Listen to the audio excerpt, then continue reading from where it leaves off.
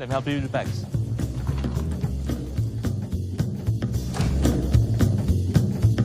Nice room. How's that?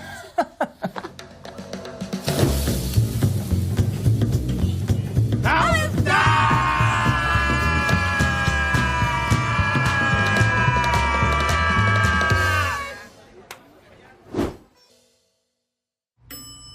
How's that? I wanna fly the world. I wanna fly better. Take me where the weather's good. When we are together.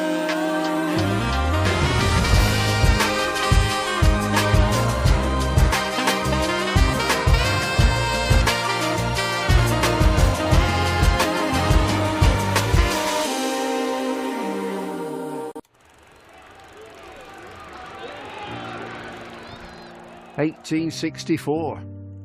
We were first class then, and we're first class now. With a dream to spread cricket through Lancashire's towns, where girls and boys, with willow and leather, become more than a badge, but the red rose together." A club where more than legends are made, but friendships, obsessions, moments replayed on our screens, in our minds, in our hearts forever. 'Cause it's who we are, our DNA, the red rose together.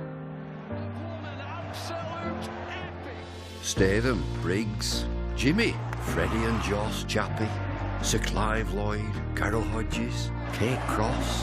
What a roll call. It's a hard one to measure, with future names still to be written on the red rose together. We're all about people. It's what the red rose really means. Yeah, the ones signing autographs, but the ones behind the scenes. Our community, grassroots, the ones that feel tethered. Whether you're from here or belong here, we're the red rose together. And what about this place? Talk about world-class venues, internationals, gigs, events. You can choose from a menu of triumph, of disaster, of pain, or pleasure. We've seen it all at Emirates Old Trafford, with the red rose together. Red ball, white ball, lightning and thunder. Have you ever sat back? Have you ever just wondered how far we've come? The storms we've weathered, or how far we'll go as the red rose together.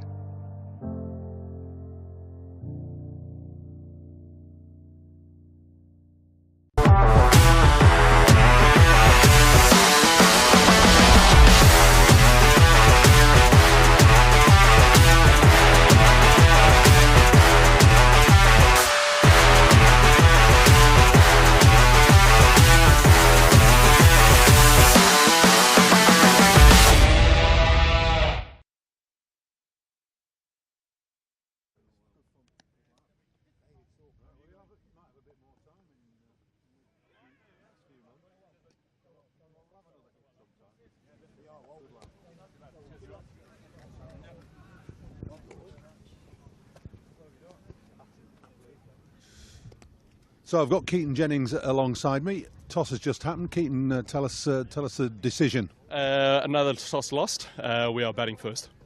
Okay, you probably might have wanted to bowl, would you? Yeah, we probably would have bowled. I don't think there's a huge amount in it. I think it might do a little bit this morning, but it looks a really good surface. It looks like it could and should deteriorate. So we do have a young off-spinner in our ranks that will be fairly useful when it does start spinning. Yeah, I mean, there's a bit more grass on it than I remember here at Southport, so it might do a bit early on, but that's usual. Absolutely. It does feel quite dry underneath though as well, so I think naturally the game will accelerate. But yeah, I think Southport to me has always been the type of ground where there's a bit in it for everybody. If you bowl well, there's generally wickets. If you bat well, you can bat long periods. So look, excited to get going, and let's have a good 4 days.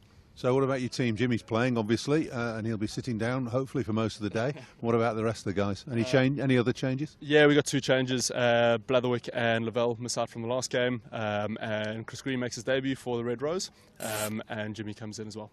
Great stuff. And great win down at Canterbury last week. That will have got the boys in a good frame of mind and back where perhaps you should think you should be. Yeah, 100%. Look, I thought the guys did really well. They bowled superbly well. I think to get 20 wickets on that surface was outstanding.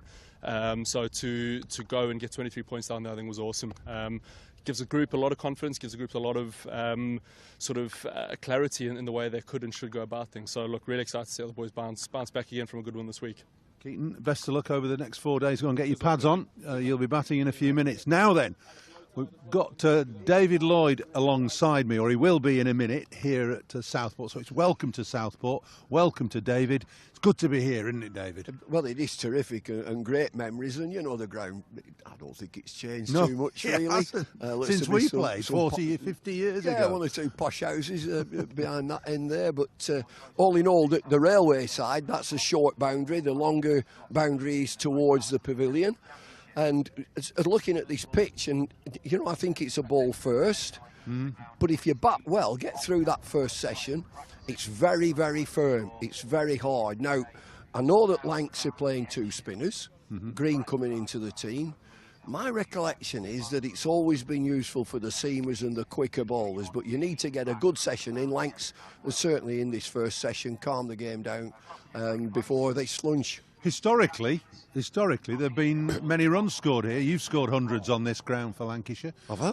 I think so. And Graham Fowler scored 2, didn't he, in 1 game? Oh, it's that game? Yeah. Oh, yeah. I mean, I know we're going back a long time. Yes. And I know the pitch is, and as time moves on, conditions change. But this does look, I know you say it looks a ball first pitch, and I think so, because there's a bit of grass on it. It doesn't look a bad surface. No, and it's hard. I mean, the one thing about it is that it's very, very firm. And with that short boundary, you'll get quality of shots. You get through this infield, you'll get the boundary count up. It's going to be a great day. It's a sellout, isn't it? Yeah. It's a sellout. It's chilly, but we're expecting the sun might break through in the afternoon. So I think from Lancashire, it's important that they bat well in that first session. Get that session under your belt. And then you move on from there, because you say you've got Nathan Lyon in the team. If you're bowling second, okay. We've both just had a chat with Jimmy Anderson, who looks lean and fit, doesn't he? I've not seen him look as fit for years. He looks absolutely bang on. Age is no barrier, it's just a number.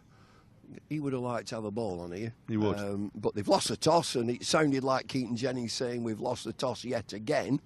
But going back to what you just said about that last game at Canterbury when they won very, very well, move that into this game. It'd give them confidence. They were in the doldrums. You know, they were losing matches, and that's given them new impetus. So we're expecting on home territory, and it's a festival game with a festival atmosphere. Put a show on. Confidence then back in the Lancashire side after that win at Kent and after a good performance in the first part of the T20. We're looking forward to a good 4 days here at Trafalgar Road at Southport. The news is that Nottinghamshire have won the toss and they've put Lancashire into bat. We'll see them bat in about 20 minutes. This is a call for hungry dreamers and hard-working self-believers. Success is down to more than just luck and talent. It's striving to be the best, breaking the boundaries and never giving up. Are you ready to become your best self? Are you ready to unlock your greatness? So what are you waiting for? This is Education Evolved. This is UA 92.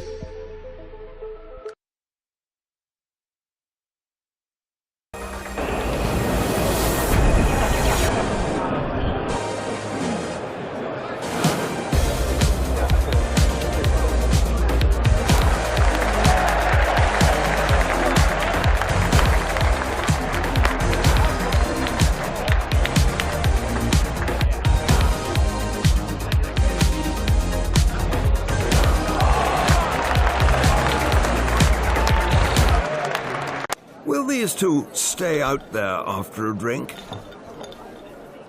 And that's a huge sip over to the Hilton review system.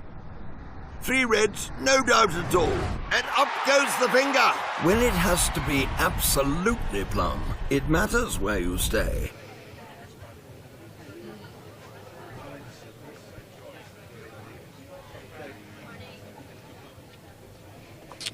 Good morning and a warm welcome to our coverage live from Southport and Birkdale Cricket Club here on Lax TV, the BBC Sport website and app. The man of the moment, Jimmy Anderson, is in the Lancashire side for perhaps the last time. We don't know that one way or the other, whether this will be his last game for Lancashire. It's certainly his one and only match before what will definitely be his final appearance for England in the opening test match of the summer. Jimmy, as was the case in Canterbury last week, he's spending most of his time having selfies and signing autographs as he comes towards the end of his playing career. It's a full house here at Trafalgar Road, sell out on day one of this fixture. It's perhaps not quite as warm as we were hoping for. There's plenty of jackets and caps, bobble hats on show. There's one or two people looking a little bit chilly in truth, but at least it's dry. The forecast for today is for a reasonably dry day. I think pretty much a solidly dry day.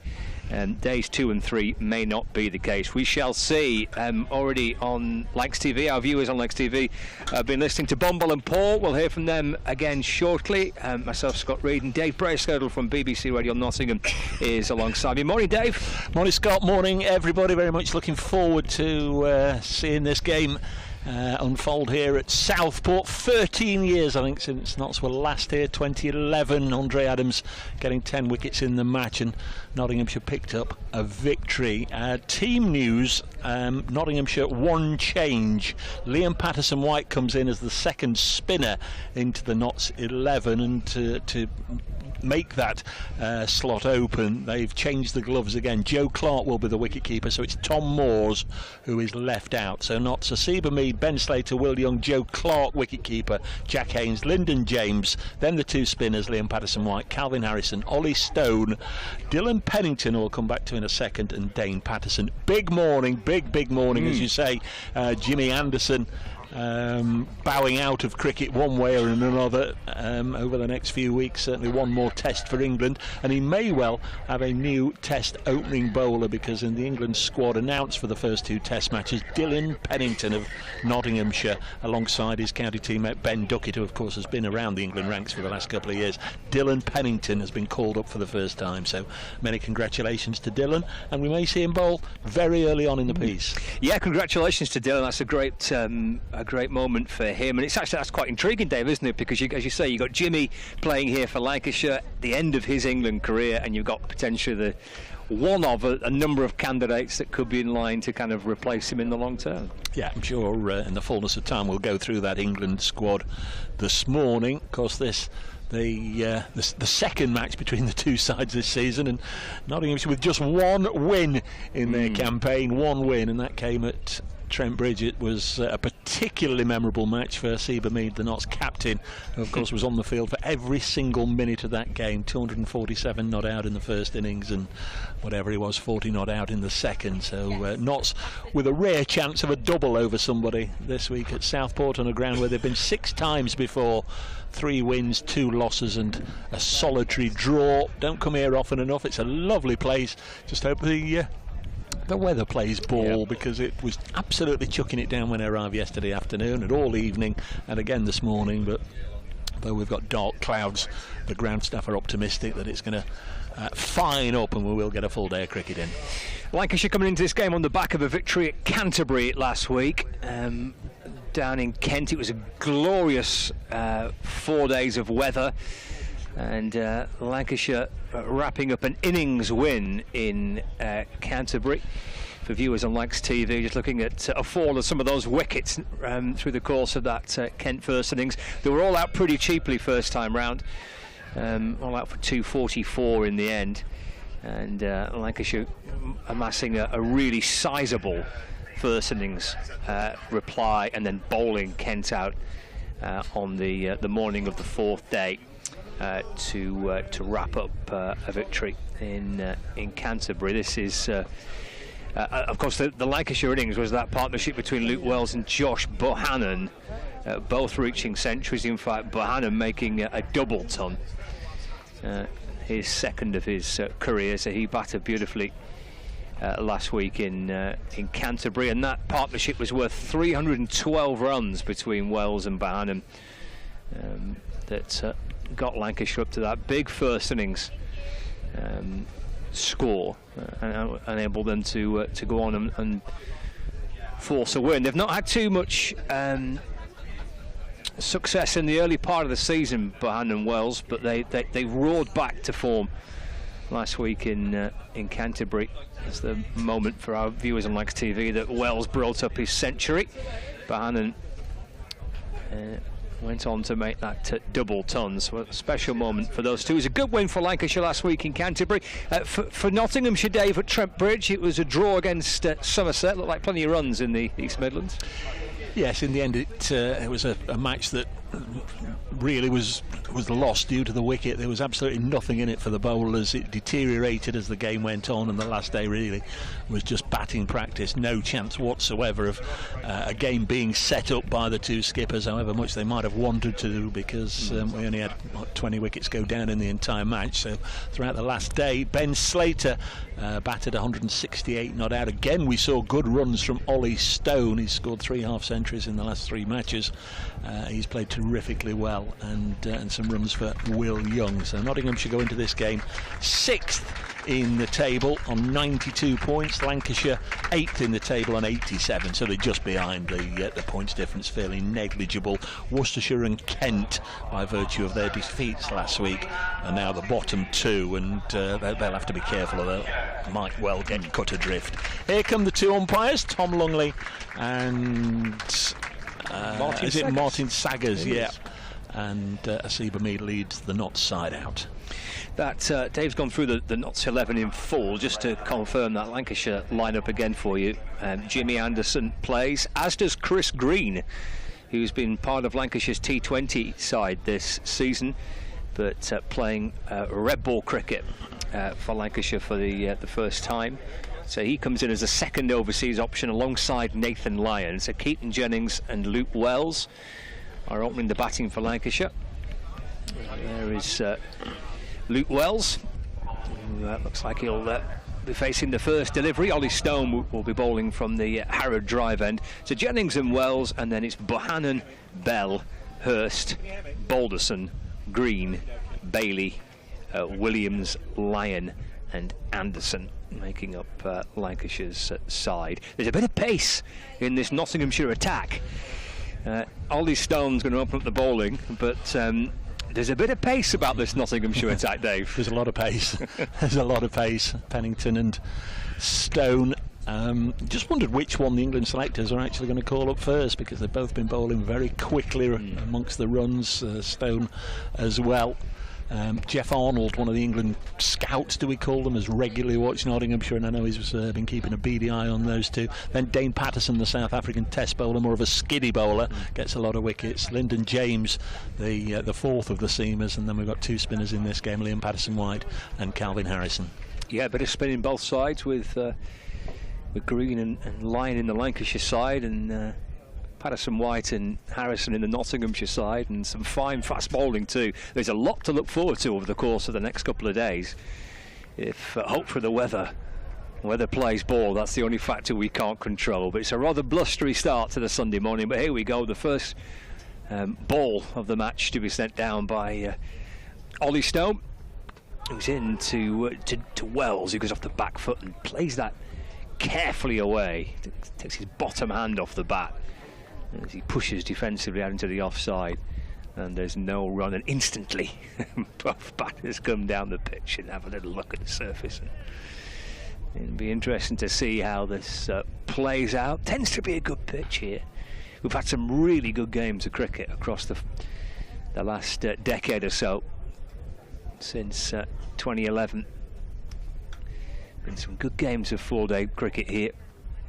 Just cautiously steered away, a watchful start by Wells as he works that bat down the pitch and gathered by Stone off his own bowling.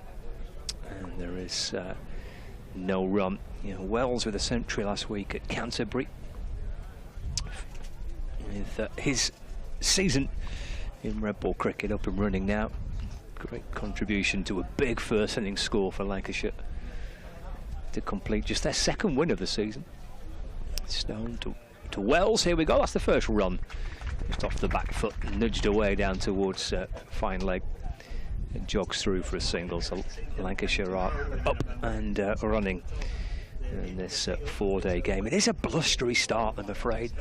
The forecast is dry today, but the better wind whipping round the ground and cloud cover. It was a bit of drizzle as I was walking up from Southport from the hotel this morning, and not the ideal conditions, but as long as it stays dry today and we get a full day, because it is sold out this opening day. Another ticket to be had, so there's plenty inside the ground. And Stone comes in and bowls again to Jennings. And just guided away down towards fine leg for a single. Jennings gets his first run of the morning. Lancashire 2 without loss. Yeah, they're calling it County Cricket Day, aren't there? I think there's some subsidies to be had up and down the country. I think 1 or 2 grounds maybe even offering free admission, but bargain prices at the seaside today, and nice to see lots of people here. Lots of people as well in the hospitality areas. You don't always get that on a Sunday, do you? You very often get the companies, the businesses, the money men coming during the week, but there's lots here today. Stone to Wells. Through it goes to the keeper, and there's no run. Yeah, the hospitality marquee, which we're located next to, is we'll be doing a fine bit of business over the next couple of days. Way to our right-hand side, that gets lively through the course of the day, does that, Dave? That'll be come post tea.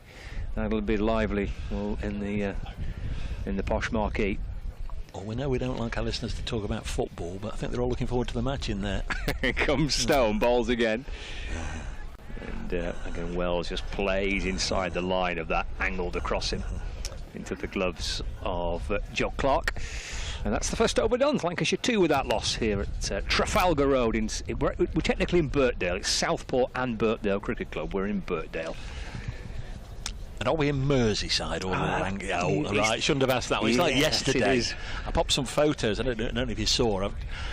I've always been fascinated by the Gormley statues, and I'd never seen those. So on the way up yesterday, I stopped off. It's only a few miles south of here, isn't it? The Crosby-Formby area. And then there was roadworks and a diversion. So I didn't know if I was in Crosby or Formby. But I found my way to the beach anyway, and I had a wander amongst the statues and took a few photographs there. And I sort of said I was in Crosby, and so, oh, you're in Formby there. And I don't know. There were signs saying I was on Crosby Beach, but if people around here know better, then so be it.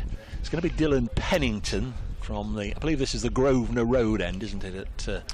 It is. Away to our right. We're broadcasting from outside, and here is Pennington. Tall right arm, pacey, bowls to Keaton Jennings, runs it out onto the offside, and there's no run. Ben Slater doing the fielding. So Joe Clark with the gloves. We've got, let's have a little look. Will Young in there at first slip. Calvin Harrison at second. Third slip is Lyndon James. And then Jack Haynes. Either side square of the wicket. Liam Patterson-White at square leg. And over on the far side is Ben Slater.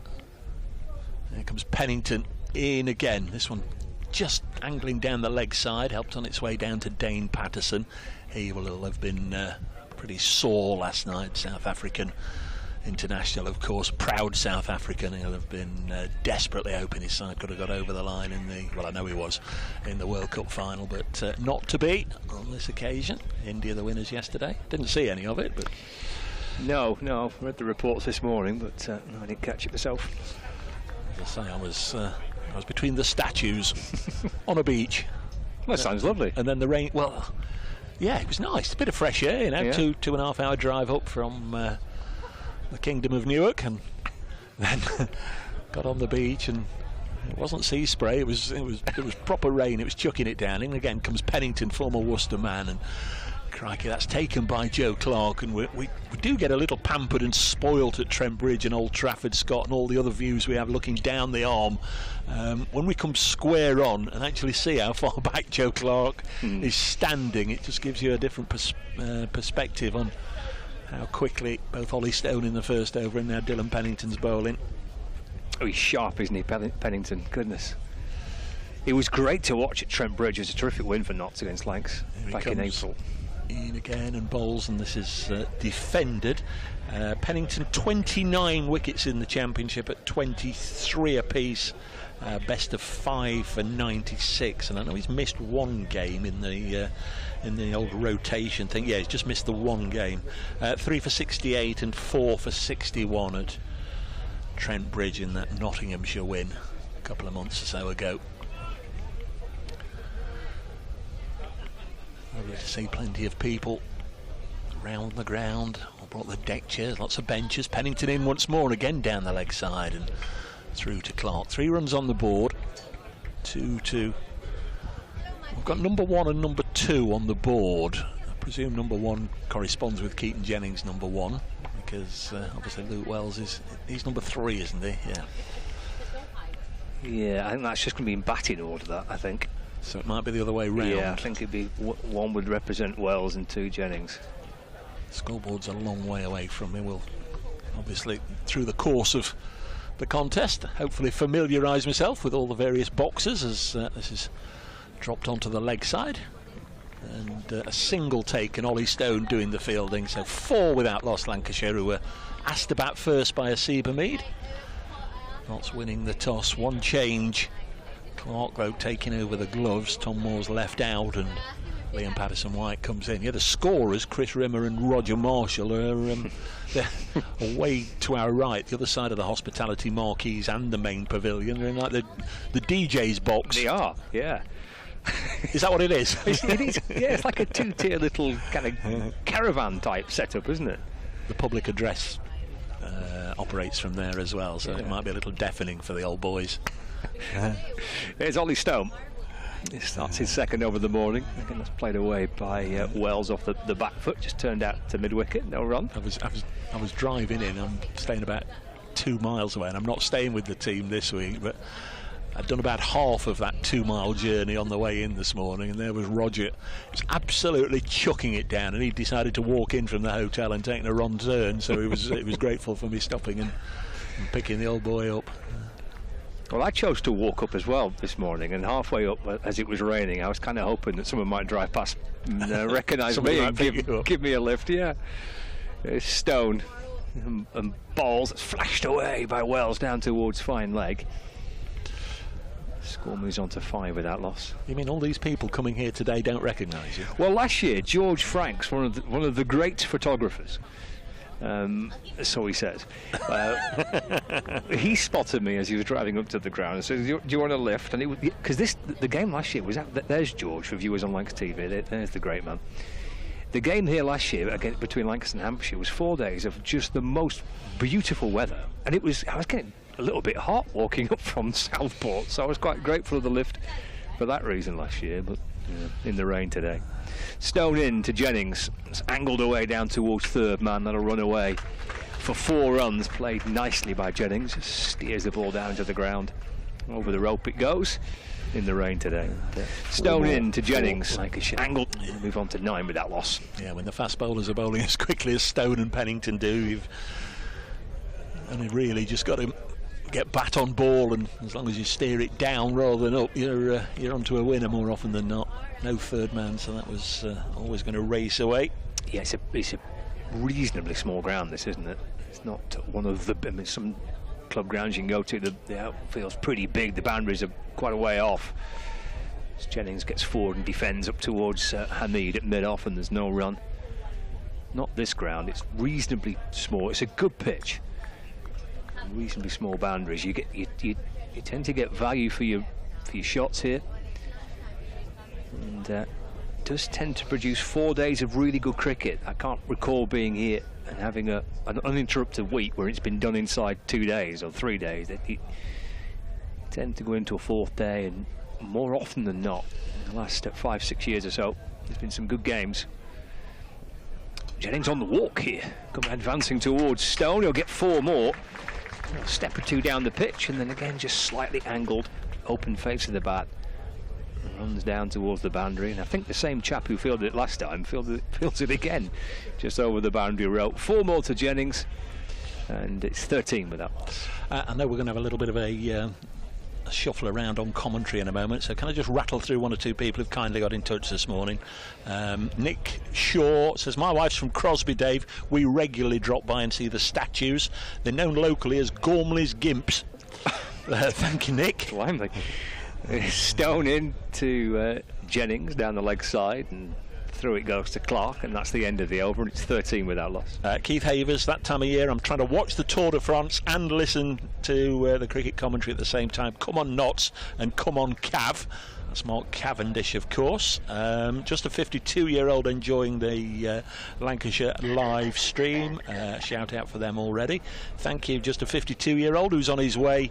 He won't be on his way. He'll be there now. He's on his way to see England play in Germany. So he's somewhere. He's managed to get a little bit of Wi-Fi. And James Connolly also.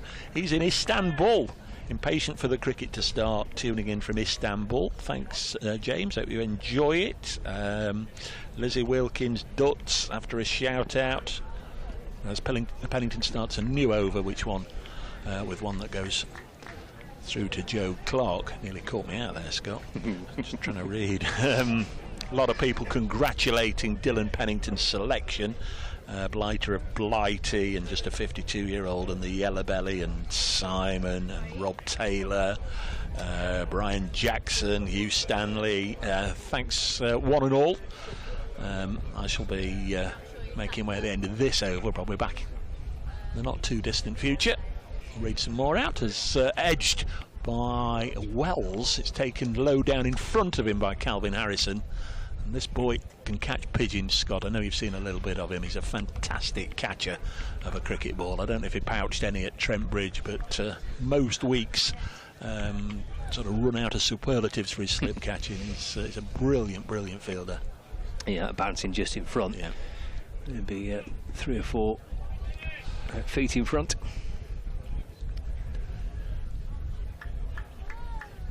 Yes. And he's a decent way back, isn't it? First slip behind the keeper. Very much so. There comes Pennington in again, and it's really ball hitting bat hard, isn't it? Luke Wells just got into a position to block it, and the ball, you can hear it thud into the bat, almost by the sticker. 13 without loss, though. It's a steady start. It should be a full programme of matches. Surrey batting at home to Essex, Warwickshire batting away at Taunton, Hampshire batting at home to Kent, Durham first wicket to go down in Division 1, they're 4 for 1 against Worcestershire. Division 2, Leicestershire batting against Middlesex. It's Pennington bowls to Wells, and he runs this out to point, and there's no run. Cheltenham Festival Week, Gloucestershire 1 for 1 against Glamorgan, Sussex batting at Northampton, and they're also playing at Queen's Park, Chesterfield. Always seem to play Yorkshire there, don't they? Derbyshire in recent times. Derbyshire 4 for 1. That's in the second division, and there's a full complement of matches in the Rachel Hayo Flint Trophy. The Blaze, the Nottinghamshire based side, are 74 for 1 away at South East Stars, as Pennington again into Wells, and quickish delivery outside the off stump again through to Clark. And Lancashire Thunder, they're in the field. Sunrisers 48 without loss. That I think is down at Chelmsford. All the scores, all the updates, all the wickets as they go down on the BBC Sport website and app. Yeah, good to see on County Cricket Day that plenty of games are in action. We'll keep across that Thunder match in particular as well. Back in the Rachel Hayo Flint after the completion of the Charlotte Edwards Cup. That's Chris Reed's side, isn't it? It is, the Thunder, yeah. There's Pennington in again to Luke Wells, taken down the leg side almost above his shoulders by Joe Clark. Lively start as expected from Stone and Pennington. Lancashire, though, have weathered the storm. Let's hope the last reference to storms today. 13 without loss. We've had 4 overs. Cheers, Dave. Yeah, there's Some plenty of voices to keep you, hopefully, I'll say entertained, but the guy coming in will keep you entertained. We've got myself and Dave, and we've got Paul Allen, we've got Bumble with us through this first day. Today is going to leave us just for a little while, and Bumble will join me. 13 without loss, 4 overs gone. And, Jennings on 10, and Wells is on 3. It'll be Ollie Stone with his third over of the morning. Sets off again to Jennings, who's on the walk and then just glances that away off his hip down towards the fine leg boundary. And away it goes for 4 more runs, and Jennings moves on to 14 not out. And Lancashire started reasonably brightly here as the latest train heads its way up towards Merseyside. 17 on the board. Good morning, Bumble. Yeah, good morning, Scott. First reflections that it's a very chilly day, overcast and cloudy. Nottinghamshire winning the toss and electing to bowl first. It's a full house, which is good to see. Festival cricket. My first thought is that the wicketkeeper and slips are too deep. And a number of occasions, Joe Clark has taken the ball round about shin high. There's been one nick off Pennington, which fell just short of second slip, and that's telling you that they're too deep. And how deep are they? They're about a pitch length. You're just expecting it to be firing through and searing through at great pace. I've seen one ball fly through down the leg side from Pennington, and he took it round about shoulder high, but the rest, I think there'll be a surprise that this pitch is a bit slower than both teams anticipated. Now we've lost the ball. This is proper festival cricket, isn't it? It's gone. It's been flicked down the leg side, and it's hit a barrier and jumped up into somebody's garden. Excuse me, can we have our ball back? It's in the trees somewhere. It's in the bushes. Brilliant. I love it. Go on, you get in there. Get in head first. Don't worry about the thorns. We could just see, can we just see the backside of one of the players hanging into somebody's garden trying to find the ball? I think it's Lyndon James who's disappeared into... He's doing his best David Attenborough impression here. He's going into the wild. It looks like is it a laurel hedge? And they'll want to have a look at the ball. Usually they do. They look at the ball if it just hits a boundary. Oh, it's just come out of that garden. Oh dear. Calvin Harrison. It's a great effort. Welcome to Southport. Oh dear. We'll see a bit of that through the course of the next 4 days. I'll tell you what, people say, can you remember being here? And yeah, I do. I remember playing here. I remember Viv Richards keep hitting it onto that railway. I do remember that. And we won 3-day game. Here's Stone back in, bowling to Jennings. Timed nicely away behind square on the leg side. And over the rope it goes. 4 more to Jennings. He moves on to 18. That is the shorter boundary towards the railway. Slightly longer back towards us and the pavilion. And the hospitality area, which is just to our right, only 4 or 5 metres away to the right. Need a wristband. Got to have a wristband to get in there. There's no way you're getting in if you haven't got a wristband. 21 without loss. There's Stone to Jennings. It's half an appeal from the keeper and the slips as Jennings shapes to work the ball away towards the leg side. Just deflects that into the offside. No run. Half an appeal, but it's hit him quite high. I mentioned that it's chilly, so there's no evidence yet of any sort of swing. But it looked as if, you know, the pitch had a tinge of green and overcast. You'd think, yeah, we'll have a ball first. Here's Stone to Jennings. Short this time. Just bends his knees and sways back. Allows that to go through to Clark. There's no run. A number of times in this innings, this short innings from Keaton Jennings against these two quick bowlers, these are pacey. that he's shimmied down the pitch 2 or 3 times. He's come down the pitch, and a bouncer there. It's not just as quick as we thought. It's a bouncer from a quick bowler, Ollie Storm, and he's took it round about waist high, the wicket keeper. Stone to Jennings. Just dabs the ball away cautiously up to mid-off. Just up onto his toes and just drops it back down the pitch. And Hasib Hamid, the Nottinghamshire skipper, is there to field at mid-off. No run. 21 without loss. Nice to see Hasib. You know, he was a Lancashire lad and expecting great things, and it just didn't happen.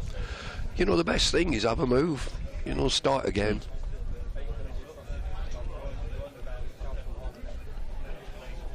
Final ball of the 5th over of the morning. Stone to Jennings, plays inside the line, allows that one to nestle neatly enough into the gloves of Clark. Completes the over. 8 coming off it with those 2 boundaries, the first 2 balls of the over. That glance off the hip down to fine leg for 4, and that flick off the pads to square leg. Yeah, so the Rachel elsewhere. This is the Rachel Hale-Flint Trophy's back with us because the Charlotte Edwards Cup has been completed. As the Thunder are in action today, we'll keep you posted through the course of the day. Thunder taking on the Sunrisers. You can see the score there. Sunrisers 48 without loss. Western Storm are in action. They're at Southern Vipers. It's Pennington bowls to Wells. Dabbed away into the offside, no run. So Western Storm 48 for 1 in their match against the Southern Vipers. The Blaze are at South East Stars 86 for 1, batting first. And the final game in the Rachel Hale-Flint Trophy today is Northern Diamonds against the Central Sparks. It's 61 for 2, the Sparks against the Diamonds. Here comes Pennington. Back into Wells, bowls again left. Through to Clark. And there's no run. So keep across those fixtures, and likewise the games in Division 1 and Division 2 of the County Championship. And what is County Cricket Day, Bumble?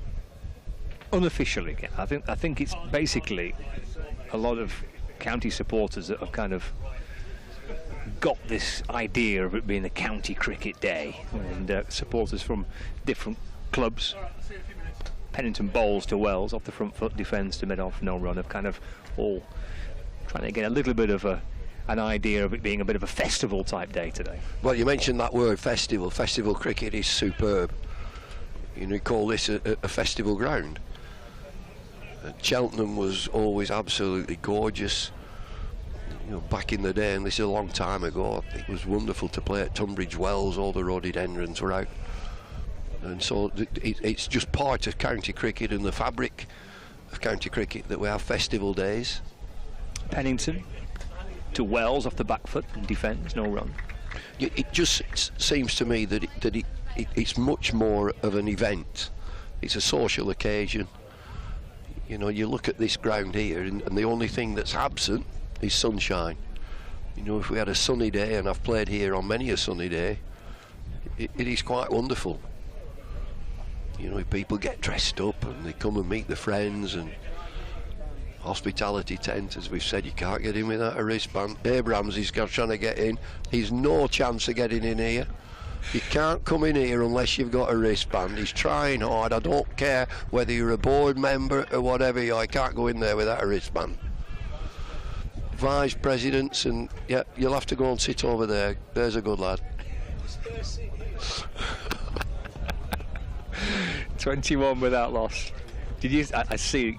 He came out with a badge too, didn't he? He got the ID out. Yeah, Lancashire he got cricket. his ID. Nope. Access all areas except the hospitality area. 21 without loss.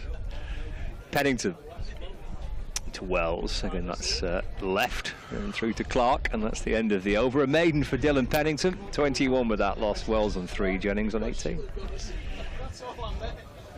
And with election week coming up, I think he looks resplendent in a Harold Wilson Macintosh going back in the day. He's got like a Gansey on. He's trying to go again. He's going again. He's even brought his Lancashire tie out. Put your tie on. You'll get him with your tie.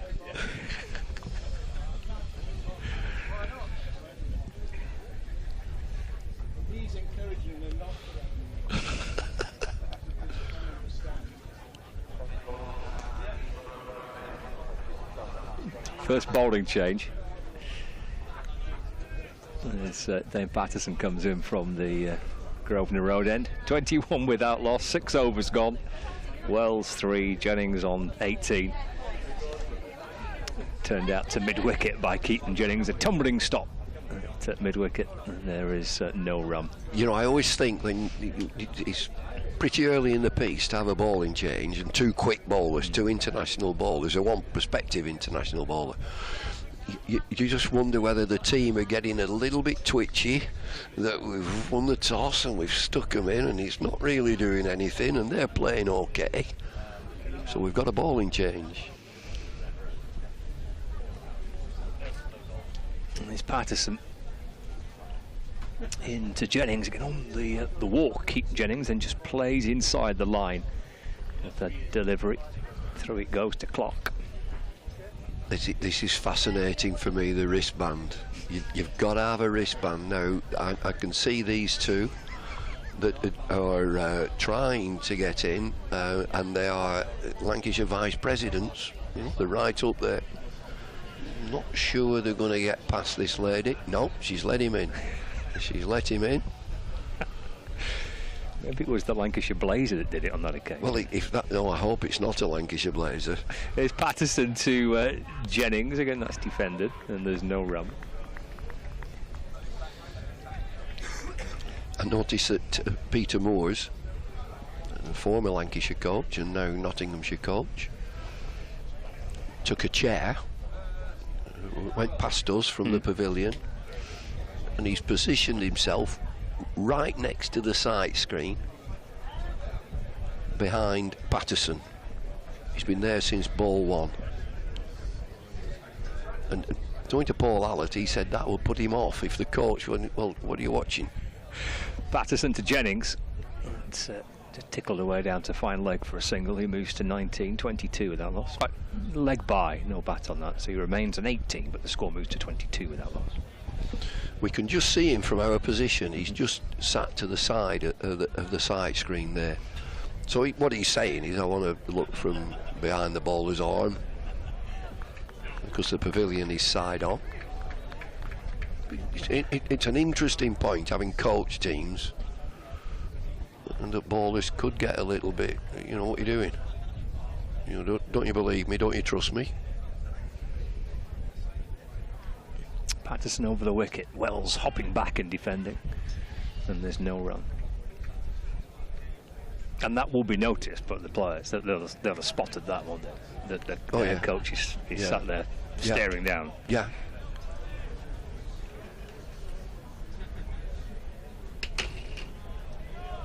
So the pavilion, as Bumble was saying, is square on. So I suppose if you want that view from directly behind, you're going to have to dig out a chair and sit by the side screen.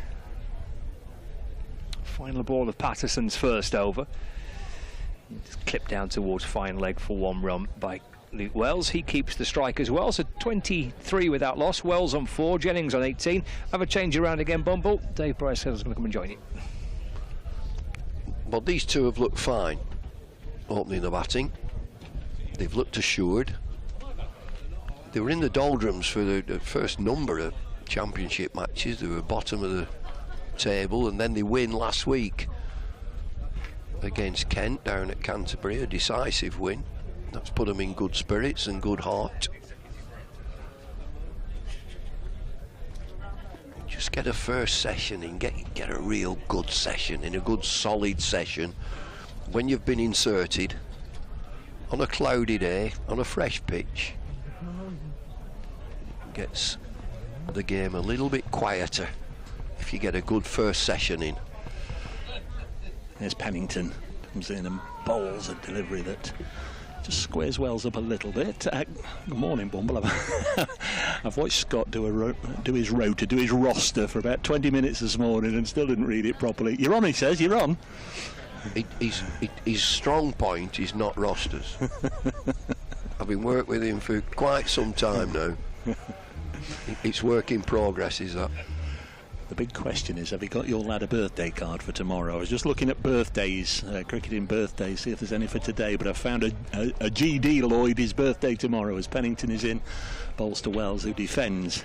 Yes, I stayed with him on Friday evening, and so dropped off the birthday card and a little present. We're getting Barrett now. We're getting Barrett already. It's John Abrams coming past again.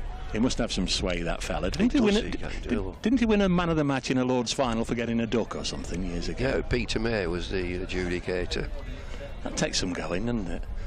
Good man John Abrams just stopping by our bijou commentary position as Wells drops this on the leg side, fielded by Liam Patterson-White. Where were we? Your lad? Yeah, it's birthday.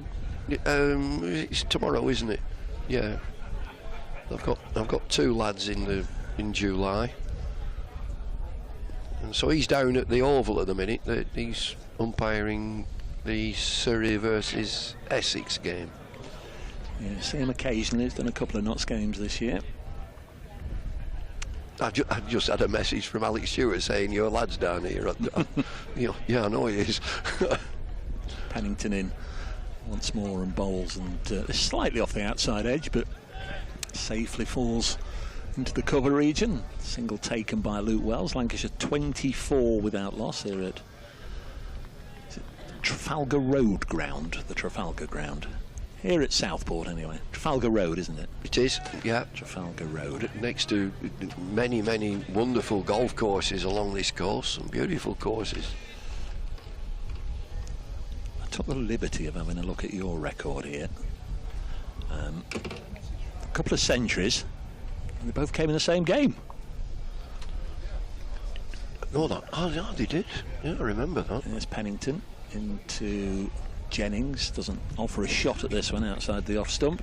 1979 against Worcestershire, 116 and 104. Right.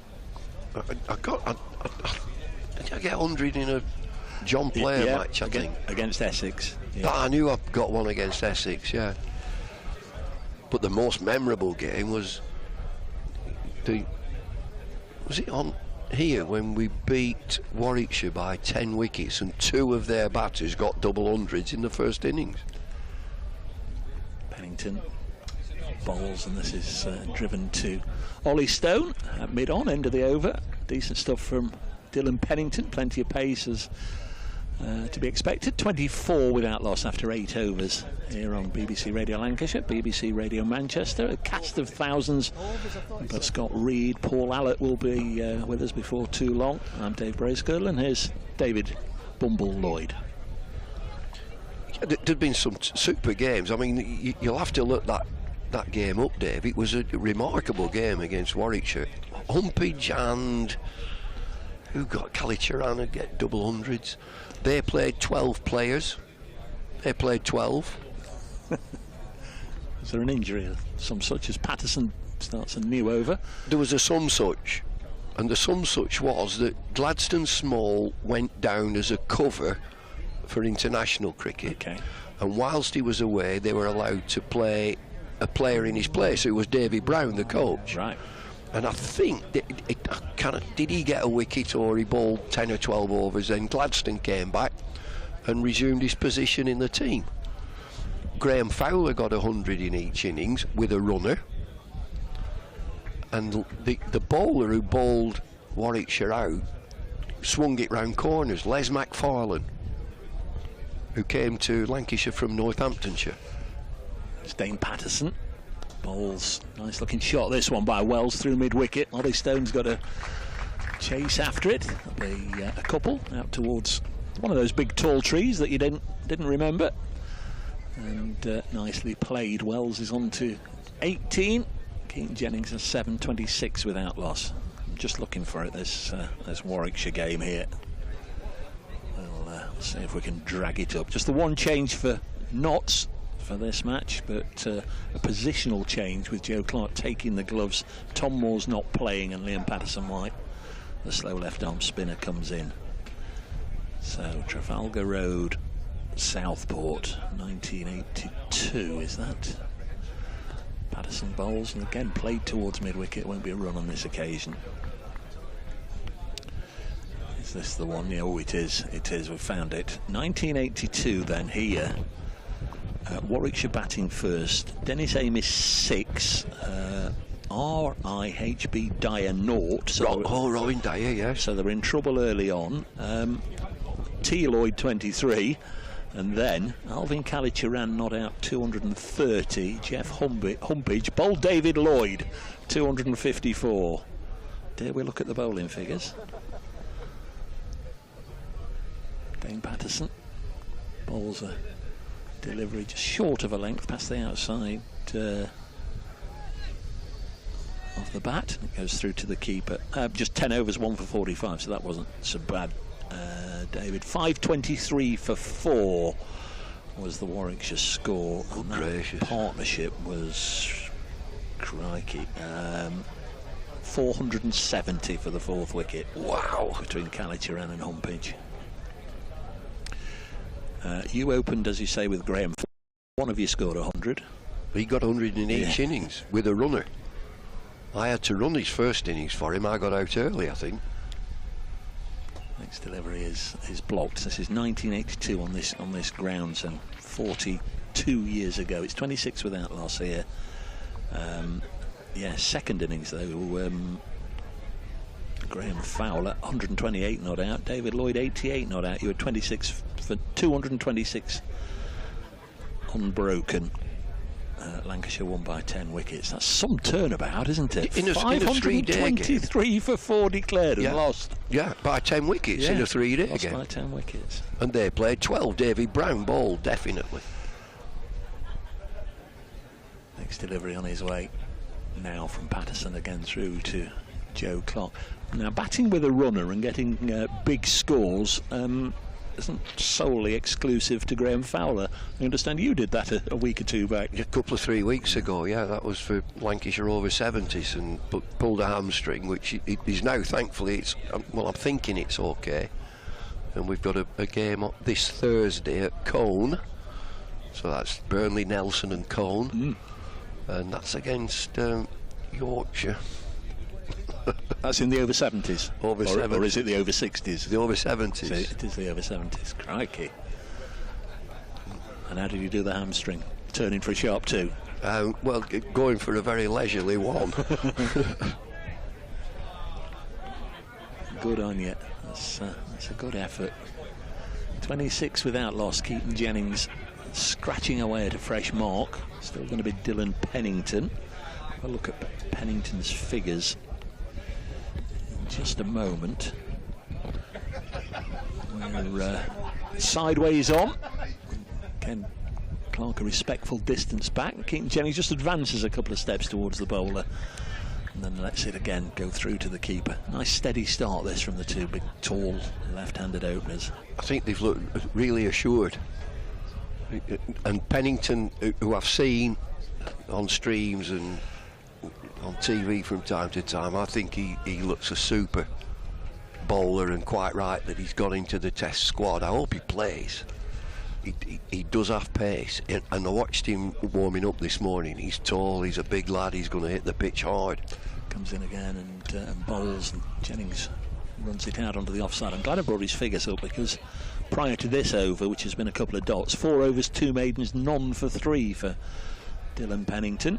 Ollie Stone's initial spell, 3 overs, none for 19, and Dane Patterson 2 overs, none for 3 so far. And even if he doesn't play in that first test, we know there's going to be a vacancy in the second, or one player is going to drop out of the squad for the second test, of course, with Jimmy Anderson. Well, I think they're dead keen on him, and I think he'll play. I do. Here he comes in again, and passed on by Saggers, again left alone by Keaton Jennings. You'd think that Dan Lawrence is the reserve batter in the 14, I think, that have been selected. and so that drops it down to 13, and so then 2 would miss out. They've got plenty of bowlers. They've got Gus Atkinson, they've got Pennington, they've got Chris Walks, they've got Matt Potts and Jimmy Anderson. Anderson's playing. Train goes by.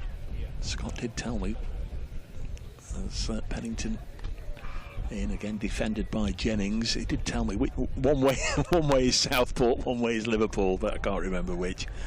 So the squad in full, which has been announced this morning by the ECB for just the first 2 test matches of the 3-match series, starts at Lords and then goes to Trent Bridge. Ben Stokes captain, James Anderson first test only, Gus Atkinson of Surrey, Shoaib Bashir of Somerset the spinner, Harry Brook, Zach Crawley, Ben Duckett, Dan Lawrence, Dylan Pennington, Ollie Pope, Matthew Potts, Joe Root, Jamie Smith of Surrey the wicketkeeper, and Chris Wokes. Pennington to Jennings, just plays it with soft hands out to Ben Slater, who got a big 100 in the last round of matches against Somerset. Nice to get that first 100 of the season. I think most of his top order teammates have reached 3 figures at least once so far this season, so nice for Slater to weigh in. You don't want to be the odd one out, do you, if all the others of the top 6 have got a century this year and you haven't? Well, you put your stall out to score centuries. Championship cricket, how many centuries am I getting this summer? Pennington bowling very briskly and Jennings leaves it alone, so it's another miserly economical over from Dylan Pennington.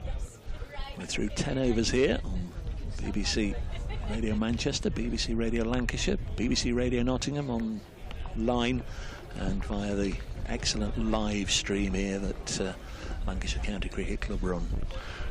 I mentioned summer, and I think you'll be exactly the same as me, Dave. I think it's a wonderful game to be played in summer county championship cricket.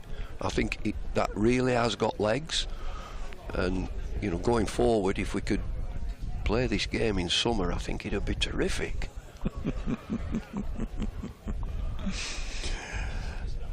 Totally agree with you. Still June, but just. We break into July tomorrow. Is Dane Patterson comes in and bowls, and this goes through to the keeper, and there's no run. How's your line of sight there? We've got a camera in front of us, we've got monitors, we've just had a cameraman come and stop in front of us. It's all part of outground cricket, isn't it? The people that stop by to say hello. What's your quirkiest commentary position? I mean, this is up there, I should think. Well, last time I came, we are now outside the tennis pavilion. I thought last time I came it was the tennis secretary's office, but I had to do the commentary actually behind the glass indoors where we are here. That was 13 years ago, as it's defended out onto the offside. Asiba Mead does the fielding, no run. That's one of the quirkiest. Guildford, I think we're on top of the pavilion roof. We go there in August for the 50 over competition, and I've got a couple of new ones that I've never been to. I don't know if you've been to either of these before, but in the 50 overs this year, I've never been to Neath, going there to play in Glamorgan, and I've never been to Rugby School, where we've got Warwickshire this year. No, I've never been to those two. Abergavenny, been there. It's Mike Powell's club, isn't it? I think Abergavenny. Wells on strike, and bowled him. Terrific bit of bowling by Dane Patterson, and there is the breakthrough. Notts have got the first wicket. Wells has been cleaned up by Patterson in the 11th over with 26 runs on the board. He's just clipped a wicket, just clipped a bail off nicely there. Dane Patterson round the wicket to the left-hander, and it just got back between bat and pad just before he could bring his bat down. It just nipped back inside, and there's the early wicket, the first one to Dane Patterson in his third over. Lancashire 26 for 1. It's a good length, and it's a defensive shot from Luke Wells, and he clips off stump and disturbs the off bail. The leg bail is still on there, so that opening partnership is broken at 26 for 1. He'll have thought that, you know, I've got rid of the new ball, I've played okay there, got past that, but it's a good length, It's a good length that has just done for him. Good news that John Abrams has got himself a wristband. And is that all inclusive? He's waving his wristband about like a holiday maker just landing in Ibiza for the first time, and it's on the all-inclusive list now. Now this lad's a player, Josh Bohannon. It'd be good to see him. I like watching him play. He got good runs last week, didn't he? Yeah. Thanks to David Lloyd for the last few minutes. He'll be back with us before too long. If you'd like to get in touch, you can find him at Bumble Cricket. We're at Brace Cricket. We're at Scott Reed. Is it 16 or 18, Scott? 16 at Scott Reed, 16. The gaffer's taking place, taking his position just to our left. That's Paul Allett. Very good morning. Hello, there's Dave. gaffers everywhere. There's a Nottinghamshire gaffer in front here, Mick Newell. Is he coming to say hello? Oh yes, not he too is. far He away. is. Yeah. Waving merrily. It's Dane Patterson who's just taken that wicket into the new man, Josh Bohannon, and he pushes it out onto the offside, and there's no run. We're into the 11th over. The initial partnership has just been broken. Yeah, well, that's good news for Nottinghamshire, isn't it? Not so good for Lancashire, of course. I thought they were going along quite nicely for that first 45 minutes. Always tricky when you've been put in, isn't it? That first half hour. Jennings and Wells have played nicely. Bit of seam movement, not as quick a pitch, I think, as Notts might have expected.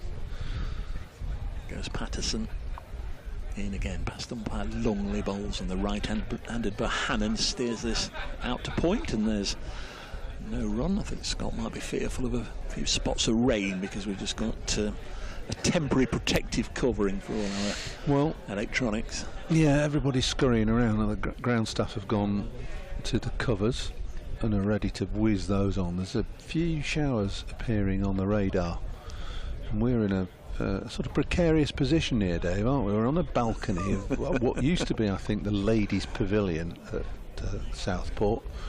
It's sort of under a half a sort of cover with a few umbrellas as well. Patterson bowls now, and Josh Bohannon leaning forward, a ball of fullish length on off stump, defends it out onto the offside. It's no success for Patterson. That's a wicket made, and he's through 3 overs, 1 for 3. The man out for 7 runs, Luke Wells, who had his bail clipped off in that over. 26 for 1 Lancashire. Yeah, it'd be nice to just have a look at that again if we could, if our viewers could. We'll talk the radio listeners through it, but if we could see that wicket again, it'd be really good. I was sitting next to David and you when the wicket fell, and it looked as though A, it might have been a slower ball, B, I think it probably nipped back a little bit. Yeah. It's Pennington still going. Ball is fullish length just outside off stump, and Keaton Jennings, the Lancashire skipper, defends and goes down, does a little bit of prodding.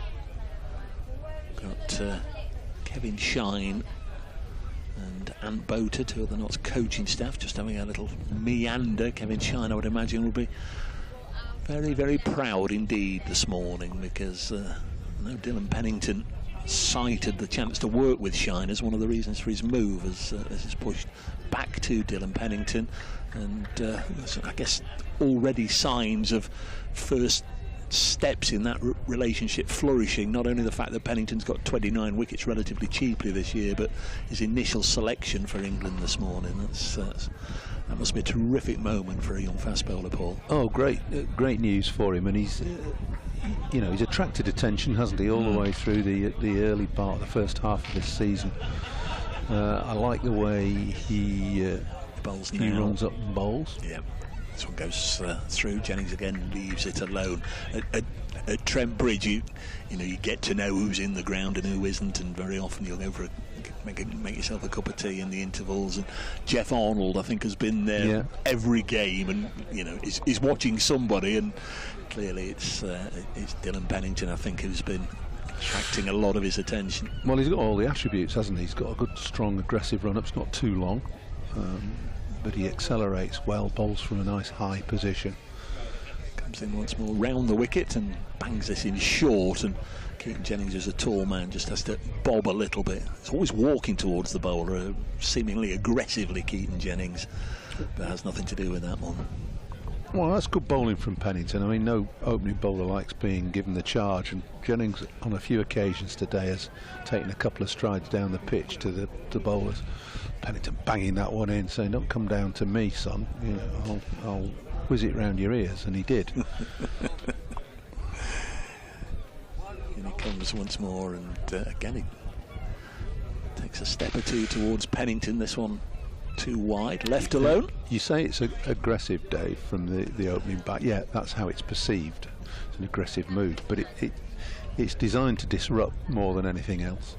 And the sign is when Jennings is doing that, or he's doing it because the pitch hasn't got as much pace as we thought it might have.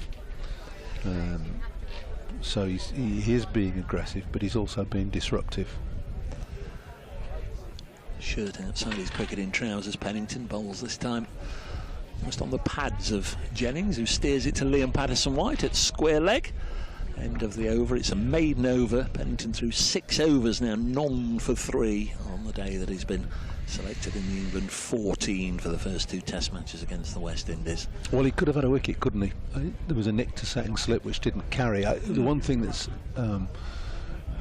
just struck me a little is that how deep the keeper and slips were in that first half hour. They were a good. Joe Clark was a good pitch distance behind the stumps, 20 yards plus. Too deep here at Southport, much too deep, and he paid the price. There's Patterson. This one wide of the off stump goes through to the keeper. And of course there won't be too many secrets here from the Notts camp, because Peter Moores, who I had a good chat with in the week about his previous Southport experiences, of course, and he harps back. He was in charge in 2011 when Notts last played here, and Warren Andre Adams got a 10 for. And he said he lost a lot of sleep that week over how Notts had been able to turn the tables on Lancashire in that game, get the better of them. So he knows all about this ground. Yeah, I mean, David and I were discussing the ground out in the middle before the start of play. Patterson bowls, nice looking drive by Bohannon, the bowler just parries it. Yeah, and we were harping back to when we played, so we're going back 40 years basically, which is a long time, and the nature of these pitches change. You know, they'll have changed considerably since Peter Moores was here in 2011 as well. Southport went through the doldrums in the teens, really, and the pitches deteriorated. They've been really well looked after and renovated. 26 for 1. Patterson bowls to Bohannon. He's played this towards extra cover, but Ollie Stone at mid-off just sharply gets round to his right to field, and there's no run. Bumble didn't remember the 2 big trees at the far side of the ground. They weren't that big, were they? That's why 50 years ago they were a quarter the size. He didn't think they'd been transplanted in, surely. I had to get some photos out from 2011, and they were there then, certainly. Real buzz around the ground as Patterson comes in once more. Bohannon in no hurry to get off the mark. That's the 7th time he's just flat battered the ball out onto the offside. Again, Ollie Stone doing the fielding. There's no run. Played well at Canterbury, Josh Bohannon. He's had a bit of a not a desperately poor start to the summer, but not one that he would have would rank in what he wanted to get out of the early part of the summer. No really big scores. Patterson to bowl to him again over the wicket. This one on the pads, and it's whipped down to long leg. Fielder down there, Dylan Pennington. So Bohannon off the mark. 27 for 1. Was it last year or the year before? He had a really run-laden season. In fact, there was a lot of talk about him perhaps being elevated to England ranks. Well, he ended up captaining England Lions in the 18. Yeah. He's a quality player. 205 he got against Kent at Canterbury earlier this week. and he's averaged over 50, I think, over the last 2 years. Jennings on strike against Patterson, pushes it back to Dane Patterson, end of the over, 27 for 1. Elsewhere, very quickly, Division 1, quiet start at the Oval, Surrey 8 without loss against Essex. Warwickshire have lost a couple of wickets. They're 34 for 2 at Taunton against Somerset. Hampshire 19 without loss at home to Kent. And already a bowling point for Worcestershire. Durham 39 for 3 at home there. Leicestershire 41 for 2 against Middlesex in Division 2. At Cheltenham, the festival starts with Gloucestershire batting. They're 32 for 2 against Glamorgan. Sussex 39 for 1 at Wantage Road against Northants. And Derbyshire 31 for 1 against Yorkshire. And got a bowling change. Ollie Stone coming back into the attack as we close in on midday. Good spell from Pennington though, wasn't it? He bowled for the best part of an hour. He'll have been buoyed by his England selection this morning. Didn't get any wickets though, but really good miserly spell. There is Stone starting his second spell with one down the leg side, and the 2 matches in the Rachel Hayo Flint Trophy affecting I guess followers of Nottinghamshire and Lancashire. Lancashire Thunder, they're in the field. The Sunrisers 48 without loss. That's showing as after 10 overs. It's not been updated for a while, I don't think. Down at Chelmsford, and the Blaze are 150 for 2. They're playing South East Stars. Next delivery on its way now from Ollie Stone outside the off stump, goes through to Bohannon. Cropper bowlers have joined Notts, haven't they? Stone for 1, Pennington for another, Josh Tong for another. I mean, they must be attracted by the fact that Kevin Shine is the bowling coach at Nottingham, and Peter Moores too as the head coach.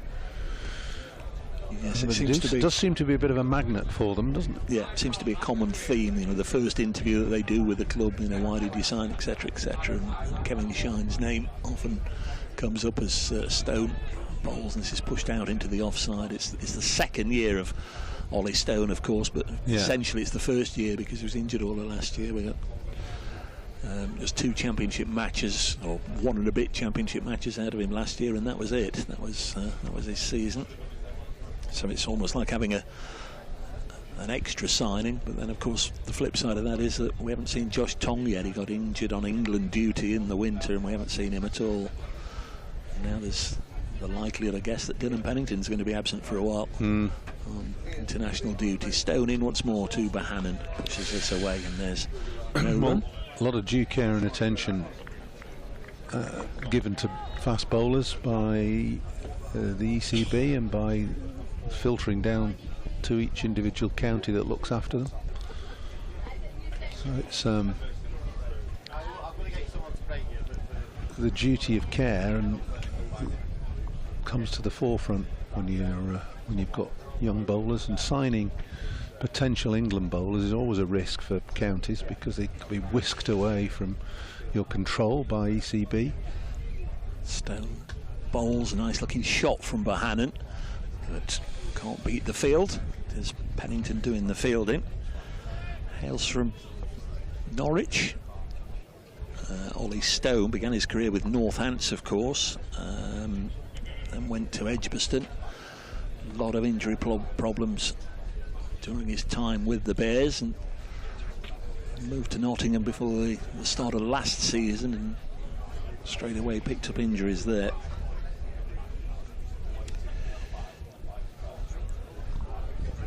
Next delivery sent to Bohannon off the outside edge, just angled down to backward point, fielded by Liam Patterson-White. No run in Stone's comeback over. He's none for 19 after 4 overs. And Lancashire 27 for 1. More from Paul Allott, and then he'll be joined by Scott Reed. Thanks, Dave. Yeah, well, an hour's gone here at Trafalgar Road. It's good to see a healthy crowd here. It's a sellout, in fact, today. Everybody in the vicinity and the Lancashire membership wanted to come and watch Jimmy Anderson bowl for Lancashire prior to his Test match appearance at Lord's.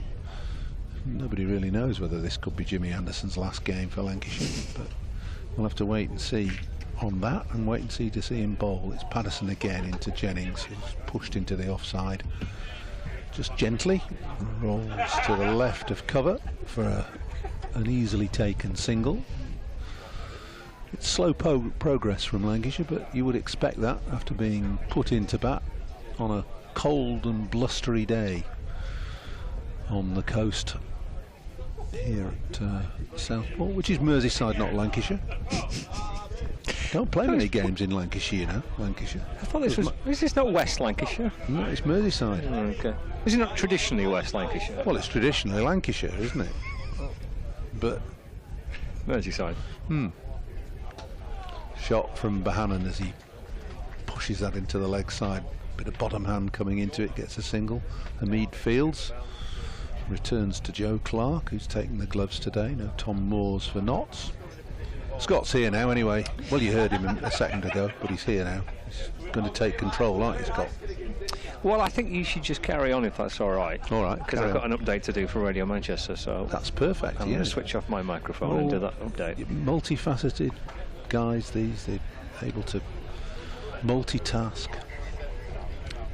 and Scott's just going to concentrate on doing that as Patterson comes in again to Jennings, who comes down the pitch again. There's a strangle shout for LBW, but Jennings was probably 6 paces down the pitch by the time the ball hit him. So nothing for the umpire to do other than say not out. It's an interesting approach from Keaton Jennings. I was talking to David Lloyd about it when he first came down the pitch this morning. I said, "Did you do that, David?" He said, "No, I used to run the other way most of the time." Well, he's on 19 now, Keaton Jennings. In the 15th over here, 29. Another strangled appeal as the ball clips something on the way through to Joe Clark. A bit of suspicious prodding and poking at the pitch from Jennings and Bohannon.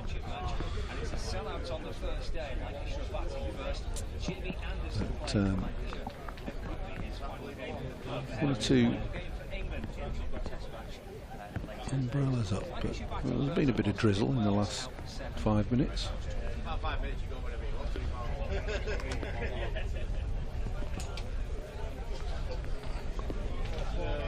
Unfortunately, the rain has got a bit harder, and that means that the players are being taken from the field. The umpires have said it's too heavy.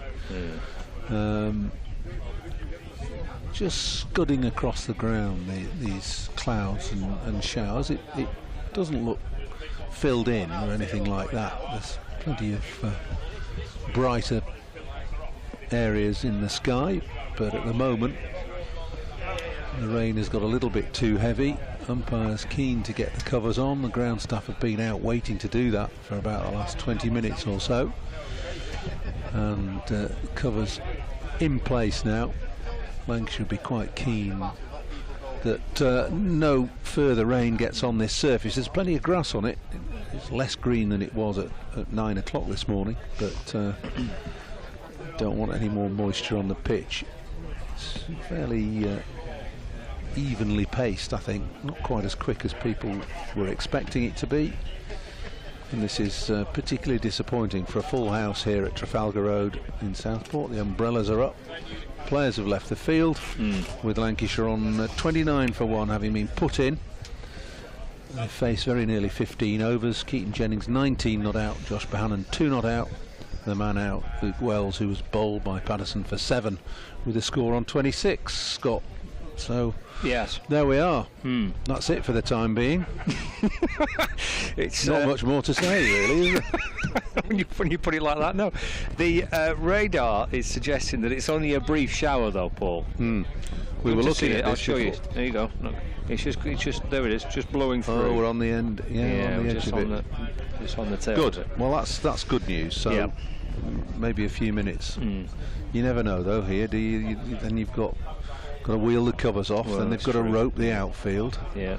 We're sort of semi-outdoors here, aren't we? We're Yeah. sat on the veranda, as I Yeah. said, of the old ladies' pavilion, which has got basically a useless cover on the veranda. It's about 12 feet high, Yeah. but it sticks out no more than 4 feet from the building, and consequently, you've brought your mother's tea towel in, and that is covering.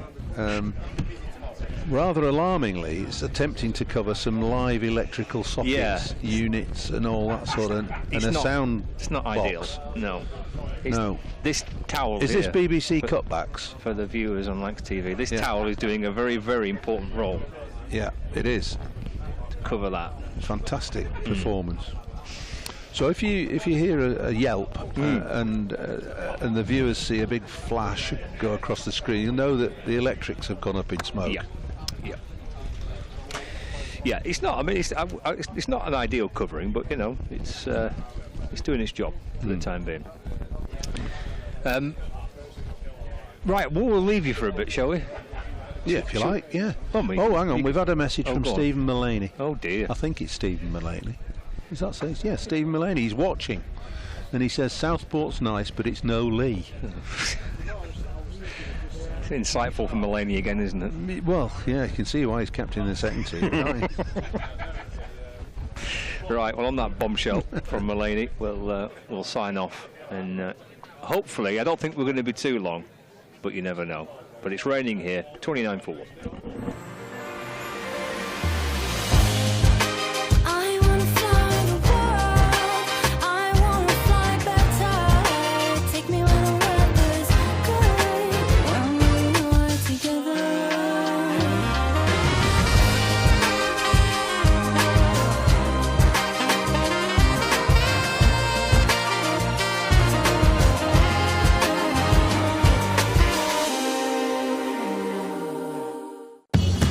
Welcome to Conrad Dubai. Here's Yuki. Thank you. Let me help you with the bags.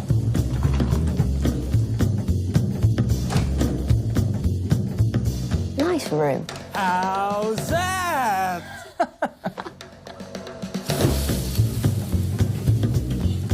How's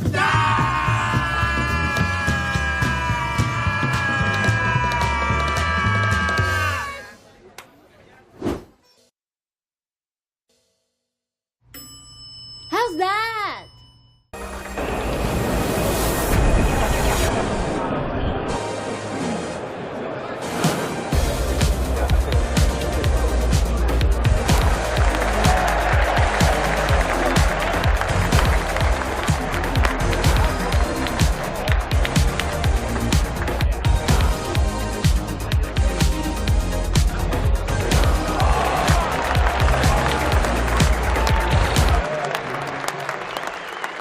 This is a call for hungry dreamers and hard-working self-believers. Success is down to more than just luck and talent. It's striving to be the best, breaking the boundaries and never giving up. Are you ready to become your best self? Are you ready to unlock your greatness? So what are you waiting for? This is Education Evolved. This is UA 92. Two local favourites are staying at the Hilton Garden Inn. She's gone for the chip. My goodness me. It's over to the Hilton review system. A big bite. Gone. When lunch is the best part of the day, it matters where you stay.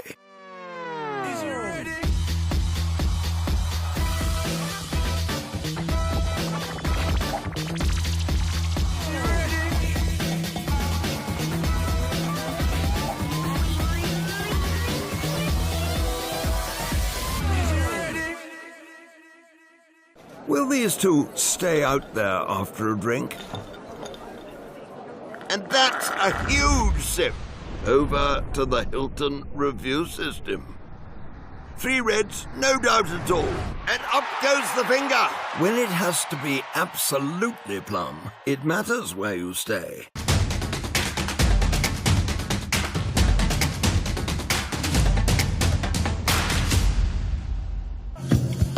How's that? How's that?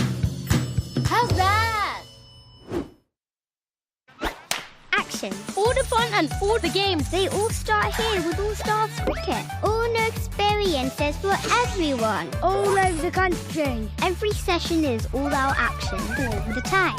All welcome, all invited. Even mums and dads. Skills, friendships, smiles, dreams. It all happens here. All you need is delivered right to your door. Best of all, it even has your name on it. All the activators are fully trained, and all they want is for us to have a great time. Always. Southport. Catch, throw, try it all. It's time to go all in, all together. And it all starts with All Stars. All you need to get started is at allstarscricket.co.uk. 1954, Cyril Washbrook became the first professional captain of the county. Lancashire have won a tremendous victory here. Indeed he has, and gracious, what a moment.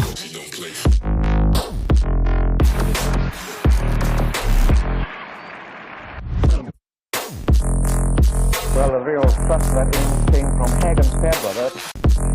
Fine chance to run the winning hit, on come the crowd.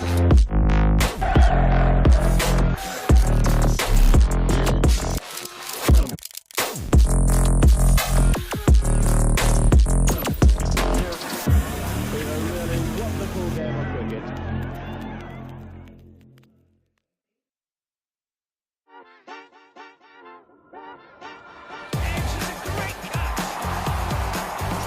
What a catch that is for Tara Norris.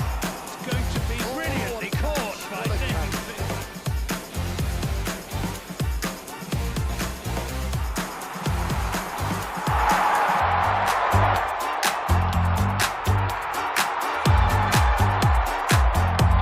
Again, that's a big hit. It's another monster hit for 6. Big shot by Sol. It's into...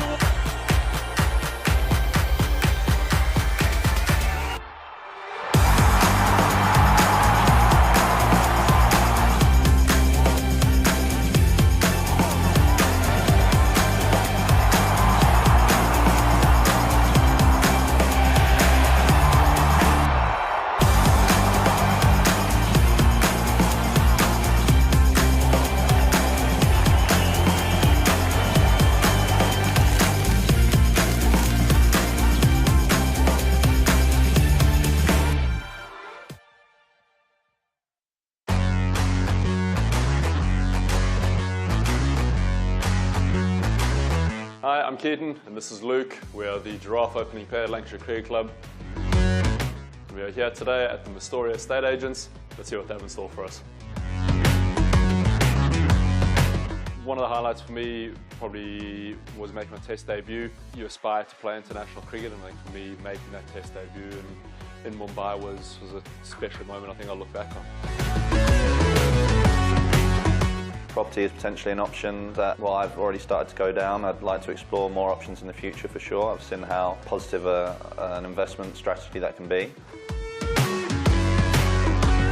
If I could, I'd get a little clay pigeon shot up in the garden. I'm not entirely sure the neighbours would be all too happy with it, but yeah, a little clay pigeon trap.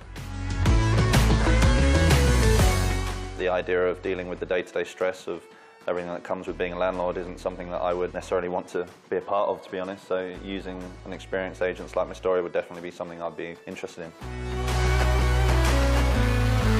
I think it's our devilishly good looks, to be entirely honest. I'm not sure where the reference comes from. I think it's fairly self-explanatory.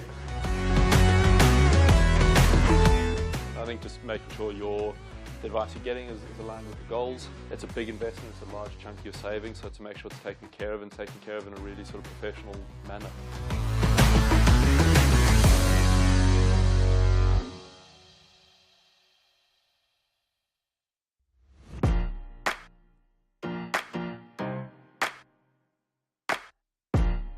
Hi, I'm Keaton and this is Luke. We are the giraffe opening pair at Lancashire Cricket Club.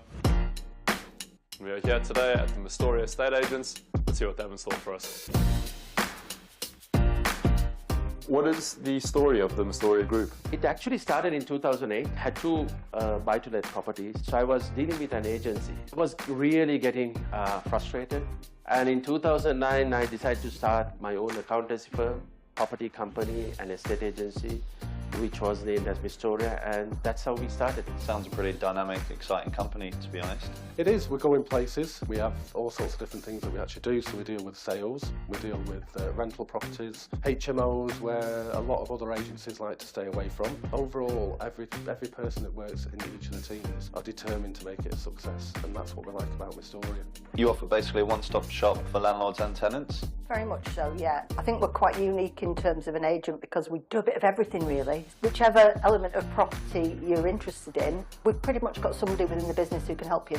Each and every person that we have on our team has seen, if not all, the worst. So we could advise people what to avoid, so people could learn from our experience. We are happy to lead people or guide people. We're happy to teach people what to do. It feels as though you've got a very sort of family-orientated type of value system. I always believe it's a farm attitude. We need to, not a hunt attitude of doing a quick sale. We have to build a relationship and ensure that the person wins at the end. Because of that, we will win as well. It's a mutual beneficial relationship. I want to be conscious that we go that extra mile to ensure that we have done our very best for the person who has sought our advice in their property journey.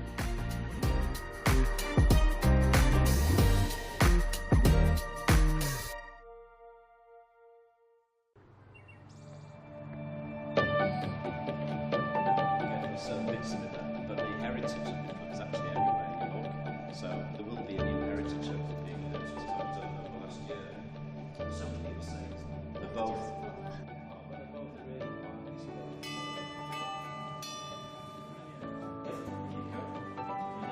Hi Noah, nice to meet you.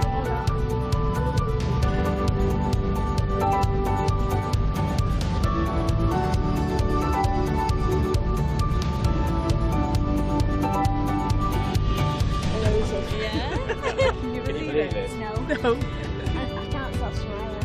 Trying not to.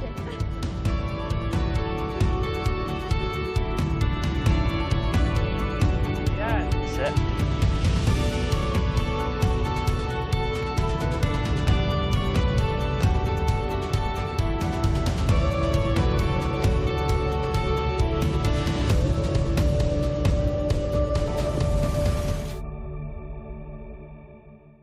We are in a hard world of professional elite sport. And a warm welcome from Emirates Old Trafford. We are back again. It isn't a nice Sunday school tea party. There are no hiding places. It's another monster hit for six. I know we are good enough, but we're just not showing it on the pitch. You put that support in, you put that investment in, right, start winning games. Doesn't work like that, does it? It means so much. It means so much to me, the staff and everyone in it. A few wins put together, maybe they could actually reach finals day. Well, that's a ferocious looking shot. We don't want equal pay, we want equal opportunity. You're going to try and show a little bit of something for the investment that's been put in. The reality dawns, that is what professional sport is.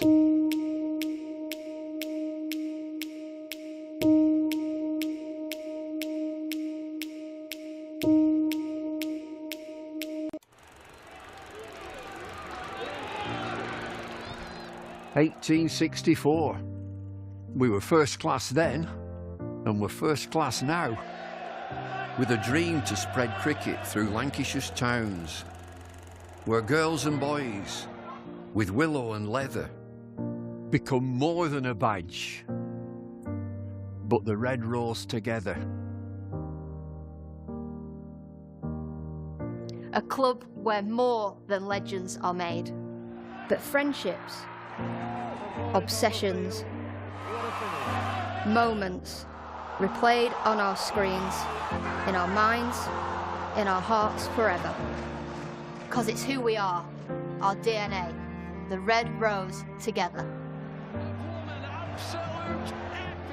Statham, Briggs, Jimmy, Freddie and Joss Chappie, Sir Clive Lloyd, Carol Hodges, Kate Cross. What a roll call.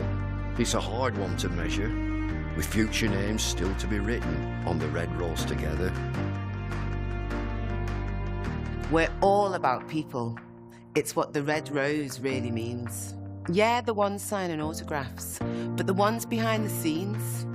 Our community, grassroots, the ones that feel tethered. Whether you're from here or belong here, we're the Red Rose together. And what about this place? Talk about world-class venues, internationals, gigs, events. You can choose from a menu of triumph, of disaster, of pain, or pleasure. We've seen it all at Emirates Old Trafford, with the Red Rose together. Red ball, white ball, lightning and thunder. Have you ever sat back? Have you ever just wondered how far we've come? The storms we've weathered, or how far we'll go as the Red Rose together.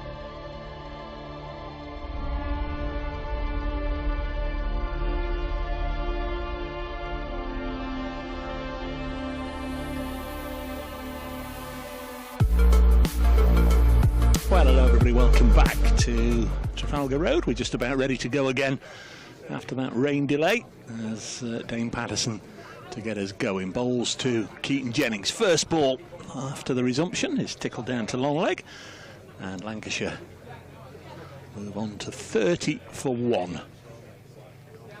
So we're off for about 20 minutes, 25 minutes or so. Rain didn't ever really get ridiculously heavy, but just enough to cause the ground staff enough issues to bring the covers on and drag the tarpaulins on as well. There's Patterson into Bohannon. This has turned down fine, and it's going to be 4 leg byes, and that will move the score onto 34 for 1. As we can now see what's going on. There's the massed ranks of the hospitality membership just take their leave from in front of our commentary position. I'm Dave Bracegirt from BBC Radio Nottingham. We've got a cast of thousands. Paul Allett will be with us before too long. Scott Reed's here as well, and the esteemed Mr. David Bumble Lloyd to my left. Have you mentioned this notice here that's been passed in front of us? I think Paul mentioned it, but yeah, nice to hear from Stephen Mullaney. Played last time Notts were here in 2011. He's watching. Southport's nice, he says, but it's no Leigh. Leigh Cricket Club. Stephen's home base. Going to be Ollie Stone to get us going once again from the Grosvenor Road end after that break, and this one down the legs. In fact, it's a no ball. Just banged in too short, got up high, and a square leg umpire called that. So a no ball, couple of runs added to the total, 36 for 1. I'm just looking at the field placings, and it's been quite relaxed now. Ollie Stone, a quick bowler, so it's 2 slips and a gully, and a slight change in that there's a short mid-wicket just catching for that chip into the leg side. Comes Stone again. Jennings leaves this alone, goes through into the gloves of Joe Clark, so he's keeping gloves for this one with Tom Moore's not in the starting 11. Liam Patterson-White comes in. A couple of slips. Will Young at first, Calvin Harrison at second.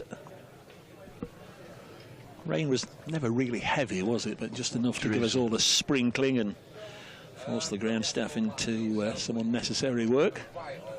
Stone round the wicket poles to Jennings, turns it to leg, and there's no run. We're going to be in a very pedestrian area here as this game progresses. We've just had part of the hospitality spill over into... Would you mind just moving? Thanks ever so much. Ground staff are just meandering along after sorting the covers out. Lancashire's director of cricket, Mark Chilton, is just wandering past with ground staff as well. Stone bowls, Jennings pushes this into the offside. Mark the Mod with us from Sevenoaks in Kent. Blimey, Dave, last week you were commentating with Kevin Howells and you called him the headmaster. So who's Bumble? Is he the Ofsted inspector? You've been called a lot of things, but never the Ofsted inspector. But thanks, Mark. T says, lovely to hear Bumble on comms. What a funny guy he is. He's been saving his best lines for you, T. Jack says Bumble is 1 in a million. Stone bowls down the leg side again, just not quite got the line right. That was a good song, 1 in a million, Paul Carrick. Paul Carrick, was he on a squeeze? He might have been squeeze at the beginning, and then he was Mike and the Mechanics. That's right, yeah. That's right, yeah. 36 for 1. A Sheffield lad, is he? Definitely Yorkshire. That's right, that's right. Have you been keeping up to speed with Glastonbury? Oh, Keane absolutely nailed it. Nailed it, Keane. Somewhere only we know, is that? Yeah. Short, pulled away, lovely, shot. lovely connection from Keaton Jennings, and the ball has run up the advertising boards, which is, as always, they're at an angle, and it's gone straight up with so much momentum. It's then gone onto the marquee of the hospitality suite and run over the back. Extraordinary, the reaction of the ball once it had even crossed the rope, but a lovely boundary from Keaton Jennings for 4, 40 for 1, and he's on to 24. Well, it's such a commanding shot. He stands very tall. He is a tall man. The ball banged in by Ollie Storm, and he pulls it powerfully past the square leg umpire. Always a little wary when there aren't any youngsters in the hospitality tent, but when a ball hits a board like that and there are youngsters about, as Jennings a little loosely, in fact, his left hand comes off the bat here as he flails at this one outside the off stump, goes through to Clark, and there's no run. Really, there's advertising boards and took off, didn't it? Could have gone anywhere and ended up on the roof of the marquee. You know, I think both teams have been surprised at the lack of pace in this pitch, because it is hard. And it had a tinge of grass as well, and when I say a tinge of grass, it looked green grass here and there.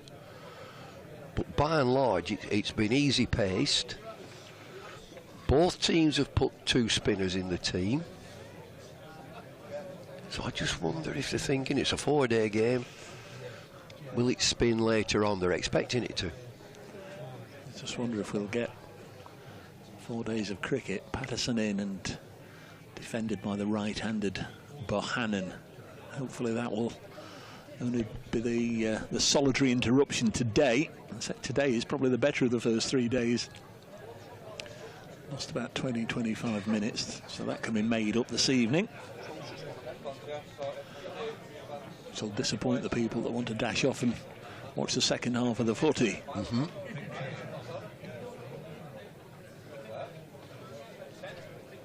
There's Patterson. Bohannon shoulders arms, it goes through to the keeper. Yes, I watched Cole play last night, and even on Friday evening had a little look at Dua Lipa. Now, if you'd said, who's Dua Lipa, or do you know any of her songs, I'd have said no idea and no. But there were about 6 of them I could hum along to, I'd heard before. No, they'd be new on me. I'm not... You'll have heard them, Really? Yeah. It's just that Cole player, obviously terrific. It's not my sort, but I mentioned Keane and Tom Chaplin. It was a good cricketer. He was a good player. His delivery is dropped on the leg side, and there's no run. Seriously? Yeah, was a good player, was Tom. Mad keen, real keen, and helped many beneficiaries out. And apparently they absolutely smashed it. And I'm thrilled for them. Yeah. And again, that's not my sort of music that I will listen to. I'm more sort of the Fall and Half Man Half Biscuit and Stone Roses. Tranmere Rovers, aren't they? Half Man Half Biscuit. Happy Mondays, that sort of for stuff. Christmas is a Duke of Prague away kit. Yeah. She's got Dickie Davies eyes. It's Josh Bohannon, and I don't think he knew where that had gone. There might have been a ball played down onto his boot, I think, the way he just hobbled momentarily. Still is. I think he's played that down onto his boot. So I'm looking at Patterson. He's 1 for 7 in his 5.2 overs, medium pace. And again, just field-wise, there are 3 slips, and they look quite spread, the slips. Yeah. Looking to cover, as much area as they can. And then it's 3 saving 1 on the offside, a square leg and a mid-on, fine leg. Comes in again, South African from Cape Town. This is pushed to backward point. It's got the one that just nibbles away, and once you're almost lured into thinking that's the way it'll go, he brings the one back, and in his 3 years with Notts, no end of time, he's got people shouldering arms and topples over the off stump with them not playing at him. He's got one that unexpectedly jags back. It's a nice skill to have. 40 for 1. Lunch will, I presume, still be taken at 1 o'clock, despite that stoppage. They'll add it on later on in the day. There's Patterson in once more, and Bohannon's gone after that, drives it into the offside and through the offside, past the diving Jack Haynes, and There's another welcome boundary to the Red Rose. And Josh Bohannon moves on to 6. It's 44 for 1. The home side put into bat by Seba Mead, the former Lancashire player who scored a double 100 against his former county in the match at Nottingham earlier in the season. He'll have to wait for his turn though because he's out in the field here, skipper in the Notts side. 44 for 1 Lancashire. Crashing cover drive from Bohannon. The little chap, he gets a big stride in. Flash to that shorter boundary towards the railway. I had a little look yesterday, Bumble. I don't know if you've ever been. I'm quite fascinated by those Gormley statues. So I've never seen them before, via Crosby and Formby on the beach there, and I went and had a little look at those and took a few photos, and then the rain came. Rain quite heavily for a while, but quite extraordinary, aren't they? I don't know if you've ever seen them. Anthony Gormley. Round the wicket comes Stone. This goes through to the keeper. Do you know, I've not seen them, and you know, even when I was living in Lancashire, we didn't get to Southport too often. We went to the coast, you know, for a bit of a family outing. We tended to go to either Morecambe or Blackpool. I didn't get down to Southport too much.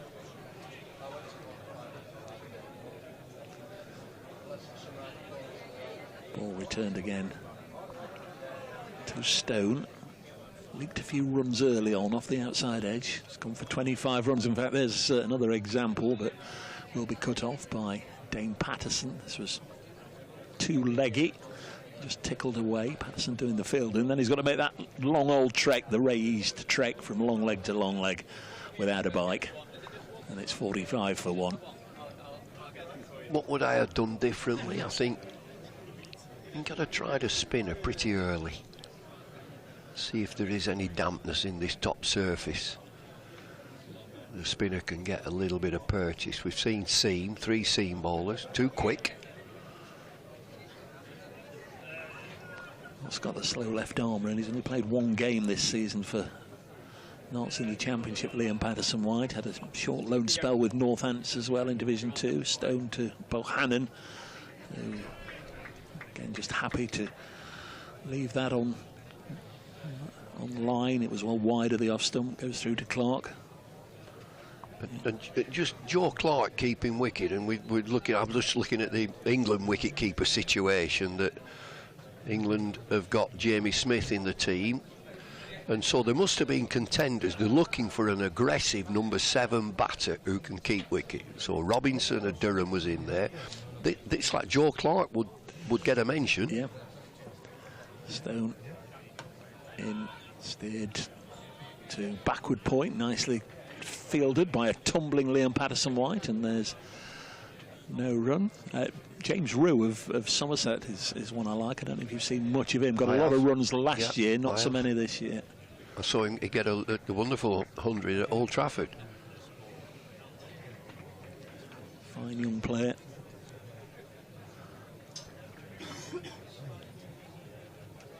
Always looking for the next one, aren't they? Nobody ever seems to be content with the side they've got at the moment. Always looking to the future, as Ken Bohannon elects not to play at Ollie Stone. It's always a good debate, the wicket keeper, and you know he gets a reaction that Ben Foulkes and what a wonderful glove man, he's the best in the world. But I can see what they're trying to do in balancing the team, the balance of the side, and what they want at number 7. They want an aggressive 7 who's more than adequate with the gloves. And I know there are many purists. You've got to play your wicket keeper. Not necessarily so. It depends on the rest of the team and the balance that you want. Stone has played 3 test matches himself, and this one forced through the offside by Bohannon. Just can't quite see the rope, but I think it's gone. Just have a little look on the live stream there to our left. We can't see to our right. Everybody up just enjoying a pre-lunch drink in the hospitality area. Did find the rope in the cover region off Ollie Stone there. It was, it was minimal foot movement really from Josh Bohannon. He sort of sliced the ball into the offside, gets the boundary nonetheless. 49 for 1. He's just edged into double figures on 10, and Keaton Jennings, the skipper, there on 25. So it's a risky shot he's played there. He's finished up playing it one-handed. It's in the air for a little while, and it did actually swing from stone. It was just at fullish length and swinging away towards the slips, and it's deceived Bohannon. He's actually got away with it. He got 4 for it, but it was in the air. Patterson to continue. Starts with a delivery. Bowled round the wicket to the left-hander Jennings, again very, very wide, and allowed to go through to Joe Clark. Might even have been a white ball wide, that one. It was very, very wide of the mark. Got a great record against Notts, Keaton Jennings. Scored a lot of runs over the years, initially with Durham, and now with the Red Rose.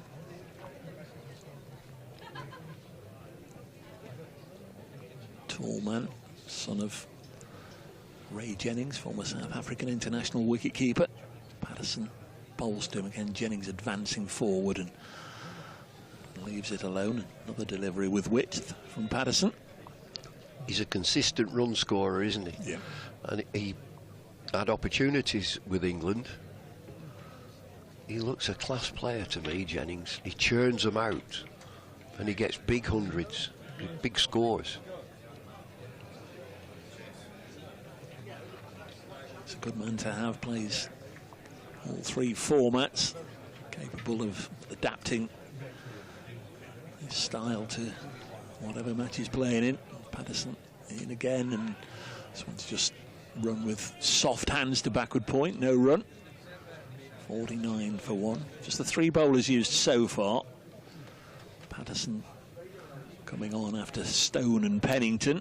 Ollie Stone's back for a second stint at the moment. Lyndon James will be the 4th seamer to be used. And then the 2 spinners. Can't see either of them preparing for a pre-lunch bowl as yet. That might be an option. Patterson again, past umpire Tom Longley. Bowls to the left-hander, works it to mid-wicket. Nothing doing there. The ground full, the sold-out signs were up for this one. The county cricket, or county championship day they're calling it, up and down the country, with reduced admission prices for today. And this one, I think, was one of the first grounds to be sold out. Lovely to see people here, and let's just hope the weather plays ball.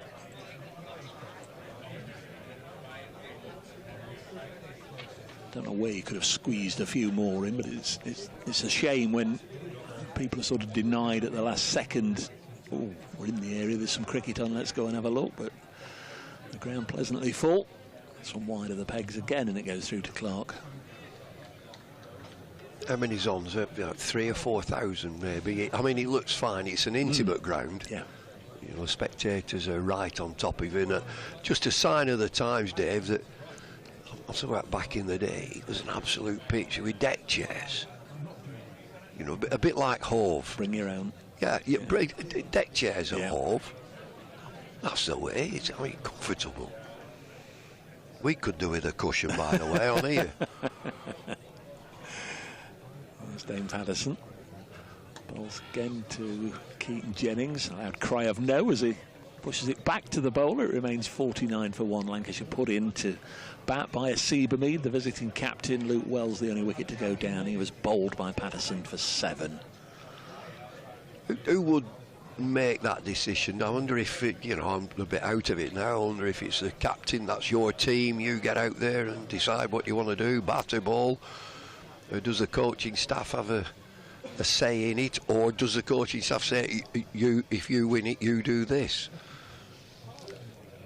It's very interesting to find out. It used to be the captain, that's it, your job. Certainly when the covers came off this morning, pretty much all of the coaching staff, including Peter Moore's, down on hands and knees, really having a good close look at the surface. And then there was a little bit of a coming together, a chat with the captain, 1 or 2 senior players as well. Does seem to be the Notts way at the moment, though. Stone in and bowls, and this is run to backward point. There is Liam Patterson-White, brought into the side then. Traditionally it's spin. Well, you know, can we get to day 4 and be bowling and have that second spinner in the side, but clearly that wasn't part of the game plan with Notts winning the toss. They elected to try and get these Lancashire first innings wickets on the opening day and try and control the game through days 2 and 3 with the bat, and if all went to plan, then they looked to put pressure on Lancashire on the last day. It doesn't always work out like that, of course. Comes Stone, and there'll be runs here. This is to the right of Liam Patterson-White. They'll get a couple as the left-hander retrieves the ball, and good strong throw in. Already you can see that he's the ball polisher in the side by the smear of red down his flannels as 1 or 2 trays of food begin to make their way from the kitchen into various parts of the ground.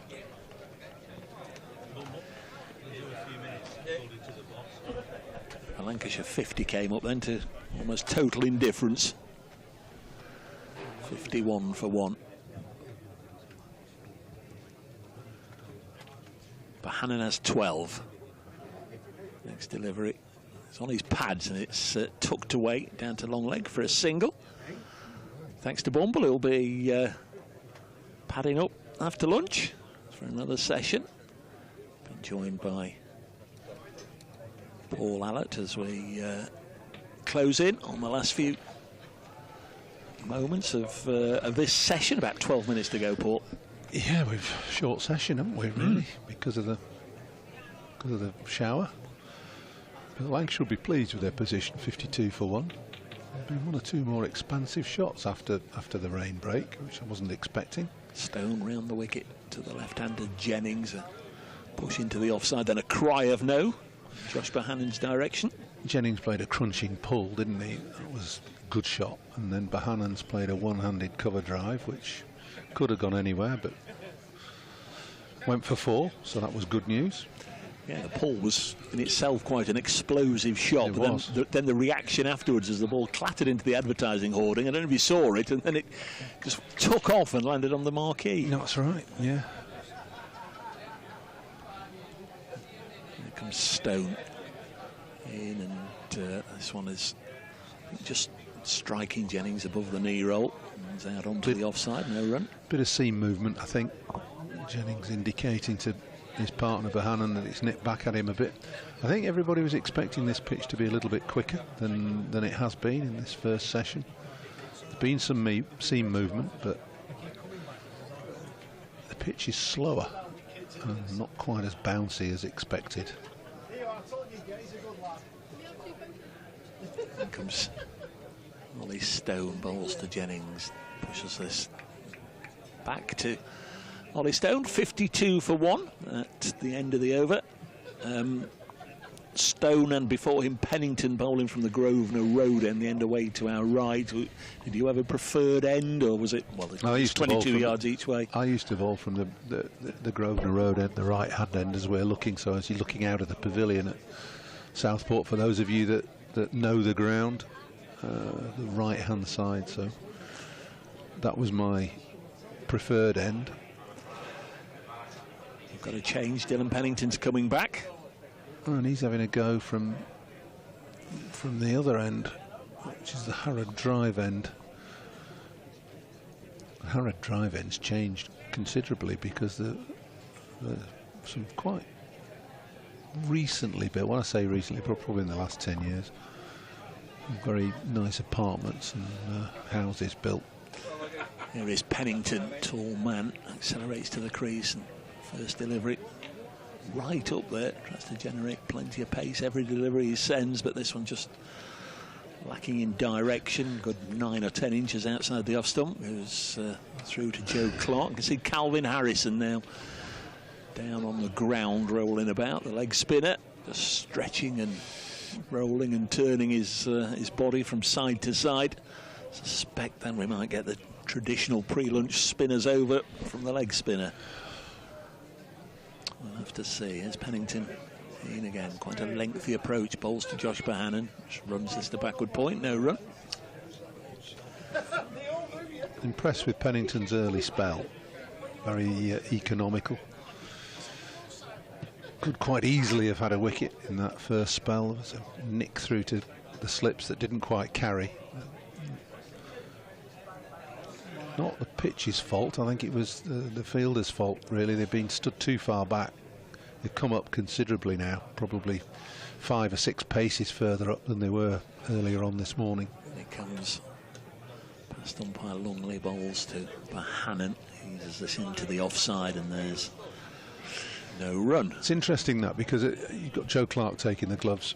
Tom Moore's omitted from the Nottinghamshire lineup today, and when you've got a keeper who's just come into that position, the slips all take their position from where the keeper stands, and Clark, for my money, was too slow to react to the fact that the pitch was a little bit slower, and he should have come up earlier.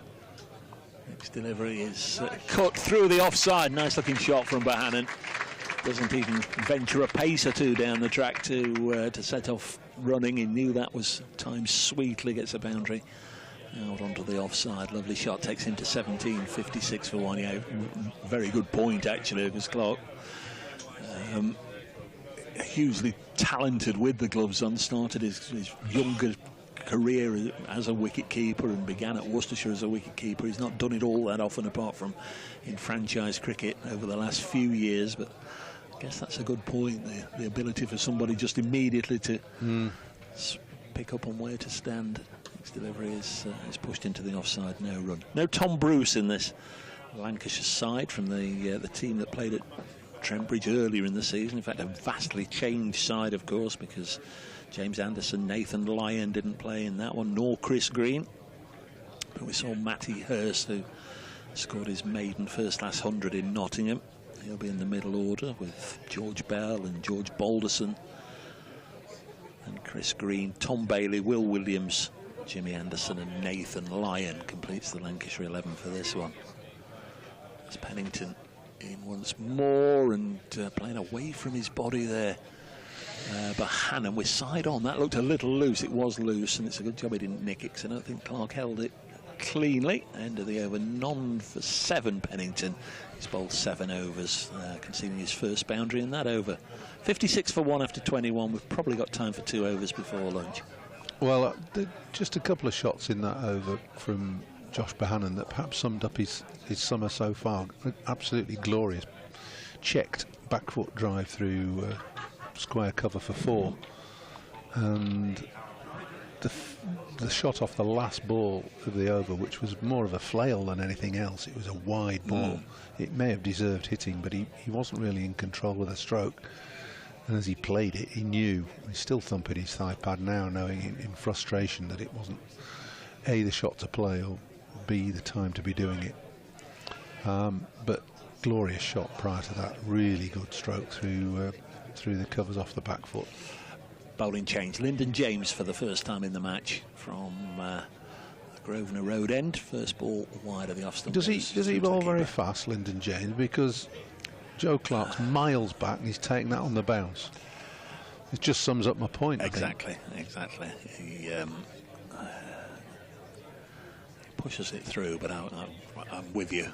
It would seem as if Clark is. Yeah, you've got setting slip coming up in front of the keeper now, which you don't see very often. So no. Clark needs to come up a pace. Does seem to be excessively deep there. Lyndon James in again, and Jennings defends.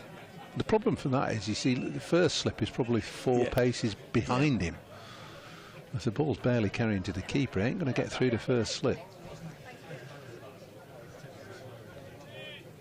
So we'll keep half an eye on that, just to see how quickly they react to it. But of course, what you don't want is an edge that goes down, and then Jennings still there at 6 o'clock, and you keep reflecting back on it. Well, there was an edge that felt short, as there was early on.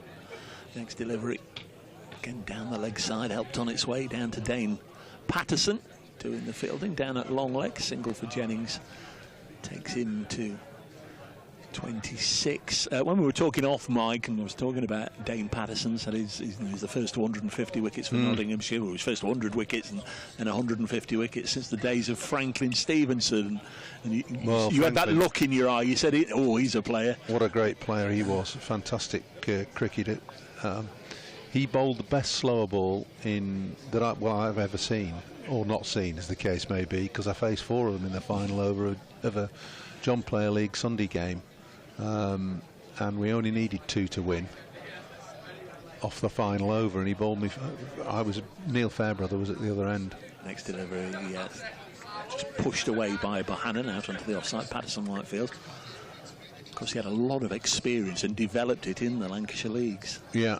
Todmorden was one of the sides he played for. He bowled this brilliantly disguised slower ball. He used to warm up by bowling it to mid-off, and his arms would come over at normal pace, and the ball would just lollipop out the top of his fingers and just loop through to the fielder.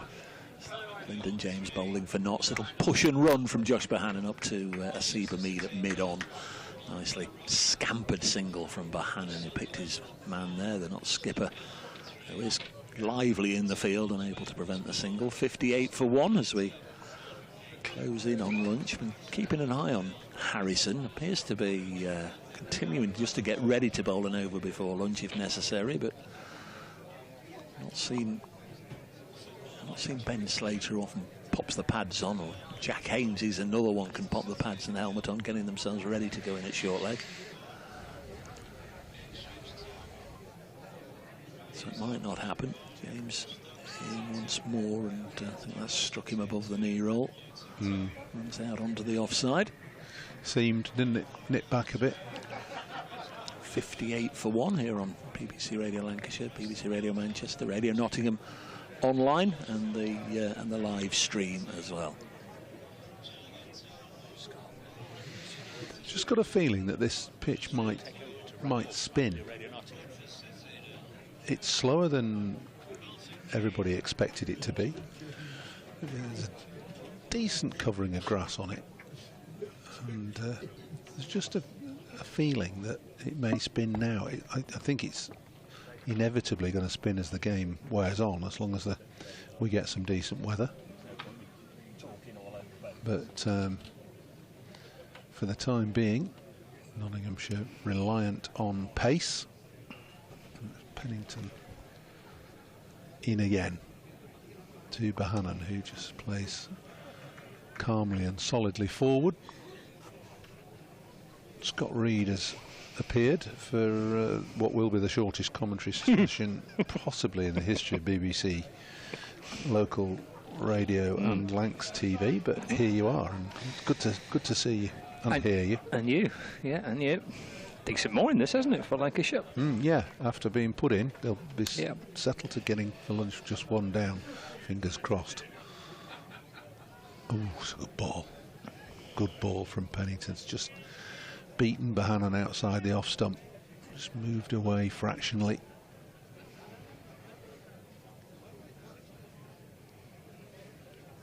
Oh, it's been a big morning for Dylan Pennington to receive his test call-up. Well, he's in the squad, isn't he? England have picked a whole host of seam bowlers, to be perfectly honest.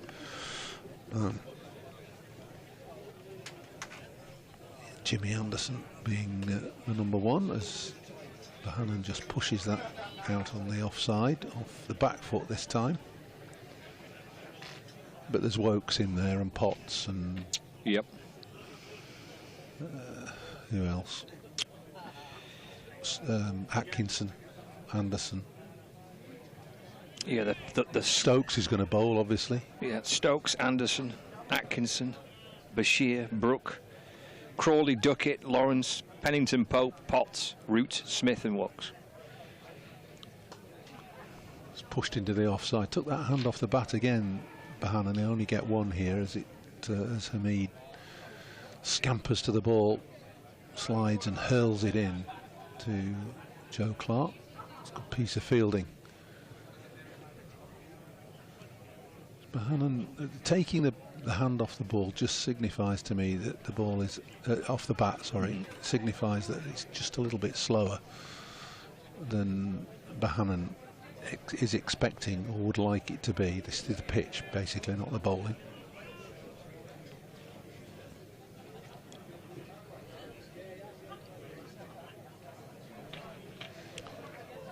Pennington in again, down the leg side this time, and Clark diving away to his right.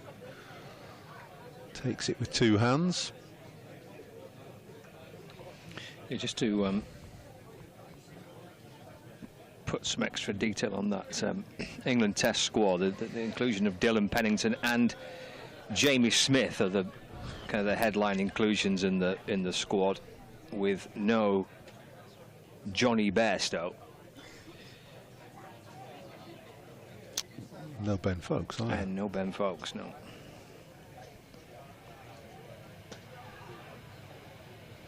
Solidly pushed back by Keaton Jennings, straight back to the bowler, and he marches swiftly off to the pavilion. That is the end of the morning session here at Trafalgar Road, Southport, with Lancashire on 59 for 1, having been put into bat by Nottinghamshire when Hasib Hamid won the toss at 10:30 this morning.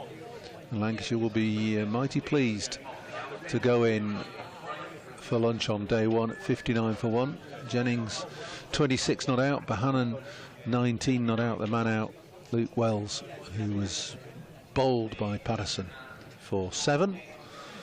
And we've had a brief interlude when the shower scudded across the ground, but that has thankfully gone. It's got a little bit brighter, and there's been no reduction in the overs of play, so we'll resume again in about 40 minutes time. Confirmation there of the Lancashire progress. And Jennings and Bohannon, the not out batsmen. Just the 4 bowlers used by Notts all seam, and the solitary success for Dane Patterson, 1 for 11 from his 7 overs and 2 maidens. So 59 for 1 is where we are at lunch. We'll be back a few minutes before the start of play this afternoon, which will be at 1:40, so we'll see you around about 1:35.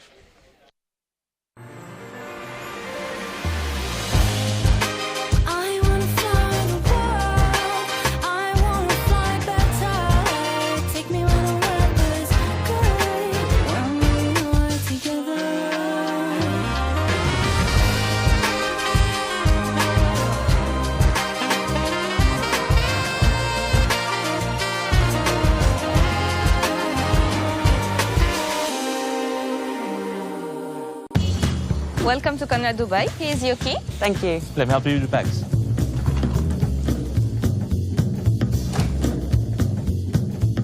Nice room. How's that?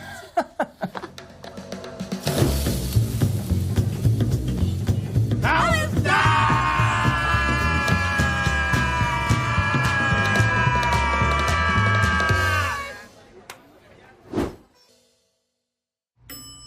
How's that?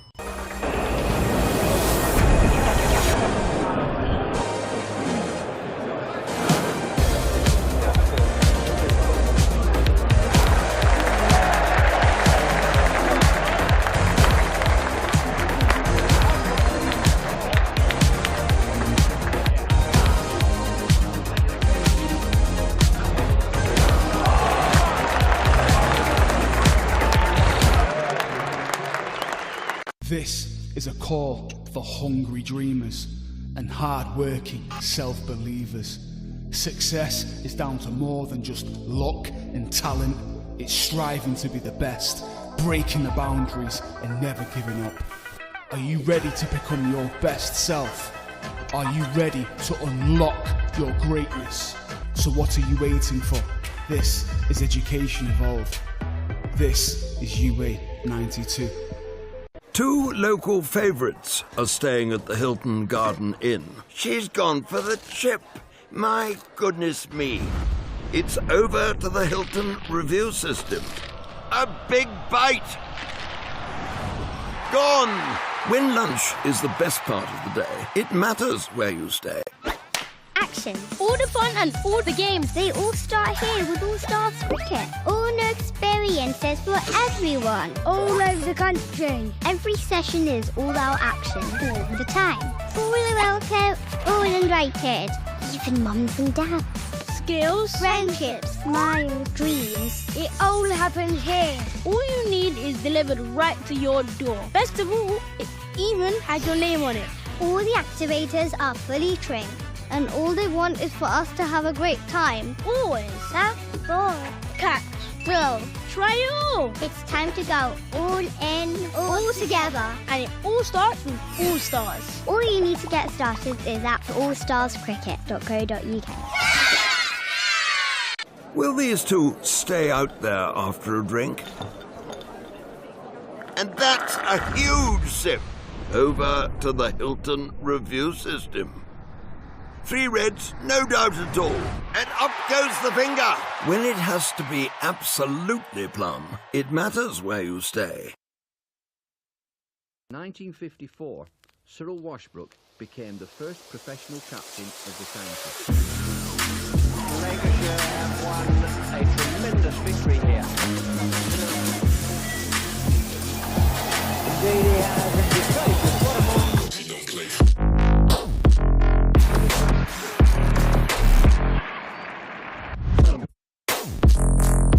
Well, a real suspect came from Hagen's Fairbrother. Fine chance to run to the winning hit. On come the crowd.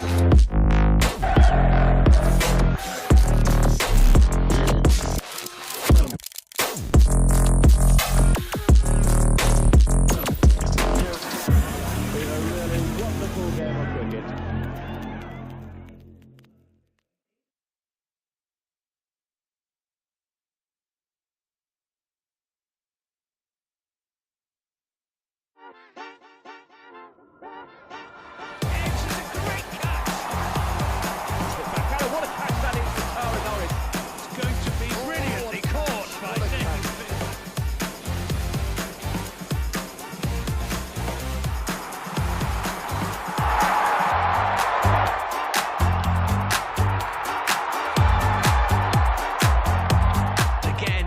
That's a big hit.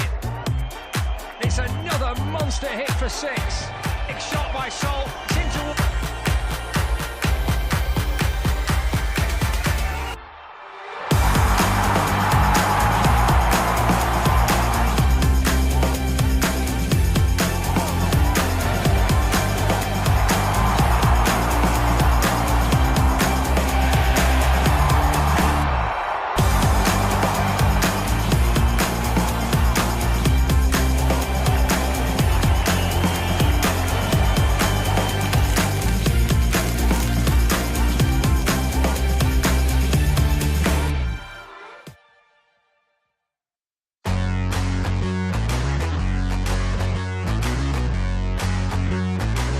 Hi, I'm Keaton and this is Luke. We are the giraffe opening pair at Lancashire Cricket Club. We are here today at the Mestoria Estate Agents. Let's see what they have in store for us.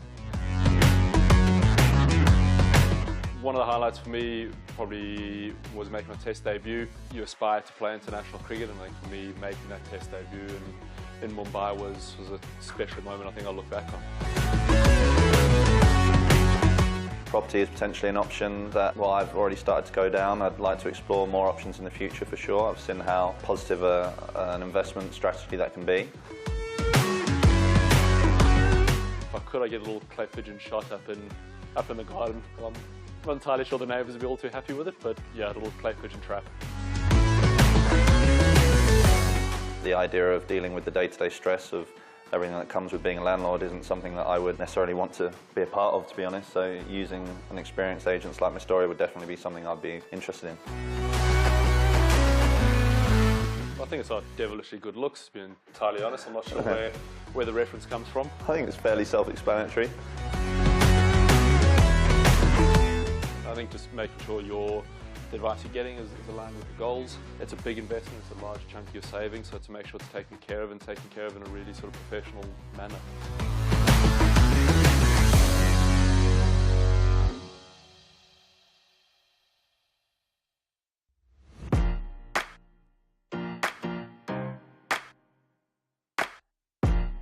Hi, I'm Keaton and this is Luke. We are the giraffe opening pair at Lancashire Cricket Club. We are here today at the Mestoria Estate Agents. Let's see what they have in store for us. What is the story of the Mestoria Group? It actually started in 2008, had 2 buy-to-let properties. So I was dealing with an agency. I was really getting frustrated And in 2009, I decided to start my own accountancy firm, property company and estate agency, which was named as Mistoria, and that's how we started. Sounds a pretty dynamic, exciting company, to be honest. It is. We're going places. We have all sorts of different things that we actually do. So we deal with sales, we deal with rental properties, HMOs, where a lot of other agencies like to stay away from. Overall, every person that works in each of the teams are determined to make it a success, and that's what we like about Mistoria. You offer basically a one-stop shop for landlords and tenants? Very much so, yeah. I think we're quite unique in terms of an agent because we do a bit of everything, really. Whichever element of property you're interested in, we've pretty much got somebody within the business who can help you. Each and every person that we have on our team has seen, if not all, the worst. So we could advise people what to avoid, so people could learn from our experience. We are happy to lead people or guide people. We are happy to teach people what to do. It feels as though you've got a very sort of family-orientated type of value system. I always believe it's a farmer attitude. We need to, not a hunt attitude of doing a quick sale. We have to build a relationship and ensure that the person wins at the end. Because of that, we will win as well. It's a mutual beneficial relationship. I want to be conscious that we go that extra mile to ensure that we have done our very best for the person who has sought our advice in their property journey.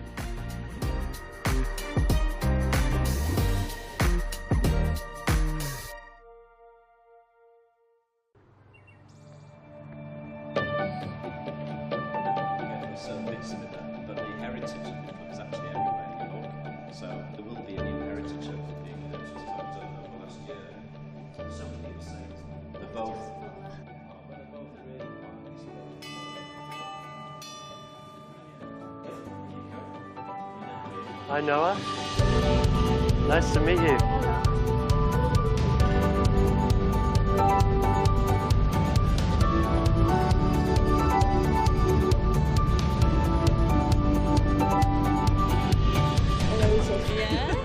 Can you believe it? No. I can't stop smiling. Trying not to.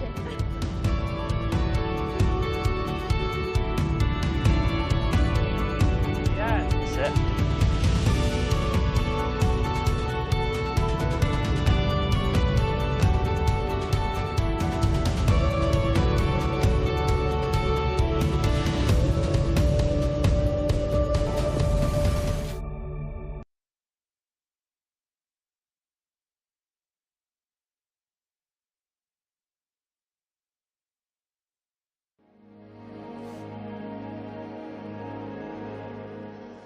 Hello and welcome along to another edition of Beyond the Boundary. This week I've got with me a man who's no stranger to Emirates Old Trafford, former Director of Cricket here at Lancashire. It's Ashley Giles. Ashley, good day to you, and it's really good that you've taken time out to come and say hello to us. Do you still have good feelings about the old place? Absolutely. It's always a pleasure to come back to Emirates Old Trafford, to Lancashire. Actually, my wife and I often talk about my time here, which is only 2 years, but 2 really important years in my career. But my wife, Stina, always comments that I was incredibly well looked after here, really well looked after and welcomed by everyone at the club. So really fond memories, of working with everyone from, you guys who were on the board, right through all the coaching staff and the players, and it was also a great privilege. It's a fabulous ground, fabulous history, and I feel really privileged, as I say, to have worked with 2 of the biggest clubs in the country in Warwickshire and Lancashire. Yeah, I mean, your time here came after a spell with England as one-day international coach, and I think at the time you were very much of the mind that you didn't want to just coach. You wanted to try and step up and move into a sort of directorship type role. Would that be true? Absolutely, yeah, spot on. And at the same time, I started a master's course, a degree course in sport directorship here in Manchester. I've always wanted to sort of broaden my horizons or push my boundaries as to what I could do and my experiences. I love coaching. I still love coaching.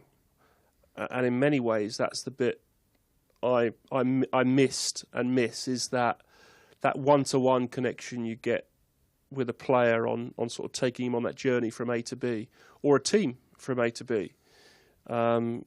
Clearly, when you make that step to directorship, you are slightly more removed, and you've got to be more removed because your role is different. It's more strategic. It's more broad. But and Lancashire was certainly a good learning curve for that for me, because I was both coach and also stepping into the boardroom. I was going to say that it was an important step for you because you were ostensibly still doing a fair amount of coaching, so there was still that one-to-one and team liaison type role, and I think you probably, I don't think you'd be exaggerating to say that you laid the foundations along with Glenn Chappell of this current squad. Although you look back to 2015, there are very few players that played in the T20 final that are still here now. Yeah, absolutely. And I did see it was important transition years, I think, for Lancashire, and we both worked through that in bringing some of these young players through, giving them opportunities, as well as making sure you looked after those very solid citizens you have in a dressing room, and some of them are still playing. I mean, Crofty's still out there, which is extraordinary. It is. Great credit to him as and playing as well as ever this summer.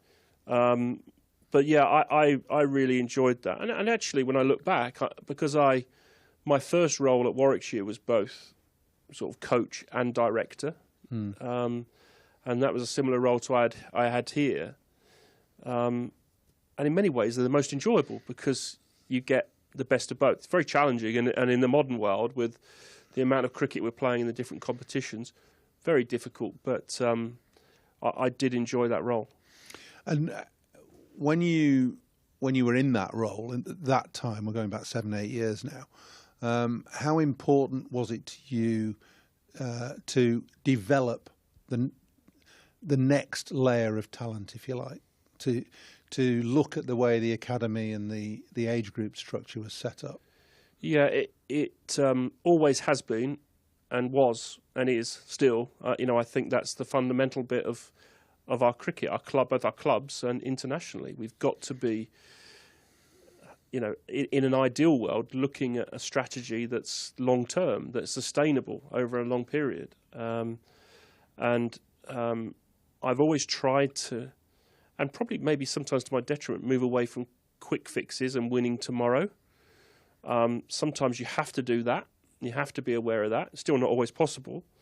But I've always wanted to, I'd rather build over years than months, because I think that's better from a sort of legacy piece, to leave something behind. Even if when you're gone, that structure remains and grows, and hopefully Lancashire's got a bit of that. I hope, and I certainly think, looking at the Warwickshire squad as well, that I went back to, I suppose what we did, myself and Jim Troughton, and then now Paul Farbrace coming in, have built a squad that has had success and hopefully will over a long period. Well, I think you're quite right with Warwickshire, but I think you're also right with that Lancashire have done that, and that it's been a club policy to develop academy and their own talent, and that's self-evident when you look at the sides that are playing now. But when you were in charge, I think probably the two standouts that came through in your time here were Liam Livingstone and Hasib Hamid. Yeah, and both fantastic players. You sort of you championed Liam a little bit, didn't you? You got him into the side, and batted him lower middle order initially, and in a very different role. And Hass was is a different customer altogether. Yeah. But I hope one of the things I did, because Lancashire has got such a wide net of talent and available talent. It's a huge area, isn't it? A huge area. The whole of the Northwest. And there's a huge amount of talent that's always come through your academies and youth systems. It's almost creating the opportunity for that talent. And so I think Liam was a good example where, yes, when he first came in the side, he batted 7 and got runs. But I think in good sides or in mature sides, you allow yourself to do that, is to play a player that you might not be sure about, but actually it should be the senior players around him that pick up the slack. And if he does well, it's a bonus. But if he doesn't, he'll learn and he'll grow from that. But you're not expecting someone to come in and smash it up from ball one. That's the ideal scenario, isn't it? To fit your 1 or 2 highly talented youngsters into a framework that contains some solid senior professionals. Absolutely. That's the difference between mature and immature teams. It's not them as personalities, it's them as a group. You know, the amount of cricket they've played. And my experiences, even going back as a player at Warwickshire in the early 90s, were exactly the same. That I was able to go into a team that had had success, that knew its game, and not feel the pressure of having to get 5 wickets every time I bowled or runs. But if I did, it was a bonus. But I was learning from the best as well. It was, I think they're the best environments to work in. Plenty of commentators, the public, supporters say, well, you've got to give the youngsters a chance. But you can't give them all a chance at the same time, because that just leads to inexperience and not almost inevitably, but very often failure.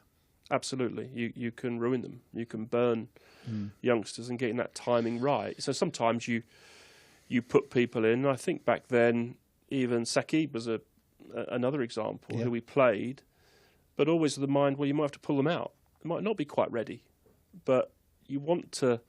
I'd rather err on the side of giving them an opportunity to pull them back than never knowing, just sitting on the sidelines. But it's got to be in a controlled way that doesn't, as I say, and you said, burn them. Do you think our county system, from a county perspective, allows the development of talent to come through sufficiently? And I'm not necessarily pointing this towards England. Yeah. Whilst everybody probably admits that the county system is there to try and provide England players of the future, it would have to do that. Would be part of it, but it has to stand on its own 2 feet as well, as far as I'm concerned. Yeah. So, and is it set up to do that now? Well, if I just talk about that, I think. I always saw my role as a head coach, director of cricket, and I think you did as 2-pronged. You absolutely a responsibility to try and win things for that county. That's why you're there, and that's what you're being paid for. But we also have a responsibility to try and produce England cricketers, and you've got to try and move these 2 things along together, which isn't always possible. And there are times when the short-term pressures become really big. And so the choices between playing a young player, giving him opportunities, giving him time, perhaps, are somewhat conflicted by winning tomorrow. And I think many of the counties have faced that problem. Many of the directors of cricket have faced that problem. And in a system that has promotion, relegation, not saying that's right or wrong. We're not going to get into that debate, I don't think. But it can place those pressures. Well, there are so many different variables and systems that are promoted, proposed, talked about in terms of divisional cricket for the county championship, whether it should be 3 6s, 10 and 8 as we've got now, or 12 and 6, or whatever. I mean, you can talk, and we've been talking about this in my lifetime in cricket, sort of 45 years, never come to perhaps a satisfactory conclusion. But having said that, you're probably ideally positioned now and placed, having spent enough time in the county game and having an elevated position in England, within the England setup, to realise that there is always going to be a bit of a conflict between county and England. Always. And I'm not sure how you can get over that. Well, yeah, and I'm not sure, but I made the point during the winter, which I don't mind repeating, is that there's got to be, both sides have got to come together on this. There's got to be collaboration on what the best thing for the English game as a whole is. At the moment, I'm not sure those things are aligned. We're obviously playing a lot of cricket, a lot of different formats of cricket, and I think we've got to... I mean, ultimately for championship cricket, which is what we're here for, which I'm watching today, which is great, because we're watching 2 good teams on a good pitch at a great ground. It's really, really going to be... It's tough cricket. I think we've got to find a way to play more Championship cricket spread through the summer. Mm-hmm. You know, we again probably spend an hour or 2 hours working out how we might do that, but we've got to find a way to do that. Well, I hear what you say, and I'm encouraged by the county cricket that I've seen already this summer. We've been blessed with a dryish April, and the only thing that I will say that you would perhaps need that we haven't had so far is a bit more pace in the pitches. I think the pitch has been pretty good generally, runs scored, and it's hard work for bowlers to take 20 wickets in a match. Yeah. So you've just said it. We're Lancashire, Warwickshire, 1 and 2 in the county championship last year on a test match pitch, basically. This is the sort of cricket that the selectors should be looking at and making decisions from, in my view. Yeah. Would you agree with that? Yeah, absolutely. This feels to me to be the top, and this wouldn't be the only game in the country, but this is the sort of top end of cricket. I think your point around pitches is a good one, the pacing pitches. And I think if we spread 4-day cricket throughout the summer a bit more, we'd have more variance or variation in that, and you'd probably have more pace later in the year. There's no doubt the weather actually in April is pretty good. Generally. It's generally pretty good. And we've got some very good groundsmen who can prepare very good pitches. But they're still going to lack some pace at this. You know, you'd have to be a magician to get them rock hard and flying through at this point. And we know, well, what you want to do is play on varying pitches in varying conditions. But at the very top end, you want some pace and some carry, and guys who can bend their backs being rewarded for doing that over long periods on generally good wickets, good surfaces. If you had a magic wand, and you've already said we need to try and play more 4-day cricket in the summer, I think there are 5 games actually in June and July this year, which is not bad, better than it has been. But if you had a magic wand, would you continue with all forms of the game that there are now? I think it's a given that we've got to carry on with 100 because you know the amount of money and time and effort and marketing and that has gone into that. I think I'm answering my own question. I think T20 cricket's essential for the counties, and we've got to play 4-day cricket. So we've got to try and fit it all in. Absolutely. And that's the eternal question. It is, and then 50-over cricket. You know, we've got a World Cup coming up next year. We're world champions, and whilst in this current generation it won't have such an impact, but if we're continuing to play World Cups that are 50 overs, and you know there is a chance some of the next generation of players won't even play 50-over cricket, and you know I know that the way we set up for our 50-over cricket, which is fantastic, is more suited to the shorter format anyway. But I suppose if I had a magic wand, what would I do? I'd still find a way to play a more consistent, championship cricket through the summer. So blocks, basically. But I would, and this is me talking. I would think about, how we could do the T20 slightly differently. It's a very good competition. The quality of cricket's good. But could we play that? I know it goes against this, what we moved to in not swapping formats all the time. But maybe a more appointment to view once a week, Friday or Saturday night. Let's just make it clear here. There's no agenda in this discussion. This is Paul and Ashley having a chat. So it's personal views. It's interesting what you say about 50-over cricket, because one of your the finer achievements, I think, in recent years was to be head of England cricket when we won the World Cup in 2019. And you talk about 50-over cricket. I remember covering the 2015 World Cup out in Australia and New Zealand. And prior to that, it was thought and mooted that this might be the last World Cup of 50-over cricket. Yeah. And it was New Zealand coming along and McCullum playing the way he did and challenging the norms of 50-over that reinvigorated the game, which was great. Yeah. And that probably sparked England, because we'd been perennial failures from way back in the 70s. We'd never won it. So it's time we did, and we did. So basically, did that consume your thoughts in your England role at the time?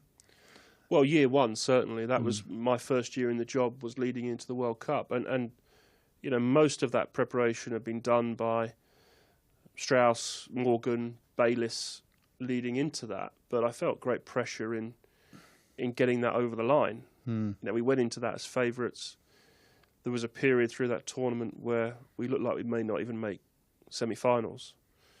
And so, you know, my job then is almost just trying to support, pull everyone together, make sure we're staying on track, which I know, you know, Owen Morgan and well, Owen's going to do. Trev was still very relaxed, but my you job always is to appeared very support that. relaxed, Trevor. Yeah, incredible. And I think that sort of came to head before the India group game at Edgbaston, and I think the guys sat down and said, you know, what are we worried about here? You know, we know there's the expectation. We know we all have those personal worries about what might not happen, and we've been on that journey.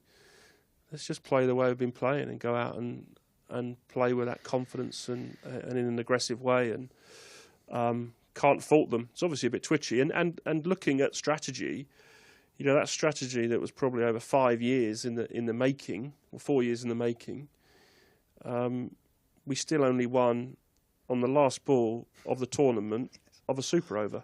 On a countback. On a countback. So that's how tight it is. So that had to be the strategy, and it, you know, but whatever, I guess, I'm not going to say too much about it. Whatever one hand gives, you lose something. Well, I was going to come on to a more general point, really, about prioritising, whether you're in charge of a county or you're in charge of an international team.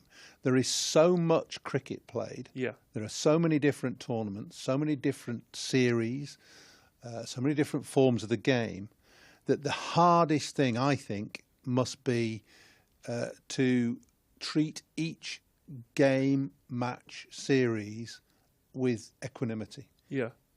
It's impossible because you have to have a priority at some point. Yeah, so firstly, from a county point of view, and this is just my experience again, would be to, you know, we start every season with the high hopes, we challenge for everything. And then I think as the season ebbs and flows, you know, sometimes you're surprised. So for us, when I was at Warwickshire, you know, the 11 season, the way playing championship cricket, finished runners-up to you guys, to Lancs, and then 1 in 12, was a bit of a surprise the way we took this uptick. But our white ball cricket dropped off. I think the way, you know, us winning T20 in 15 here, we struggled through some of the group stages, but peaked at the right time. And you know, then you sort of put your foot on the throat. With England, absolutely, we've had to, you know, Test cricket, however we've played, whatever results have been like, has always been you know, one of our priorities. It's just the conditions we faced on and off the field with COVID and everything else, and the opposition we faced on the field have been really challenging. But certainly in white ball cricket, after the 19 World Cup, we made the choice with 2 T20 World Cups coming up to make that switch to prioritise T20 cricket, to be able to challenge for a T20 World Cup or a World Cup. We knew we wanted to go into it as best in the world. So whereas I think when I came on, we were 3rd in the world in T20 cricket, 3rd or 4th. We got ourselves to number 1 in the world, got in a good position. Our 50 over went from 1st in the world to 2nd in the world, but that was a strategic decision that we didn't have a 50 over World Cup for a few years, focus on T20, and so we're happy with that. And, you know, barring a couple of overs that went wrong in the UAE, we played some really good cricket in that World Cup and could have been double white ball champions. But so in that terms, yeah, there's a lot of thought goes into the prioritisation. Do you think that in England we have this? It's a preoccupation, but do we have too much emphasis on Australia and the Ashes? Or is it right to do that? It's clearly you know, an emotional series, a very important series. And you played in one of the best Ashes series of all time in 2005. And, yeah, it has. You know, I played in 81. Yeah. So, you know, both iconic series amazing. in a way. And yeah, huge historical importance, but because of that, they almost become watershed moments. You know, the fallout from the last series, again, we won't go into too much, but generally happens around World Cups and Ashes, because they're deemed as the most important thing. There's emotion, there's the history, etc., etc. And now, you know, we live in an environment that is just craves 24-hour news, and sometimes, you know, there's got to be change. There's something's got to happen, but there is a lot of importance placed in those series, and I think, going back to something we talked about just a minute ago, it's becoming more and more difficult. I think in any sport, and cricket, and particularly county cricket, was probably immune from that a few years ago, to set your target about building long term. I've got a 5-year plan. Well, you might not get 5 years. You've got to win next year. Instant success. Yeah. And that leads you to making some decisions that maybe you wouldn't in other cases. It's an interesting point. I mean, the public demands success. Players want success. They're not in the game a long time, are they? You know, they don't want to be necessarily part of a side that's going to win in 5 years, because they might not be playing then. Yeah. So it's a very difficult balancing act. Having said all that, you put yourself, I think, where you wanted to be. Your aim through your formative years at Warwickshire, then as an England one-day coach, and then with Lancashire, and then Warwickshire, you wanted to be at the top of the tree. Yeah. You won't have any regrets about that, even though things perhaps haven't worked out quite as well as you would have liked. Absolutely. I've always set about what, you know, and again, you look at where you've come from, your journey in cricket, all the things you've achieved. I look at mine. I still feel very privileged to have worked in the environments I've worked in and do the jobs I've done. And I wanted to work at that level, of course. The last 2 or 3 years have been the most challenging because of some of these circumstances we talked about, particularly with COVID, and challenging not just for me, but for everyone involved in that system, whether it be, you know, the board, chief exec level, the coaches, players, everyone. It's been incredibly challenging, and at the county level as well. But no regrets. I think, you know, I'm sort of 3 months down the line of coming out of that role now. It's I've actually had a nice chance to reflect, and I feel fresher for it. You know, I think there's some challenging times ahead for everyone still, but it's I love cricket. It's, you know, it's an amazing environment to work in, but you know, we'll see what the future has in store. So, having been at the top of the tree in terms of coaching director of cricket work, what does the future hold for Ashley Giles? Does he want to try and continue in that? Does he want to move into perhaps another sport, or would you be happy perhaps getting back to grassroots and saying, I'm just a coach now, I'd like to have another go at coaching? Yeah, well, I think that's the process I'm still going through at the moment, which is great.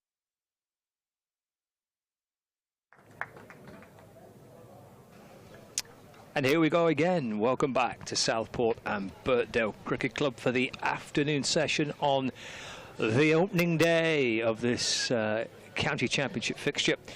Trafalgar Road, Lancashire 59 for 1, the lunchtime score. The players are heading back out, wandering out from the pavilion. Spectators have been doing several laps around the outfield. There's not been much cricket being played by the supporters during the course of the lunch interval out in the middle, but a lot of the playing staff or non-playing staff from both sides were out doing a little bit of bowling during the course of the lunch break. Keaton Jennings and Josh Bohannon are resuming here for Lancashire. Jennings on 26, Bohannon on 19, Lancashire 59 for 1. We'll hear from Paul Allott and from David Lloyd a little bit later on. Scott Reed and Dave Bracegirdle to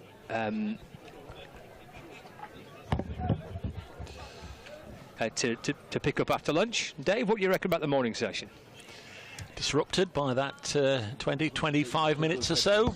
It only comes out one side. Up until that point, only for you. So if we need to tell you anything, we'll just talk you through that. Keaton Jennings, as ever, remained obdurate and secure at the crease. High enough, but we've not got anything to get it high.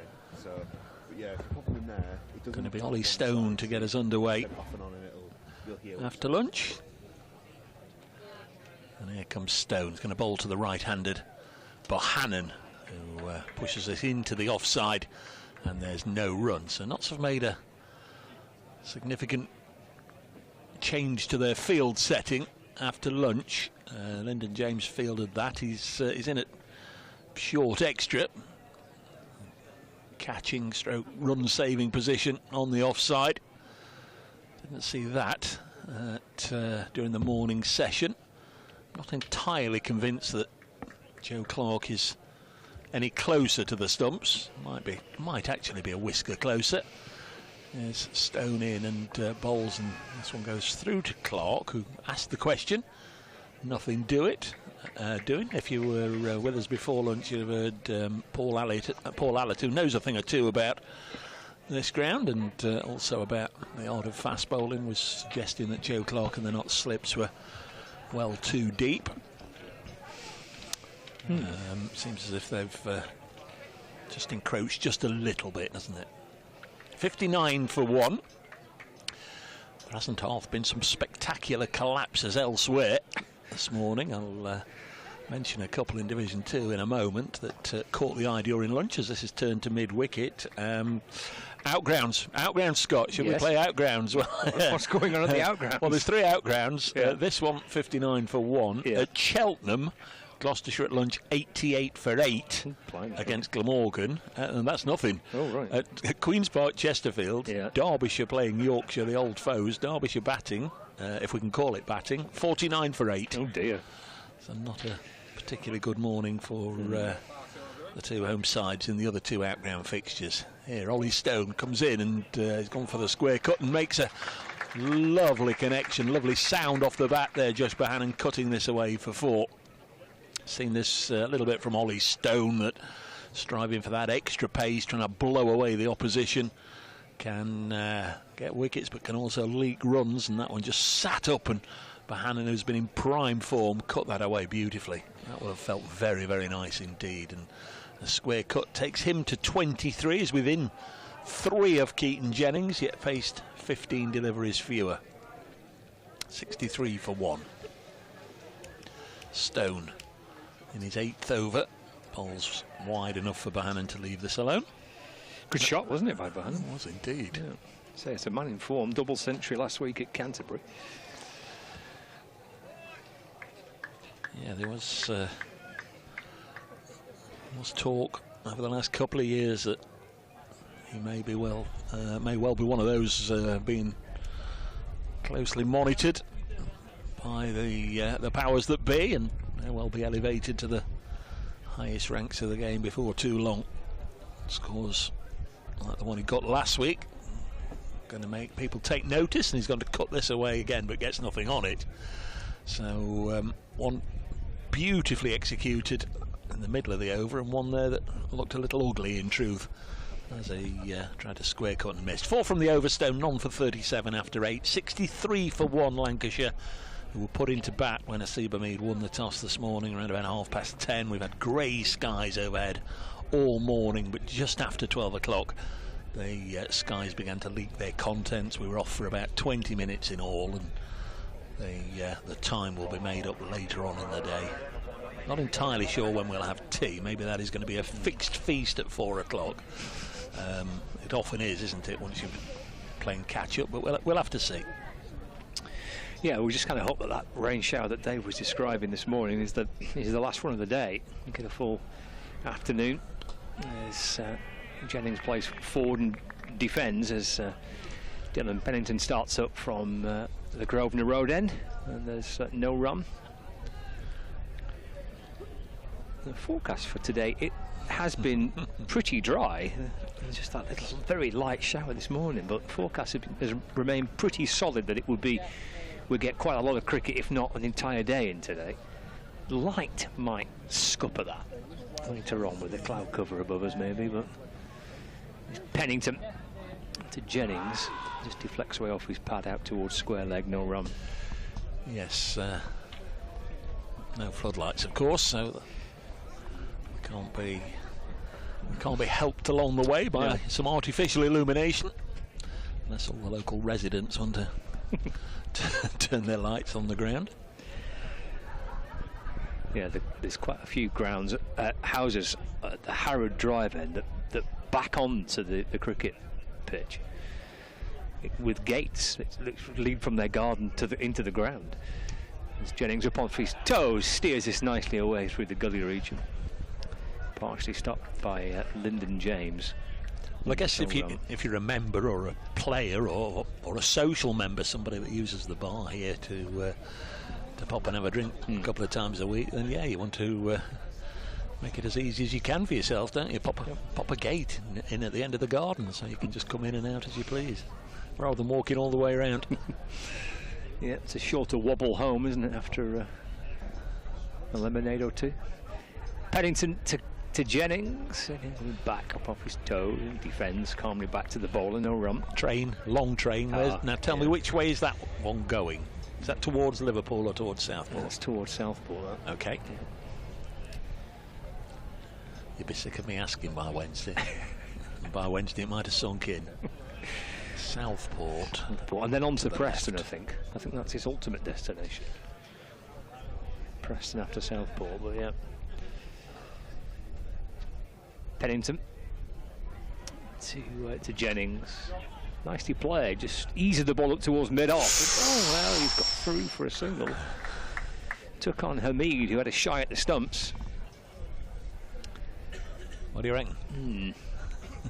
Tight, yeah. Possibly just in. Big, tall man, isn't he, Jennings? Those long legs of his may have just made up the ground, but yeah, tight, definitely. There's the Liverpool train. That is indeed Liverpool going in train. the other direction. Yeah, good bit of fielding from Hamid. Missed the stumps narrowly by a whisker. 64 for one. Jennings to 27 with that single. Brings Josh Bohannon back on strike. Here comes Dylan Pennington to complete the over. Bohannon gets in behind it and defends. And there's no run. So just that rather hurried single, the only run coming off the over from Dylan Pennington. And Lancashire 64 for one as we get into the afternoon session. Yeah, 9 overs, none for 9. This morning's attention very much on Dylan Pennington, but he clearly hasn't let it affect him at all. He's been bowling beautifully, bowling quickly, asking questions. He's now asking a question of the Notts 12th man. I'm not sure what it is, whether it's can we have a drink brought out, or can somebody come and spell me? I wouldn't have thought it's that early in the session that he wants to go off for a few minutes. There's Ben Slater fielding in front of us. There's a happy Ben Slater that I interviewed after play on Wednesday, talking about his 168 not out. Here's Ollie Stone, here's Scott Reed. To Jennings, and glanced away off his hip down towards Patterson at fine leg for a single. 65 for one.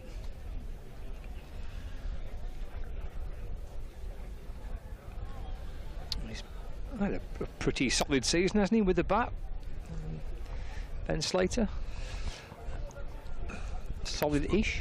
Yeah, a frustrating one in the sense that he hadn't had a three-figure score, and until then it's always nice, I guess, when all those around you have been weighing in with big runs to finally deliver yourself. Stone to Bohannon, that's a single again, takes his bottom hand off the bat.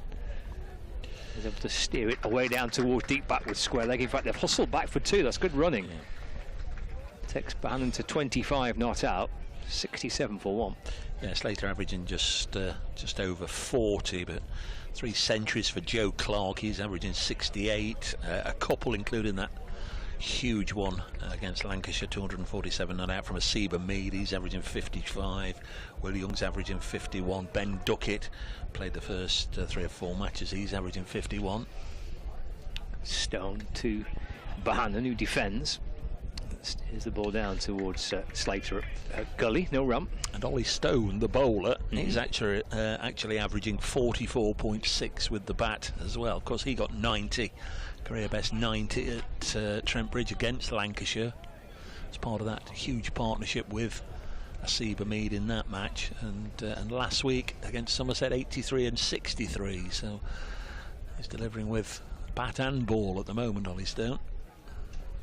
Well, it's with the ball at the minute where his work lies. He's in and bowls again to Bohannon, who's cut it. Oh, put down. Dropped by the keeper. Oh, it's a real lifeline for Josh Bohannon. Joe Clark with both gloves on that, unable to take the chance. Bohannon dropped on 25 by Clark off the bowling of Stone with the score at 67 for 1. Yeah, Will Young at first slip tried to react, tried to snap up the falling ball. He couldn't get hold of it either.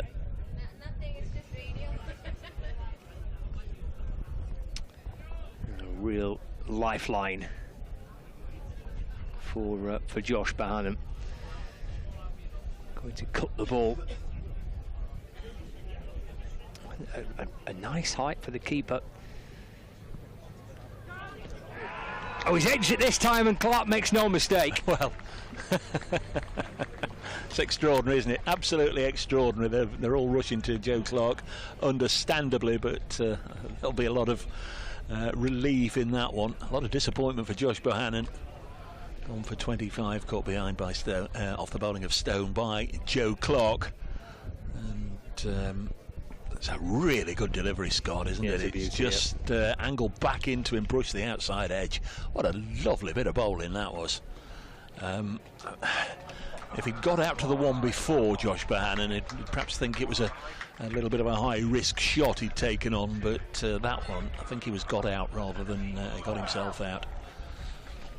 Yep, lovely ball. The replay that we were able to watch there from behind the bowler was the perfect replay, really, for us. You could see the delivery from Stone just angled in towards Bohannon.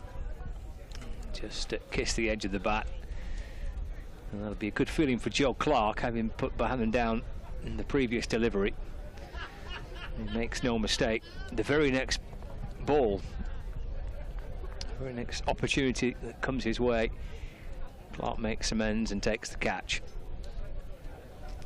Brings George Bell, new batter, out to join Keaton Jennings. 67 for 2 then, so an early wicket for Nottinghamshire just into this afternoon session. We're 10 minutes into the afternoon, and an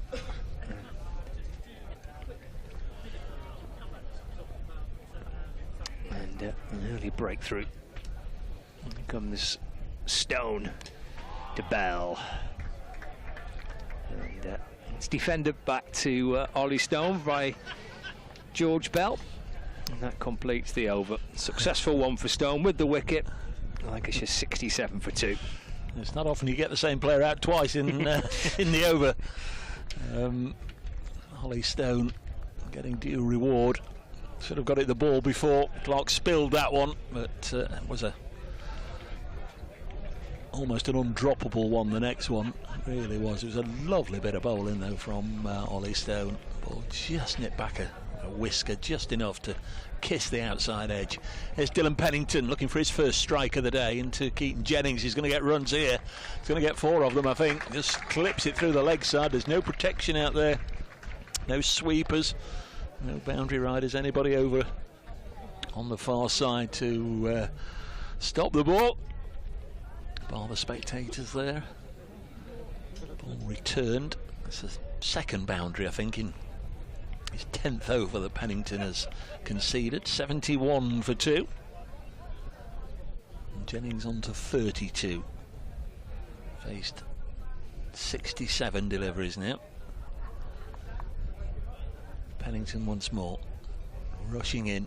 Bowls to Jennings. Goes deep into his crease to defend. Pushes it back to the bowler. It's a shorter boundary, isn't it? That out towards that leg side, and there's this raced away to the rope, didn't it? But that bit of extra pace from Pennington timed nicely, just clipped away by Jennings, but they're not big boundaries here at Southport.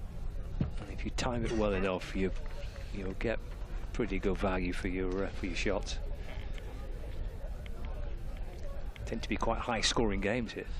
Just about find Dylan Pennington at the end of his mark. He comes in now and bowls, and Keaton Jennings again pushes it a little tentatively, a word I can never say properly, tentatively, up to mid-on. Yes, as I'm watching Dylan Pennington rush in, I see him leave his bowling mark to the left of the camera that's right in front of my face, and then pick him up as he comes out the other side of the camera. 71 for 2. Lancashire losing a wicket in the previous over. This is the 27th of the innings. Pennington bowls and left alone. In the Rachel Hayo Flint Trophy matches today, the games affecting Thunder and the Blaze. Sunrisers 189 for 6 in the 39th over. That's against Lancashire Thunder, and the Blaze going along nicely against South East Stars. They're 204 for 3 and still got 15 overs to go. The scorecard I'm looking at on the BBC Sport website, not very helpful. I'll tell you why in a second. Next delivery is pushed to mid-wicket because it just says Bryce 81 and Bryce 30, so I don't know if it's Catherine Bryce or Sarah Bryce who's got the 81 and which one's got the 30. Marie Kelly made 52. The score has just moved on, actually. It's 225 for 5 now after 35, but the Blaze and the Thunder in action. All the scores, all the updates on the BBC Sport website and app.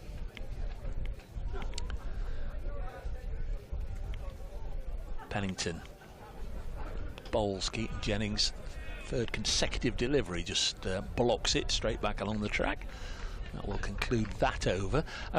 Scott, what is happening above us? Because just incredibly, I just had to close one eye then as I looked upwards. I think startling, really. Yeah, I think a cloud is just breaking a little bit. I think there's a bit of sunshine above us. It won't last. It won't. No. Actually, of the day's play, or the forecast across the 4 days, the afternoon today was probably about the brightest it's going to be, but there's not many little patches of blue sky in truth. But it does help just keep a little bit of that chill off when the sun tries to burn through. Stone into to Bell. It's worked off the back foot down towards backward point. There's no run. 71 for 2.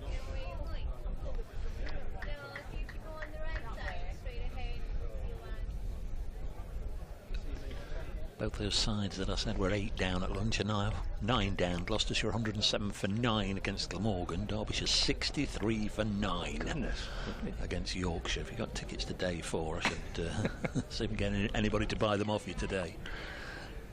Stone into to Bell. Let's run away through the offside. And there's no addition to the score.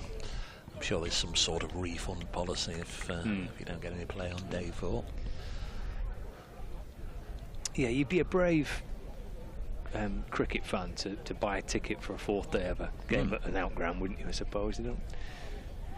Sometimes don't always go the full distance. Yeah, in advance, yeah. Generally you can get admission on the day, can't you? There's any exceptional days like this. First day. Stone to Bell, again that's defended. And there's no run. Yeah, sold out today. Another ticket to be had for the opening day. There's good ticket sales for tomorrow as well. They're not sold out for tomorrow, but there's not many left. So if you do fancy, if you are watching on the live stream or with us via the BBC Sport website and app, and you quite fancy tomorrow, or bring your rain jacket just in case, but you can still get tickets for the second day. Stone in to Bell. It's left, taken by Clark. Ding dong. I was waiting for the first ding dong of the game. Yeah, there's a lot of Nottinghamshire supporters here, comparatively, and It's a long way to drive for one day, isn't it? You might as well come for a couple at least. Well, it's not the worst trip, is it? A little seaside visit, staying in the Southport. Or you could, obviously, Birkdale Village is just half a mile away from here, which is quite nice. Plenty of options. Again, Bell on the front foot leaves it. Doesn't offer a shot. And through it goes to Clark, and there's no run. Now, this wasn't part of the agreement. Us sitting outside here in the full glare of the sun. This is unheard of. Yeah. Very pleasant indeed at the moment. One or two people that have got to dry out that really were caught in the rain this morning. Managed to give a lift to the not scorer, Roger, who I saw at the side of the road in the drowning rain. Stone to Bell, goes back and defends. No run, end of the over, 71 for 2. He'd set off to walk in and was midway through his journey and was regretting it. Very pleased that I was coming past in the car. So train heads off at the far end of the ground, heading towards Liverpool. Pleasant conditions. Lovely to see occasionally a little glimpse there on the live stream, occasionally a glimpse of all the flowers that are around. There's lots of flower baskets and hanging baskets everywhere. Very nice to see. As Scott heads off for a break, having worked for 15 minutes since lunch. They'll be back before too long. It's going to be Dane Patterson to take over from Dylan Pennington. So both Pennington and Patterson having a natter at the end of the mark. It is going to be Patterson. So George Bell yet to score, but it's Jennings on strike for the return of Patterson. This one angles down the leg side, nicely taken by Joe Clark. There's no addition to the total. 71 for 2. Paul Allett's popped back and taken over the, I was going to say the seat, it's taken over the part of the bench that was occupied by I thought you were going to say most of the bench for a minute. Did you see the wicket, Paul? I did see. Oh, well, yeah, I've been. David and I were very kindly invited into the marquee for lunch. Patterson over the wicket, now to the left-hander who defends, no run. And these things tend to take a long time. Yeah. So actually, I've seen it, but I've seen it on catch-up. So I didn't see the previous ball, but apparently it was a carbon copy, wasn't it? The one before got up a little bit, and he was sort of playing it almost on tippy toes and edged it, and it was still going up, and Clark moved across in front of slip. It burst through his gloves. He should have caught it, yeah, but then as it burst through his gloves, there was a chance for Will Young, who sort of snatched at it a little bit at slip, and he couldn't take it either, as Patterson comes in and Jennings again advancing forward blocks. You don't often get that as a bowler, do you? No. When you get a drop behind, and then very next ball the batsman obligingly edges you again, this time with no mistake being made. So well done to Ollie Stone. Unfortunate for Josh Bohannon. Yeah, it's a lovely delivery, actually, the one that got the wicket. Just nipped back. Did it, yeah. Here comes Patterson. Interesting that lots have rotated the bowlers very quickly. This one wide of the pegs, left alone. For your benefit, Paul, because I've just gone through the scores, but a couple of standout ones. Gloucestershire 107 for 9 against Glamorgan at Cheltenham. Right. Derbyshire 63 for 9 at Chesterfield against Yorkshire. So there's different forms of outground cricket, isn't it? The other two outgrounds are yielding lots of wickets. Is it not National County Cricket Day today? It is, yeah. Or County Championship Day. County Championship Day. Well, okay, well, Cheltenham, Lancashire were bowled out before lunch there, 1989-ish. Patterson Bowles, and Keaton Jennings runs this to backward point. No run. Is that said with On feeling? Well, I was the last man out, Right. which meant it was doubly annoying, really, because it's always a good lunch at Cheltenham. I had to bowl immediately afterwards, so that was no good.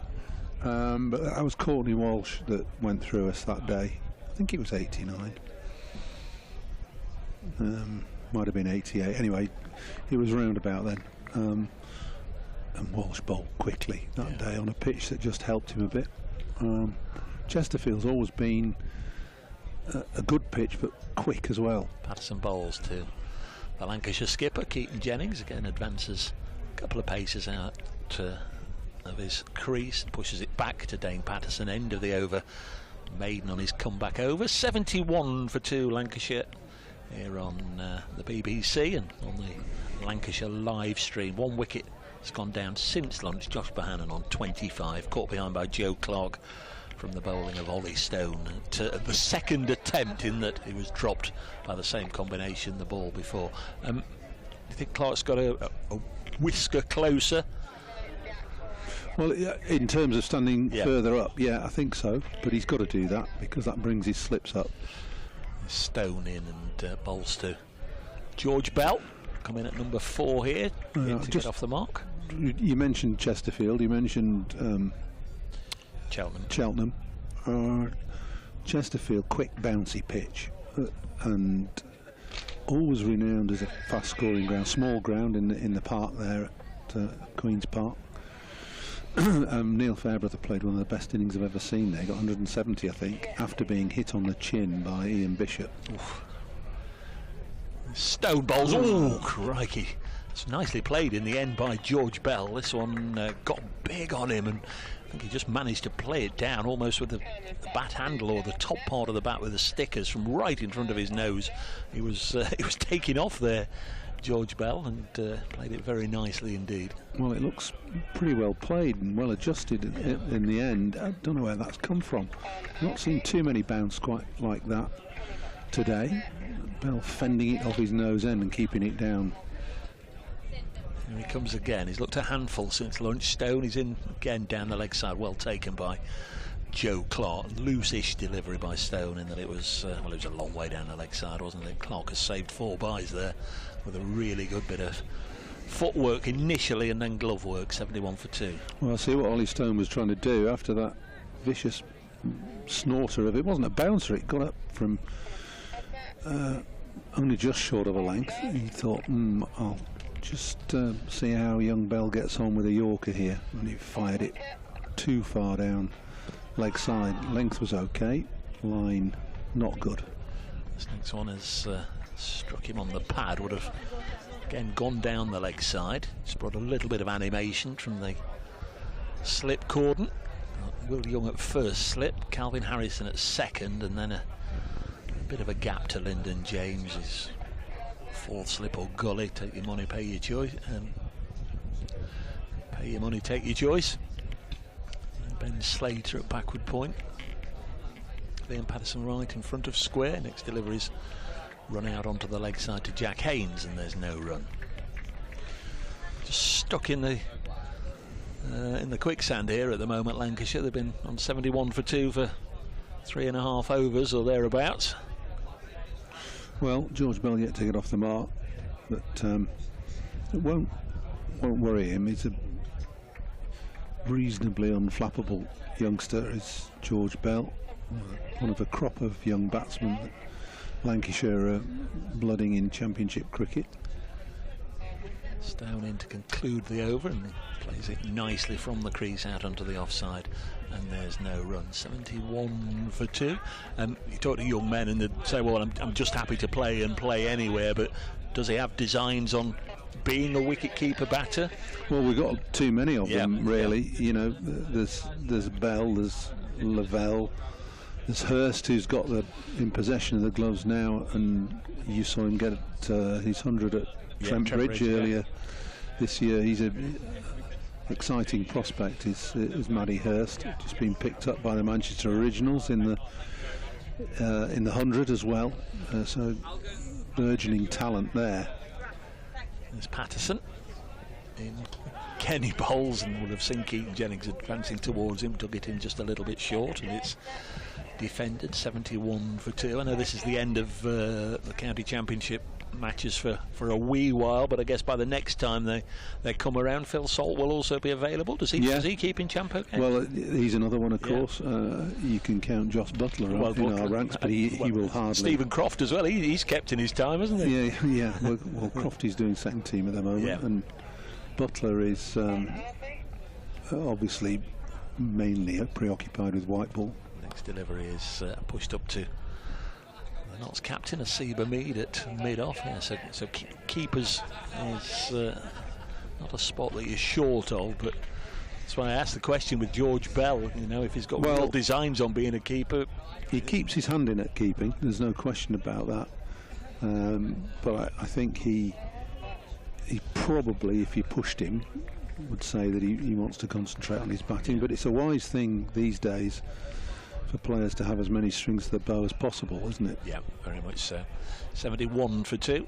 That's Patterson again bowls to Jennings, and still they're stuck on 71, and for the second delivery in a row, Asiba Mead gets it with his fingers all taped up as they normally are, spears it for reasons best known to himself all the way down to Joe Clark, and then the ball begins its return journey.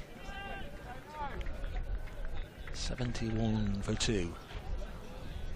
Well, I think he wanged it in at the keeper. They've got a designated shiner of the ball somewhere down there. Well, Liam Patterson-White at backward point, his flannels tell the tale. That's right. Patterson again round the wicket, and again Jennings just happy just to see himself through this little period here. A little surprised that after lunch there hasn't been an over of spin. I would have thought that Peter Moores might have suggested it instead of the tried and tested concentration of seam bowling. I think there's an element of we've put the opposition in, then we'll have to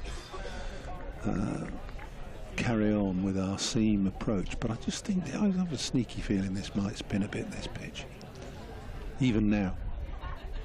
There's Patterson, wide enough to be left alone.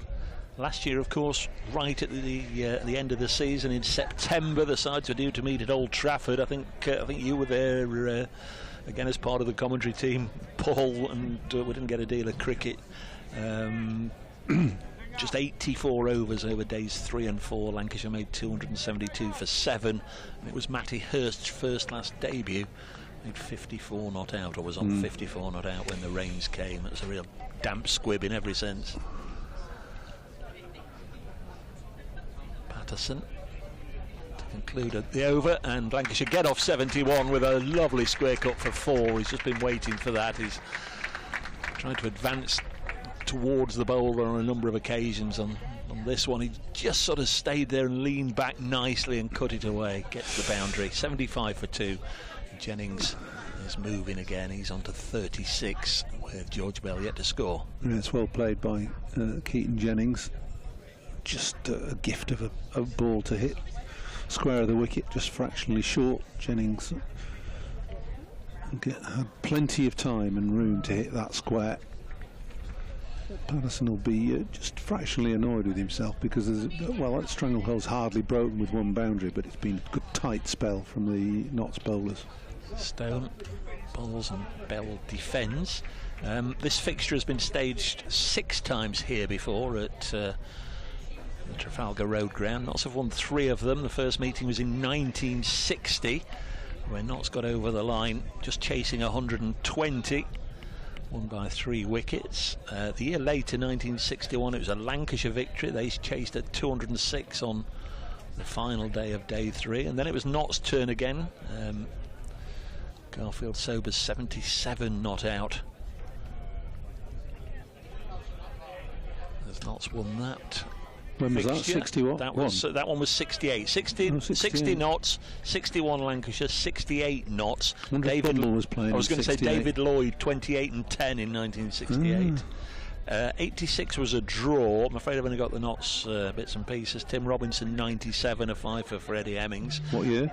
That was 86, but in 90, Gehan Mendes 180 and Graham Lloyd 39 and 56. It was a Lancashire win, and the last one in 2011 as Bell again turns it to mid-wicket. 2011, Andre Adams a 10 for, and in the second innings Darren Pattinson got his...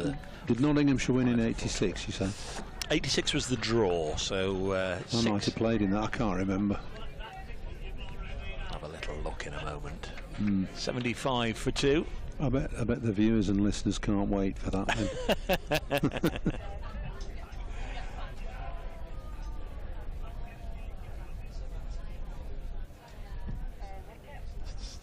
Stone in again, and this is defended. Try and find it in a moment. A couple of years ago, Keaton Jennings got a triple hundred on here. Yeah. It was against Somerset, I think. Just clicked off. Yeah, it was, I think. Where it was. 1980. What did we say? 6. Oh, I'm looking at Lancashire versus Warwickshire because Bumble had me looking up a game here earlier. Next one is short from Stone and goes through to the wicket keeper.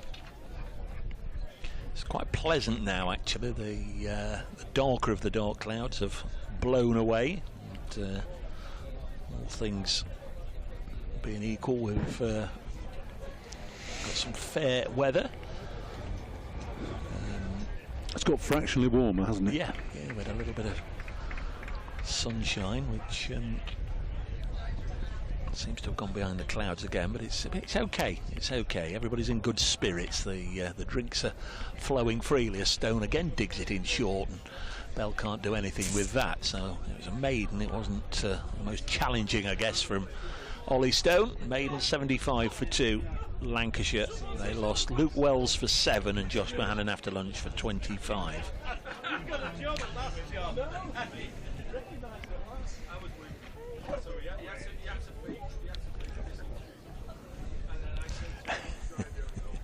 John Abrams lurking in front of them. So he's looking for David Lloyd, so are we, because he should be on commentary now. I think John is desperate to get an opportunity on air because he's come up to the commentary table about 4 times today. We'll find him in a second. We won't miss out on our ration of Bumble. John. Bumble. Supposed to be on here, David. There's going to be Dane Patterson to bowl. Coming in for me, I think. Oh yeah, okay, he's coming. He's wandering round like a lost soul. He's come to the wrong side. Anyway. Well, here's Patterson into bowl to Keaton Jennings, who pulls this one away onto the leg side in the air. It's gone all the way for 6.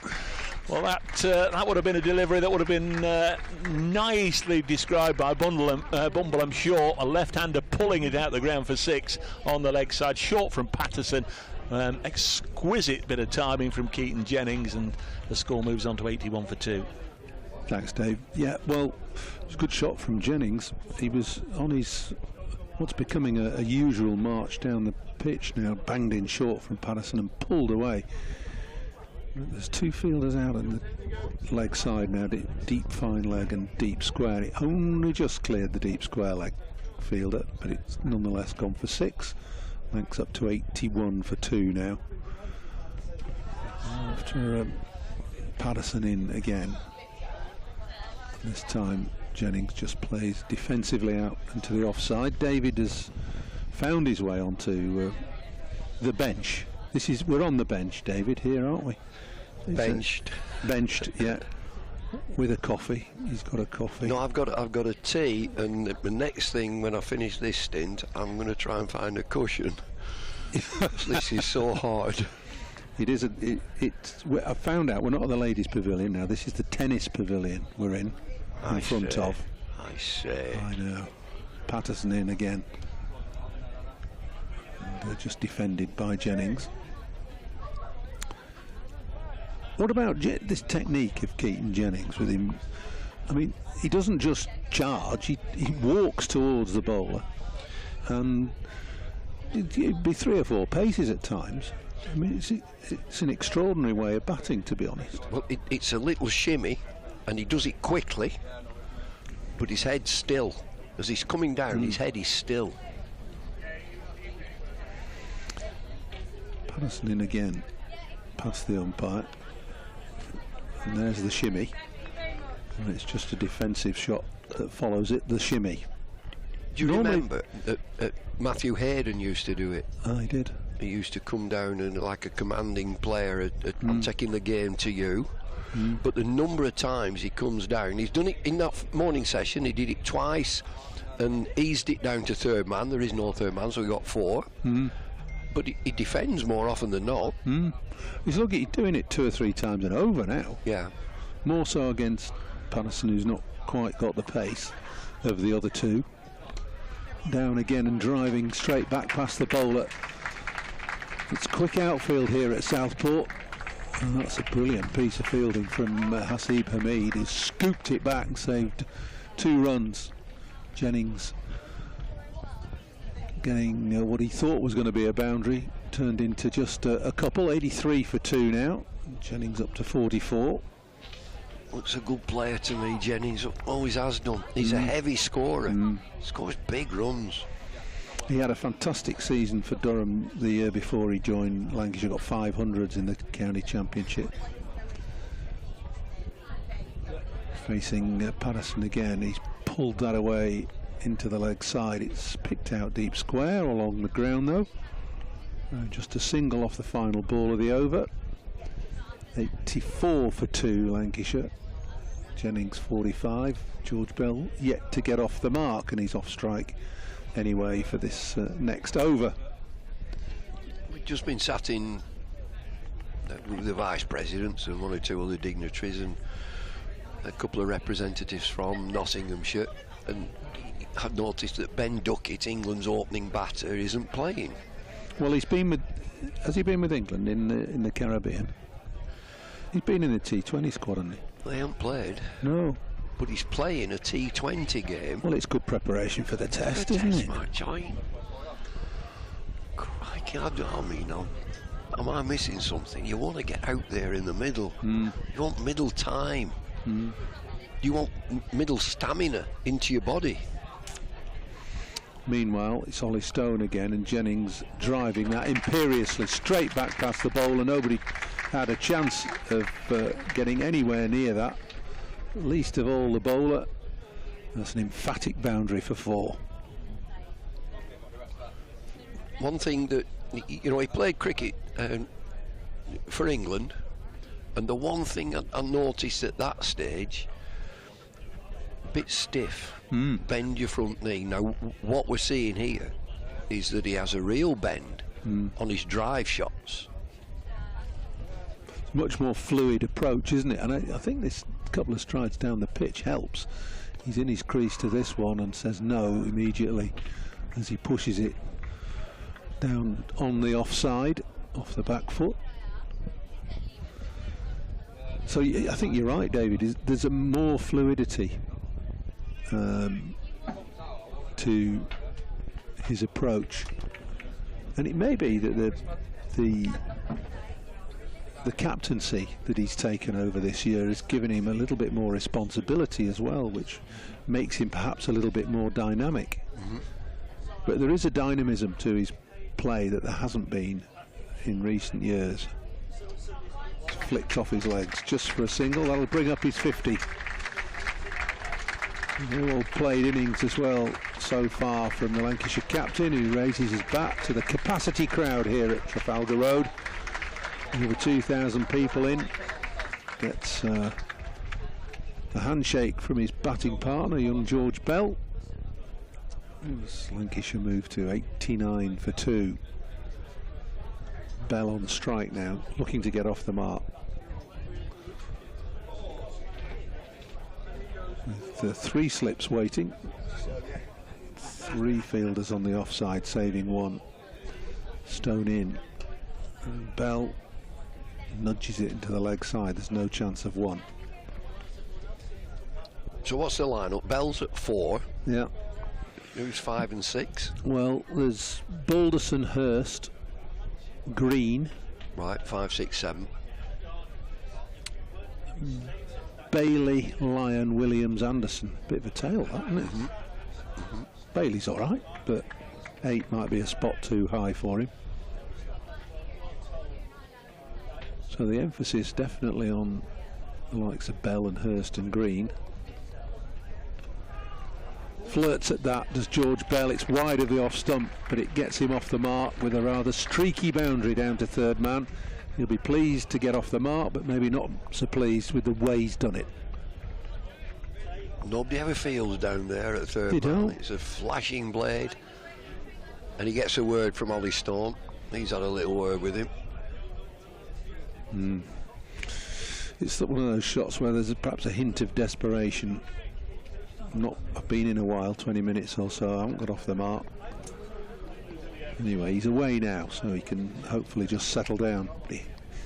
It's not a bad place to be bowling at, George Bell, if Ollie Stone's done his homework. It's a good leave, but again taken by Joe Clark round his ankles. That's the end of the over. 93 for 2 now, Lancashire. Bell on 4. Jennings, who will be on strike, just got to his half century. 34 overs have been bowled, so they're doing fine. Might just accelerate later in the afternoon in that evening session if we get that far. Clouds have lifted. It's got slightly warmer. A chilly old day. Couldn't get any cooler, could it? No, it was cold. Sea breeze, isn't it? Yeah, all that sea air. Whipping in off the Irish Sea. Patterson to continue now, round the wicket to Jennings, who advances. Oh, got desperately close to the stumps. He's played a defensive stroke. The ball spun back towards his stumps. No damage done, though. We've been looking at 1 or 2 games, Dave. He played against Notts here in 1968. I bet you remember that like it was yesterday. Gary Sobers was playing. Oh, he was? Oh, yeah, crikey, he played against Gary Sobers. And well, our off spinner, I think, was John Savage. Oh, yeah, Savage. Went on to coach for years at Lancashire. As Patterson comes in again, Jennings leaves it alone. I remember him, Gary Sobers. If John Savage played in that game, and I feel sure he would have done, I was at cover and he was peppering cover, hitting it so hard, with a big smile on his face. Best you played against, Sobers? Well, he's best all round. My old-time hero from those days. From those days of playing against him in the 60s and his league cricket as well. Patterson scurries up to the pitch again, and Jennings meets him a couple of strides. Didn't quite time it, but it's got straight back past the bowler through straight mid-on for 4 more. So Jennings starting to open his shoulders now and looking to be a little bit more aggressive. 97 for 2 now. And Gary, when he played, Gary Sobers played for the West Indies. There was no slouch with the ball. He was mainly a swing bowler, but he bowled a bouncer at me. Oh God, no helmets or anything, and he knocked my cap off. My cap came off. He had that lovely languid run up and action, didn't he? And loping run up, and then left arm quicker than he looked. As Patterson bowls to Jennings again, who stays in his crease this time, nudges it away on the leg side, looking for 2, comes back for 2. As the Notts fielders, fine leg and deep square, scramble between them to keep the ball inside the boundary rope, which they do. We know a few of the Caribbean guys can be a bit stubborn, no more stubborn than Michael Holding, but Gary is the same. If you mention reverse swing, bang, he's straight in. No such thing as reverse swing. It's either swinging in or it's swinging out. No such thing. And he's absolutely adamant. Well, he has a point, to be fair. Patterson in again now. Jennings with half a shimmy this time. Ends up on his toes, just defending. Patterson flicks the ball to one of the Nottinghamshire shiners. Every team has a designated shiner. I think it's Patterson White in this team. maybe more than one, to be perfectly honest. Yeah, that was Patterson White that got the ball. He's at short extra cover. He's not bowled a ball, he's got red stains all down his trousers so far. Jennings lets that go through. The last ball of the over from Patterson. Banks on 99 for 2. Keaton Jennings is 56, and George Bell that one boundary down to third man for 4. So you're the perfect man for me to ask this question. You're just talking about shining the ball. This ball's not swinging. It's been quite chilly, and there's a bit of a break. It's not swinging. Why continue to shine the ball? Why not say, oh, all right, we'll leave it, not do anything with it? Why do they keep shining? Well, come back to what you've just said, reverse swing, of which there is no such thing, as Gary Sobers said. But the idea is if you keep one side shining, the other side rough, you'll get the ball to counter swing, so rough reverse swing against. But if it's not swinging conventionally, why is it going to swing reverse? Oh, you tell me. I don't know. Oh, Stone in again and bowls a decent delivery to George Bell. I think that hit him on the glove. There's been one or two that have just bounced from short of a length. But the point about shining the ball, well, does it maintain the condition? You don't know what the climatic conditions are going to be like in 10 minutes, half an hour's time. You'd go against convention completely if you just let the ball deteriorate, wouldn't you? You might do it if you had your spinners bowling. Stone's in again. It's flicked away off his toes by George Bell. It may have come off the pad, actually. Yeah, it has. It's leg byes, or just one leg by, and that brings up the 100 for Lancashire.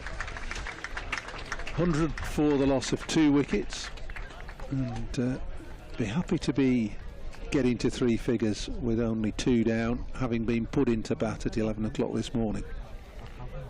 So yeah, I mean, I suppose if you had the spinners bowling and it was a dust bowl, you wouldn't really be bothered, would you? No, that's true. Your spinners would want it rough to get a better grip on it. But here, of course, Nottinghamshire have put the opposition in. When you put the opposition in on a pitch that you think's going to help your seamers, you're duty bound to keep the ball shiny and as new as possible. It's a lushish outfield, a lushish pitch. Jennings on strike, round the wicket from Stone. Hits him on the pad.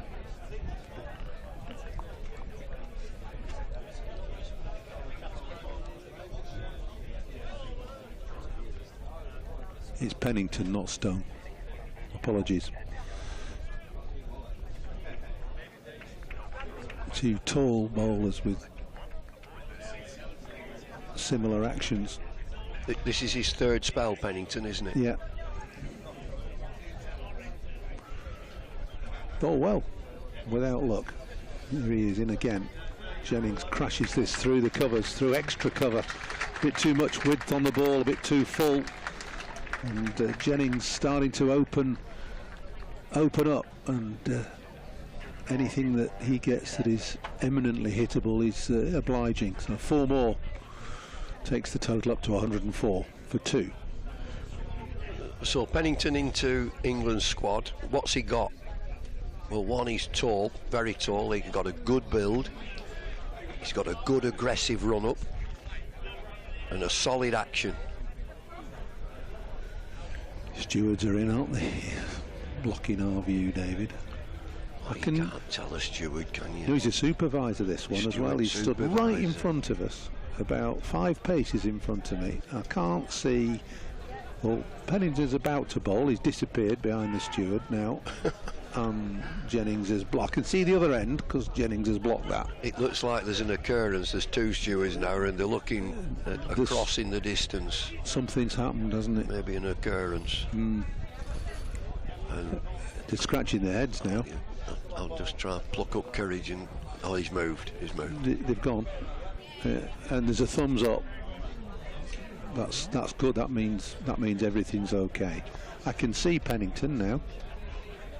He's around the wicket and gets Jennings to get up on his toes, just defending that off the back foot into the covers. That's the end of the over, 104 for 2.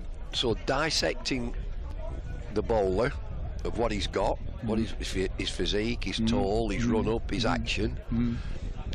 He looks to pull up very quickly on his follow through. I noticed that. Yeah, he stops pretty abruptly. And I actually noticed it when he was hit back at him by Jennings before lunch, and I meant to have another look, because you stop if somebody hits the ball back at you, you stop. But it's interesting that he's got a short follow through, and I like a good flowing follow through, because it tells you that you've got rhythm. Patterson, and again he's more than halfway down the pitch. Patterson, after he's delivered that, nothing like as quick as Pennington. Well, you'd like to follow through a long way to have a word, give the batsman the benefit of your wisdom. Well, it's no good standing and bowling from 22 yards. You may as well get up close and have a whisper. It's a good job you weren't quick. It's a good job I wasn't playing now. I'd be off the field more time, I'd be sent off.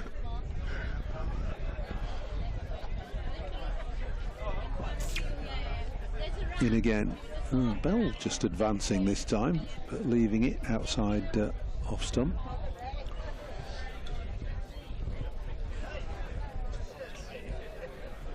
Well, you've got to let the opposition know you're about, haven't you? Whether you're batting or bowling, you don't have to do it by deed, if you like. Some fast bowlers prone to using a word or two just to reinforce the fact that they're about.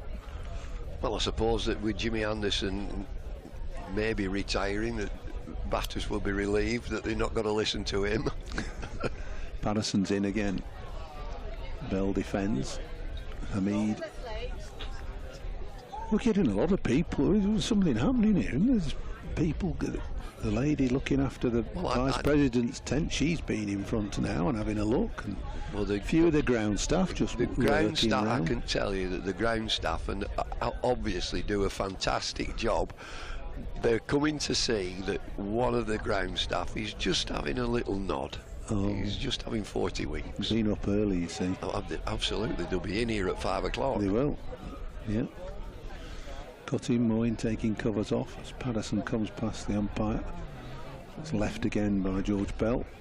Goes harmlessly through to Joe Clark.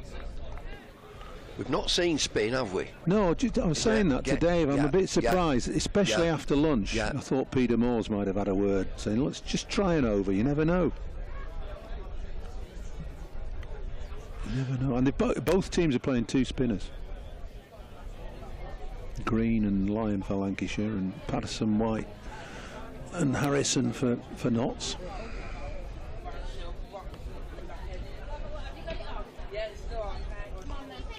Here's Patterson. Defended by Bell. Straight back to the bowler. Just the one scoring stroke for George Bell. 27 deliveries. Just like to see him try and turn the strike over a bit more if he's getting stuck like this. Try and pick up the odd one and two. Rotate the strike a little. Patterson in again. Bell leaves that wide outside the off stump. The end of the over, 104 for 2. With Bell on 4 and Keaton Jennings on 60.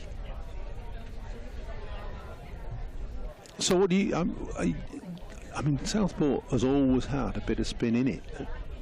I mean, it's got to be worth a try, hasn't it? Especially when you've put a side in and you're not getting the success you expect from your seamers. Well, you just have a change, don't you? Change the pace, change the field. It'll keep Jennings in his crease for a start. He won't be walking down at the spinners, will he? Yeah, just 4 or 5 overs. Let's have a look. Particularly in that morning session, just to see if there's any dampness on that top surface. Pennington again, round the wicket, past the umpire. Jennings sort of cross between a defensive shot and an attacking push, gets no run for it.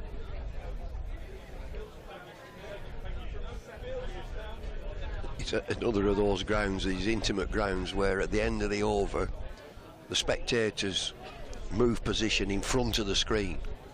They walk in front of the screen. They're all carrying, I mean, in London, I've been in London recently, it's an offence if you're not walking round carrying a cup of coffee.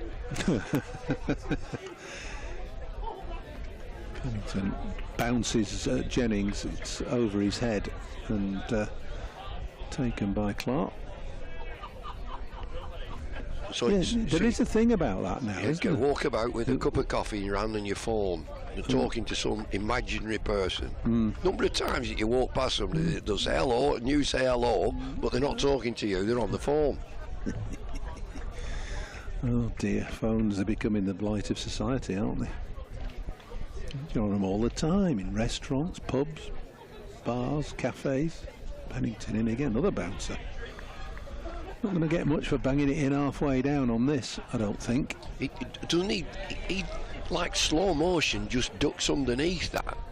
But it's I mean, it's going to be a sharp bouncer. It's not a quick pitch. No. But he just sways out the way. And got time, hasn't he? Absolutely. Well, he looks as though he's got time. He does. And that's exaggerated, if you like, when he comes down the pitch, because he's still got time.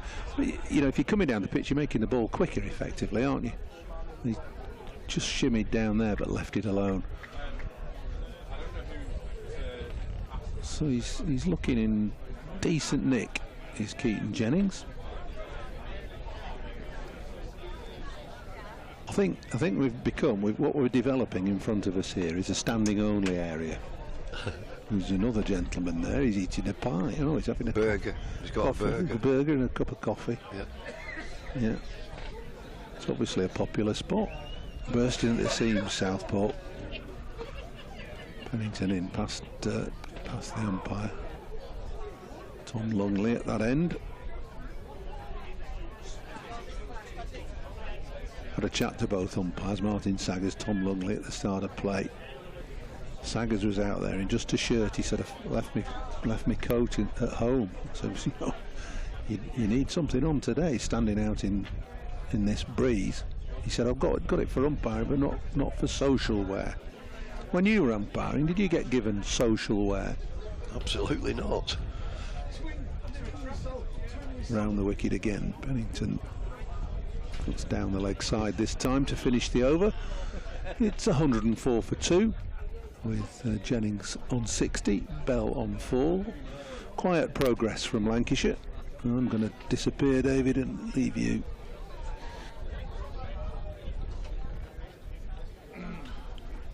Well, that last delivery has flashed past the outside edge, a defensive shot from Jennings. The ball pitched and just moved ever so slightly away towards slip. Went through comfortably at about waist height. It's not a quick pitch. So the game's settling down, 104 for 2. Bell is very watchful, he's on 4. Pushing defensively back down the ground. Patterson is still the bowler, so it's still pace. Keaton Jennings is on 60. And the clouds have gone higher. Still not seeing any sort of sunshine, which is a shame. The only thing that's missing.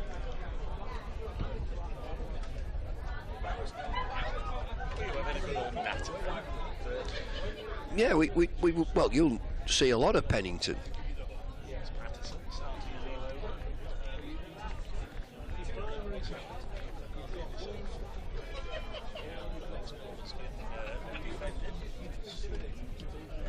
There we go, let's have a look. I think we're on again. Yes, he's obviously close season signing from Worcestershire. He's been very impressive early part of the season, has bowled quickly, bowled with plenty of discipline as well. He's not really gone round the park. Holly Stone maybe a yard or two quicker, does leak runs, There's Patterson. Bowls to right-hander George Bell, he's been there a while now, hasn't he? That's his 32nd delivery for 4. But very impressive, like I mentioned earlier. Very clear the England selectors have been monitoring Pennington since his move to Trent Bridge. You'd imagine there's a little bit of chatting and some phone calls go on. Kevin Shine has been very impressed with him, working with him, the former ECB bowling coach, of course now the Nottinghamshire fast bowling coach.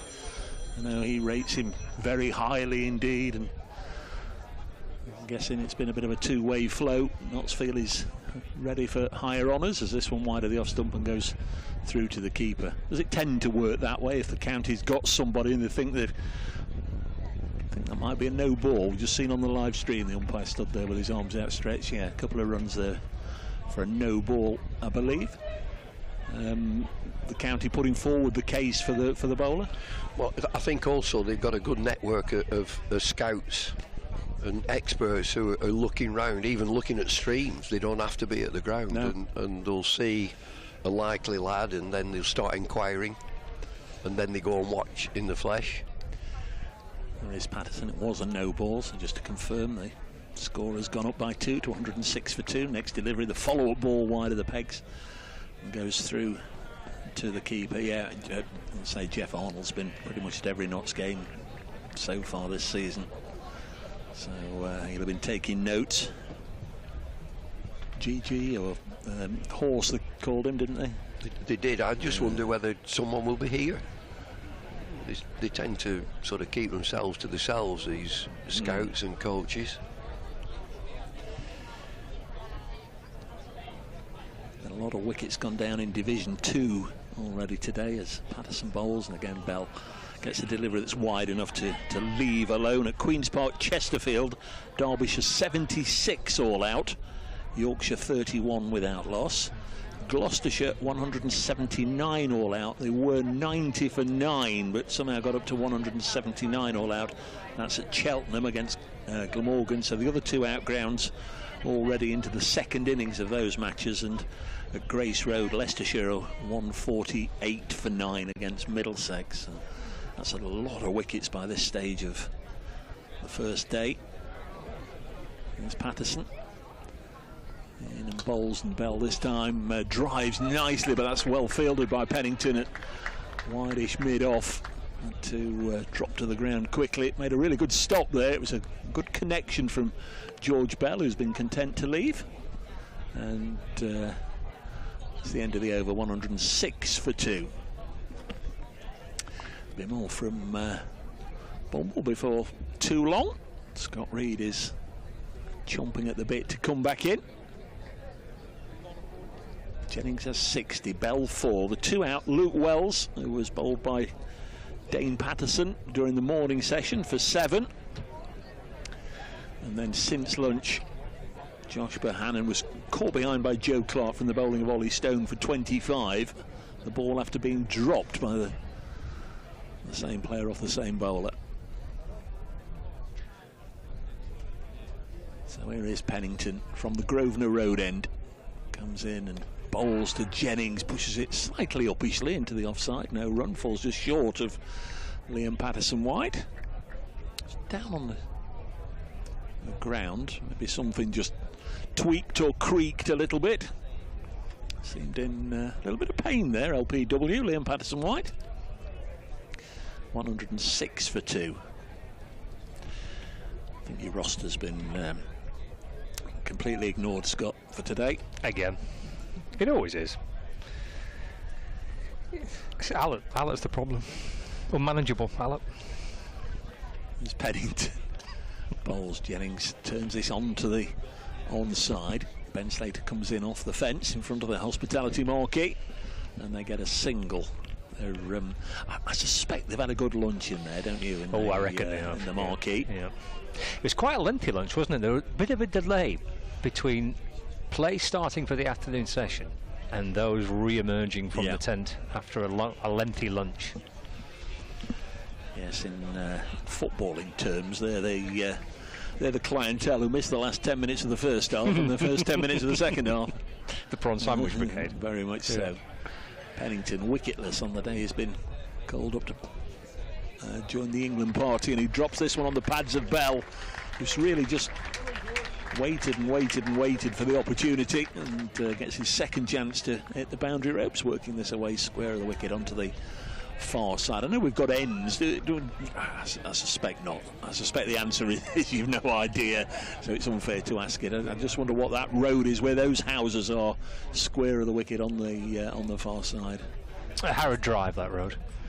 Well, I thought that was at... Yeah, I got them wrong. That was at this end. No, that's Harrod Drive end. Ah. Yeah. Ah. Yeah. Sorry about that. Next delivery. He's edged and caught. Pennington's got his wicket, nicked to slip, and the safe hands of Calvin Harrison. Gobbled up by his standards, a very easy one, not to have a bowling point. Wicket goes down on Nelson, 111 for 2, and George Bell has fallen to the England man, Dylan Pennington, his 30th wicket of the season. Bell caught Harrison, bowled Pennington for 8, a delivery that bounced on him and played from away from his body from George Bell, and nicks it, almost catching practice, into the hands of Calvin Harrison. They bowled well to Bell. I think Nottinghamshire bowled really well to Bell in the afternoon session. He was a little frustrated there, wasn't he, having a little nibble at that and catch in the slips, but I think post-lunch, since Bell's been out there, they've bowled really well to George Bell. They're giving him very little to work with. Yeah, good bowling by Nottinghamshire to Bell in particular. Just keep chipping away here, Notts. Decent kind of post-lunch start. So one wicket-keeper batter, although he won't take the gloves unless it's in an emergency, is replaced by another one. This is Matty Hurst, isn't it, on his way out of the middle? It is, yeah. Got a century at Trent Bridge, and also you'll see Nottinghamshire on his career record, because that's the county that he made his first-class debut for Lancashire in that very, very, very wet and very rain-interrupted game at Old Trafford last September. He was 54 not out when we eventually called it a day. Just 80 overs or thereabouts, spread over the 4 days. Fairly wretched stuff. He's a right-hander, and he's on strike now as Pennington bowls, and nice crisp shot, doesn't get any reward. That's a tumbling stop at wide-ish mid-off. It may well be Toby Petman who's on the field as the sub-fielder. Yeah, I think that's Big Toby. Must have snuck on at the fall of a wicket. Yeah, it is Toby, number 15, on his back. Toby Petman's here.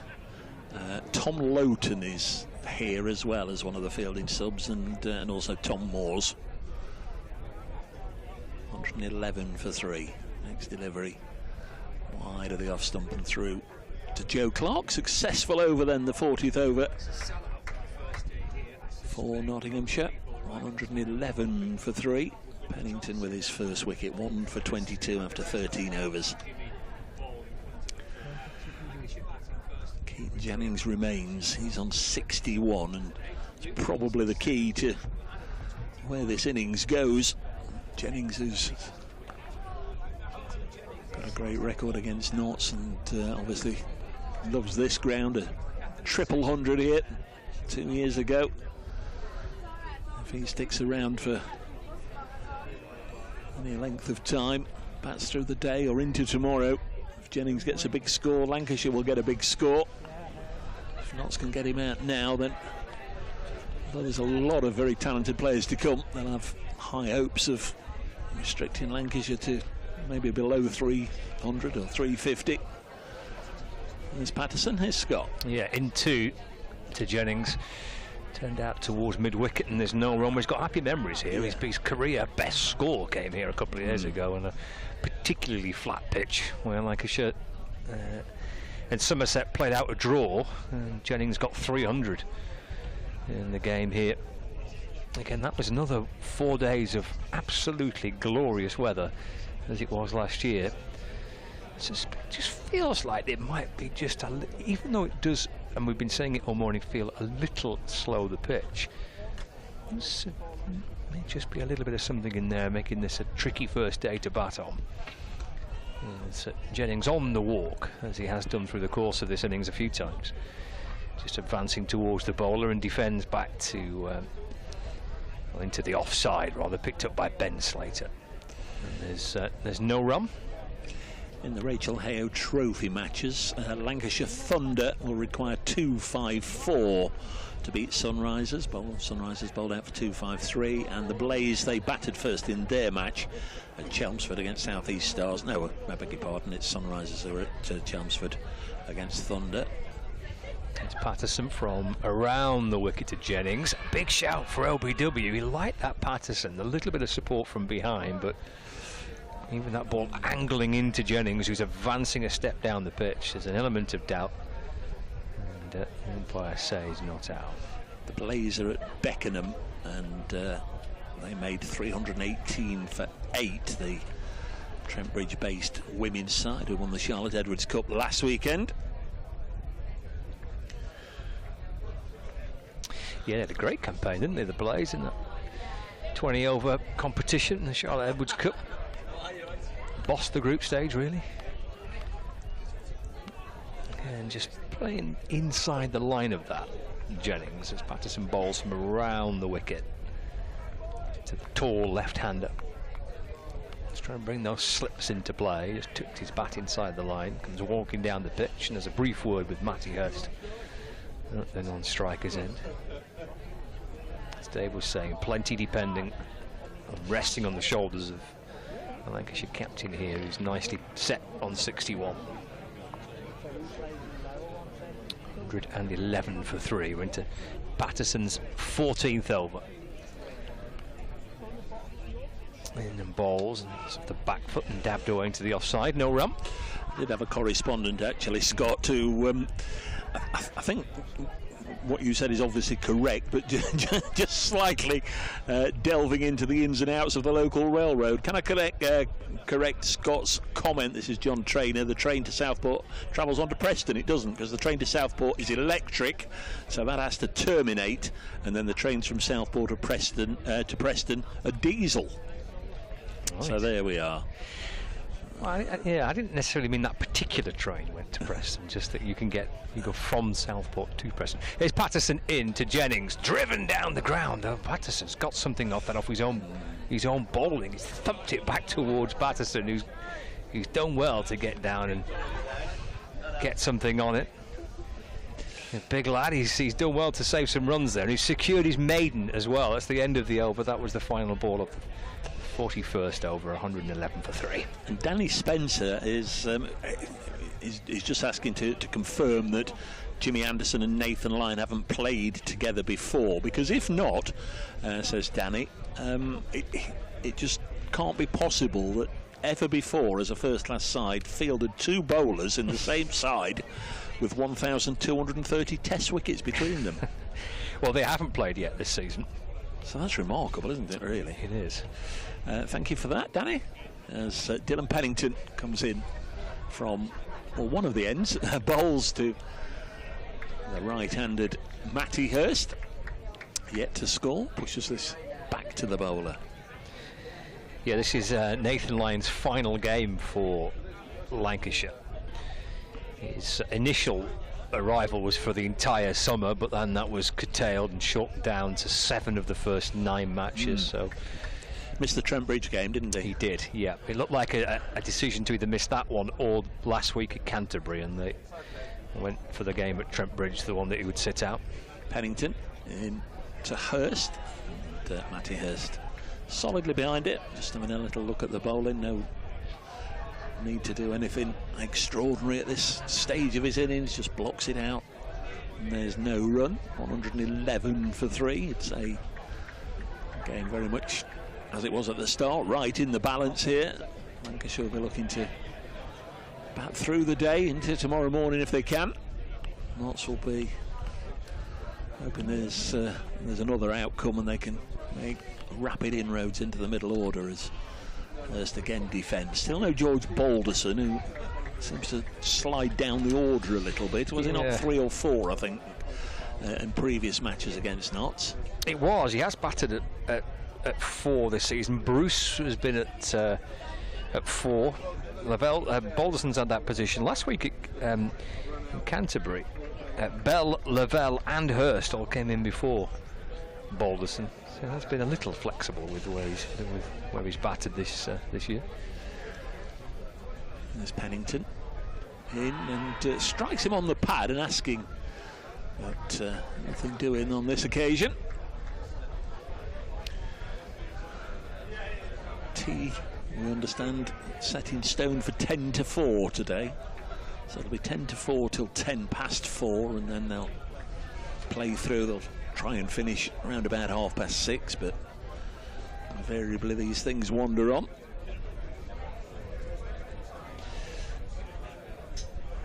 Increasingly frequently, I keep seeing gentlemen coming out of the marquee to join their table and friends and whatever, carrying bottles of champagne and bottles of wine, as this one down the leg side is angled away by Hurst down to Dane Patterson in front of the ice cream caravan in that far corner. Well, it's not a caravan, ice cream van. Single taken, so Hurst is away, 112 for 3. Now Luke Wood in this Lancashire side, but saw him bowling during the lunch period. Out on the outfield, bowling with a white ball actually, so no doubt getting ready for a return to blast action. Lancashire nicely poised in that competition. Defeated Notts at Trent Bridge in the one meeting they've had so far. Notts have still got to come to Old Trafford. There's Pennington and again to Jennings, who defends. 112 for 3 at the end of the over. Lancashire looking good for a quarter-final berth. I think so. Yeah, lost a couple, didn't they, before the break for return of these two championship fixtures. And lost at Durham and lost at Yorkshire as well. That won't have gone down well. No, it was a particularly controversial game, that actually. There's a couple of rather confusing moments where there was a run out that wasn't given as a run out, and off a no ball. It was all quite tetchy at one stage, but Yorkshire running out winners. Was it Headingley, was it? It was, yeah. So Lancashire get their chance to put it right in a few weeks' time at Emirates Old Trafford. Lyndon James coming into the attack. He bowled just one over, didn't he, before lunch? Yeah, he seemed to spend most of the morning just fishing around inside that bush looking for the looking for the cricket ball that had been lost. In balls to Hurst, that's left, taken by Clark, and there's no run. 16 wickets this season at 33. Lyndon James, that's coming down with every game. Fully fit now, proper all-rounders role he has in the team. Did have a season and a half where he was just playing as a batter. Striding in, big tall man. Bowls to Hurst, who's right up on his tiptoes on top of the bounce and defends away into the offside, and there's no run. On 12 for 3. Yes, he attended Oakham School. Like his hero Stuart Broad, followed him into the Notts team, and at the end of last season when Broad retired, he handed over the number 8 shirt. Looped round the top of his mark and comes in again.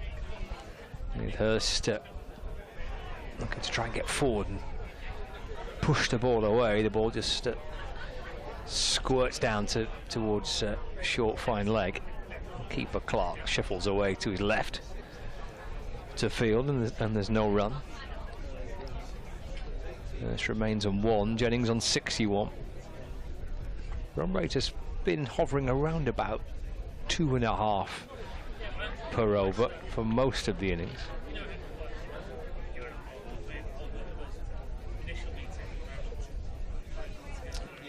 James balls left alone by Hurst. Clark takes it tumbling away in front of first slip. Worcestershire having a decent day with the ball at Chesterley Street. Durham 183 for 9 up there. The bottom two going into this round of matches, Worcestershire and Kent. Lancashire got their noses well clear after last week's victory over Kent. They did, yeah. It was a pretty solid win for Lancashire and Canterbury's. James is in and bowls to Hurst. It just turns him round. The ball flashes away past the edge of the bat into the gloves of the keeper. Smart delivery from Lyndon James. And there's no run. Still no sign of either of the spinners. I know Paul and Bumble have both been advocating a little bit of a look. I both think it'll turn on there. Tends to. Yeah. Lancashire in the past have signed spinners just with this particular fixture in mind. Maharaj from a few years ago played here for Lancashire. As Hurst gets forward and defends away into the onside. There's no run. End of the over. 112 for 3. Jennings on 61. Hurst on 1. Is this Chris Green's county championship debut for Lancashire? It is. Yeah. So again, they've given him that second overseas slot as the second frontline spinner. Captains the Thunder, doesn't he, in Australia? He's been excellent for Lancashire in the Blast. He really has been a star player for them so far in the group stage, both with the bat, with the ball, and in the field. He just looks like a terrific cricketer. Good cricketer. It'll be Pennington once more. We sat in front of the tennis pavilion, sandwiched between. Tell you in a second as Pennington bowls to Keaton Jennings, runs it to backward point, no run.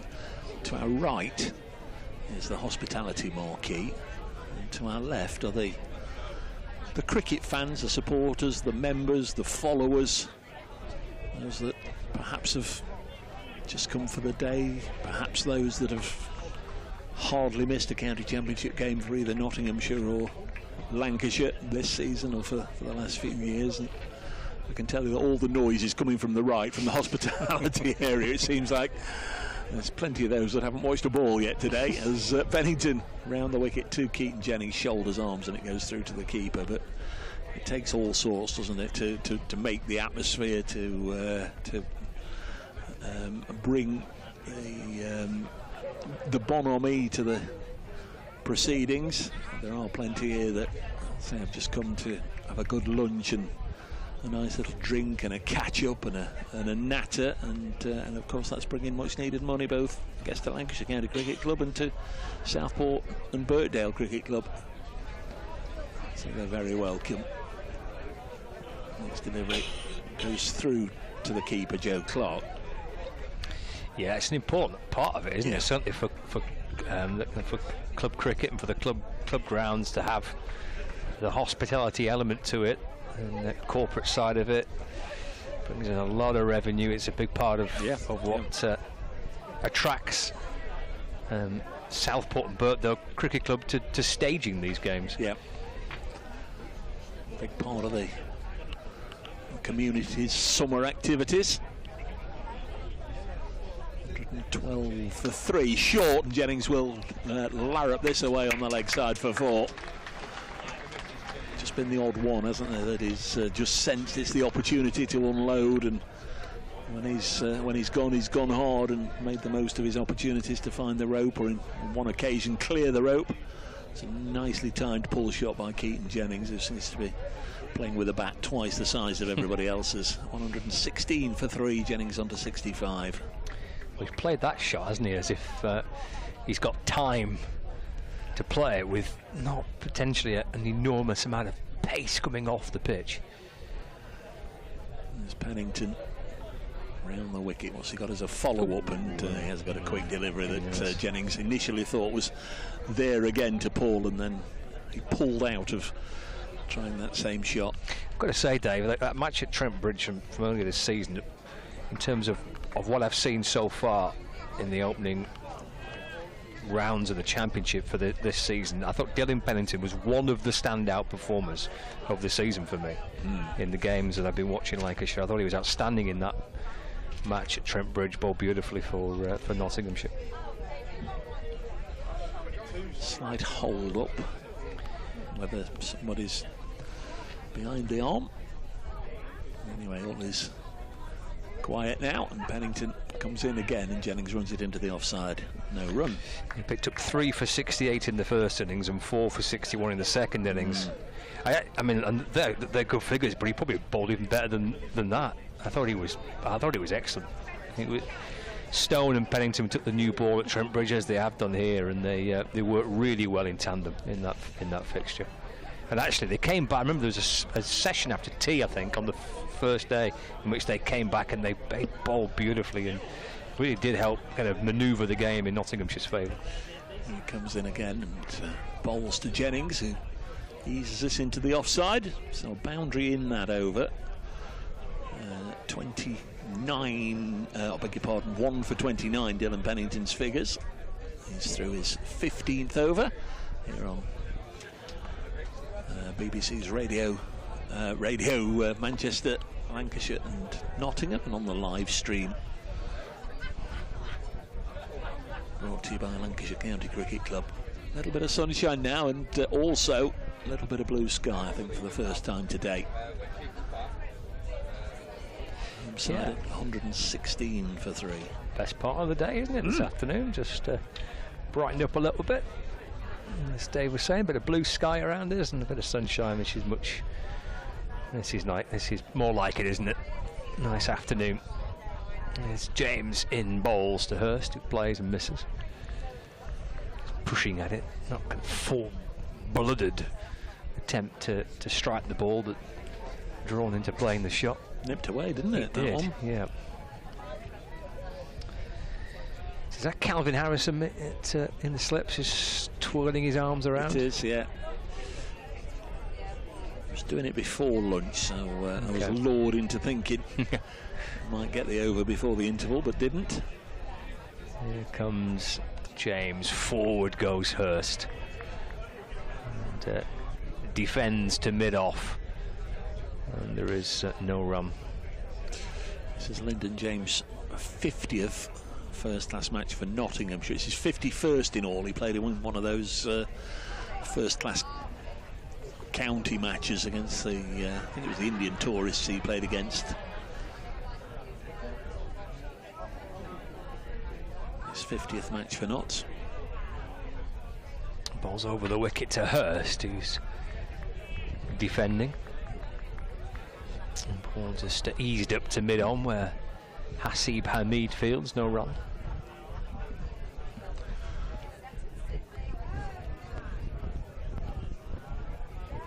So Balderson listed to come in at 6.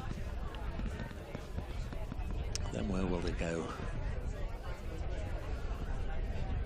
It's Tom Bailey, Will Williams. I'm missing somebody. Nathan Lyon and Jimmy Anderson. Yeah. It's driven away by Hurst to mid-off, no run. Yes, it's quite a bit depending on this particular partnership. Balderson's a fine player. I'm still missing somebody. That only makes 10. Get your scorecard out, Dave. Get your scorecard. Oh, of course, Chris Green. Chris Green, yeah. Will he come in at 7 then? Yeah, I would think Balderson and then Green. Yeah. Bailey, Williams, Lyon and Anderson. Forward again goes Hurst. He's eager to try and get on that front foot, isn't he? Pushing away defensively back down the pitch, no run. Yeah, the 2 changes by Lancashire. Lavelle came into the side last week as a batter, didn't keep wicket, just played as a batter instead of Tom Bruce. Lavelle drops out and Chris Green coming in, and the other change is Jack Blatherwick dropping out.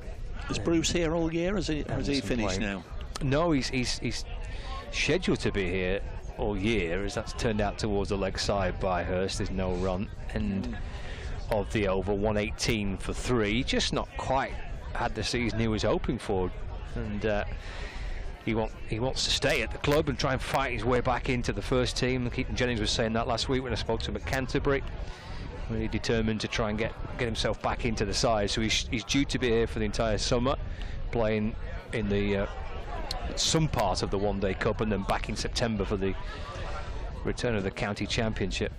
But yeah, missed the final, missed the Yorkshire T20 match. Didn't play last week at Canterbury. Not playing again this week. So see if he can try and get some form again. So we're going to get spin for the first time on the day, and it will be the leg spinner, Calvin Harrison. Yeah, we'll have a double change. You talk us through this over, Dave. I'll bring Bumble into here, and then Paul come and replace you. Okie dokie. So it will be Calvin Harrison. They'll be bowling initially to Keaton Jennings.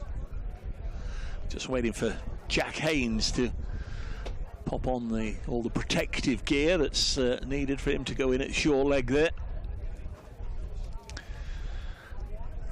In fact, he's put all the protective gear on, and now he's moved out as far as mid-wicket, so Haynes has put all that gear on clearly for when Belly's on the strike. In fact, he's now being brought back in, I think, Jack Haynes. Or is he going to go on the offside? Welcome back, Bumble. We have got spin at last. I know it's about 3/4 of an hour since you and Paul were suggesting it should be on. And a bit of sunshine. Yeah, we've got some lovely sunshine at long last. That's lovely to see. 118 for 3 then, so here is the leg spinner, Calvin Harrison. He's having a splendid season with both bat and ball on 5-wicket haul. Comes in and first delivery is turned past him, and they take a single, pushes it to sort of deepish mid-on for 1. Wrist spin. He's a leg spinner, yeah. Yeah. 20 wickets this season for Harrison, 33 apiece. 119 for 3. So now we've got Matty Hurst, I beg your pardon. He called him George Bell. George has gone. It's Matty Hurst who's just got a single. He's faced 19 deliveries, got a short leg in there and a slip. And there is Harrison, bowls, dropped on the leg side. South African born, but spent most of his younger days in New Zealand. Had a brief stint with Hampshire in the COVID year of 2020. And again now on bowls, dropped on the leg side. Was doing his studying, and with Oxford MCCU 2021 came to Notts for the pre-season game against Notts and scored a century, and Nottinghamshire liked what they saw and offered him an extended trial, and the rest is history, as they say. 119 for 3 as he pushes this back to the bowler. It's all about opportunity, isn't it? Get your opportunity and make the most of it. And what's his best bowling? A 5-for, but it's a very expensive 5-for. He's in again, and this is pushed into the offside. Bowled all day for 5 for 128. He did get something silly in the 100 last year. Was it 5 for 7 or something? He's got the best figures in the 100. 119 for 3. He's in again and bowls. This is cut away. That's a delightful shot from Matty Hurst. Can't quite see who it is providing the protection. There is a sweeper out here. It's Ollie Stone, I think, out here on the fence. And in fact, both Ollie Stone and Ben Slater come rushing in. I think Slater's been off for a comfort break. 120 for 3 at the end of the over. We've had 46 overs in the innings. Keaton Jennings remains on 66. Jennings or bust. If Jennings bats all day, Lancashire get a good score. Well, he's looked really assured. He looks in good form and confident. As for playing leg spin, the theory was that, you know, if you've got a leg spinner who's just useful, you can just sit on him and wait. You'll get a bad ball. When you get the bad ball, knock it away. If he's a very, very, very good leg spinner, you've got to be proactive and try to get the game to him. And so he just waited there. He's at 1 over. Wait for that bad ball, knock it into the offside. But there was a saver. There was a fielder on the boundary. There's Lyndon James then into the right-handed Hurst. Drops this on the leg side, and there's Ollie Stone doing the field, and you don't often see Stone in on the 1 in the ring. He's either at mid-on or mid-off, or down at long leg. Stone with one of the 3 wickets. In fact, the 3 principal quicks all with a wicket apiece. Stone and Pennington and Patterson. Lyndon James. Lengthy approach, and he comes right arm, medium fast bowls and drive up to Asiba Mead at mid-off, and there's no run. We've seen plenty of drives from Lancashire's batters that have hit the field, particularly at mid-off. Some nice shots that you think, oh, that's going to be 4, and a metre either side it would have been. But just finding the fielders. A little bit of a breeze picking up. The 2 tall trees on the far side of the ground, the branches just starting to sway a little bit. There's James, and again bowls and wide enough to be left alone. 120 for 3. And he's tall as well. Yeah. James looks a very tall bowler. He's got a good action. He's an all-rounder, isn't he? He is, genuine all-rounder. Yeah. He's been batting at 7 for much of the year. I'd imagine he'd probably bat at 6 in this side with Tom Moores not playing. He's had a century and a 96 and 16 wickets going into this game. So genuine all-rounder. Next delivery played to Dane Patterson at mid-on, and there's no run. The volume from the hospitality marquee has just been turned up a notch or 2 since lunch. And the seats being occupied as well. I noticed there were many ladies sat round inside the tent that have now found their way outside with this little bit of sunshine that's around. Just saying how important it is to the cricket club and to the local community. This one wide of the off stump goes through to the keeper. There have been a lot of volunteers that have been working hard to make this match happen over the winter and in the last few weeks, and they're getting their reward today, seeing the people in here enjoying themselves. I always like the temporary barriers, that they're always temporary barriers that you can't come in here. This is exclusive for this sort of people, and it's almost like, it's just like league cricket, is this? Next delivery is chipped onto the leg side straight to Ollie Stone. That's a tame wicket given away there, just pushing at the ball and just lobbed it up straight into the hands of Stone. Like I say, you don't often see him fielding at mid-wicket, and Matty Hurst has come and gone in a little bit of a flash. He's gone for 2. He made a century at Trent Bridge, a terrific century, his first in first-class cricket, but Notts have maybe worked him out a little earlier, and certainly a lot cheaper today. He's gone for 2, and Lancashire 120 for 4. I think Nottinghamshire are in a good position now. They've worked really hard. The quick bowlers mainly to the fore. We've just had that one over a spin, and so when you look at that 120 for 4 and one batsman is 66, Keaton Jennings stands firm, but other batters are coming and going. Nottinghamshire just winning the toss and bowling first and whittling them out. You know, that wicket came from nowhere, and neither Bell nor Hurst were looking assured, and suddenly you find yourself, it's precarious, is this 120 for 4, in the words of Geoffrey Boycott, always had 2 wickets on. I like this young man, George Balderson. He's on his way to the middle. We'll see what Paul makes of it. See, he comes in after another word or 2 from David. Yeah, 120 for 4, and Jennings is 66. Balderson, again, is a genuine all-rounder, and he's got a job to do. He's got to support Keaton Jennings, and they've got to get a partnership, a meaningful partnership, because Nottinghamshire will feel, they should feel, we're in a good position here, just nip another out, get Jennings out, and we're right into Lancs. The sun's shining, and the spinner, he's going to come on again for his second over, leg spin, and Jennings takes a single, just pushed away into the leg side.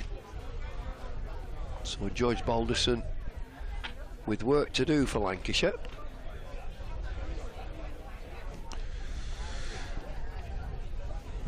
Lancashire just a bit of a setback, haven't they, since lunch. 3 wickets down.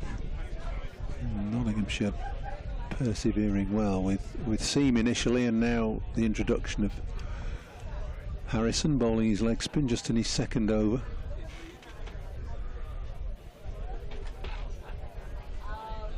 Balderson on strike for the first time.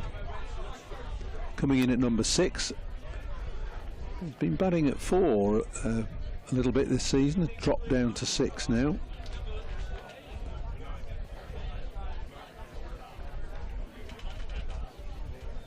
Harrison in again with a short leg and a slit of the close catches. Other than that, it's a relatively defensive field, backward point, deep cover. Mid off, mid wicket, backward square leg, and he's turned that past the outside edge of Balderson. He's a high stepper as a leg spinner.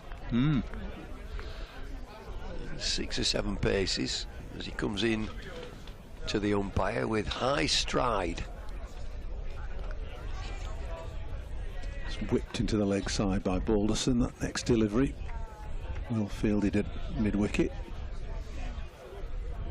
No run.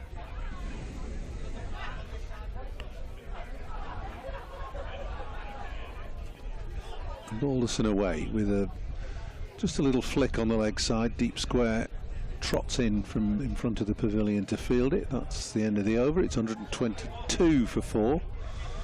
Balderson stays on strike, and Jennings still there on 67. He scored 7 in the last, since I was commentating, 40 minutes, is it? Well, he's waiting for somebody to stay with him, I would think.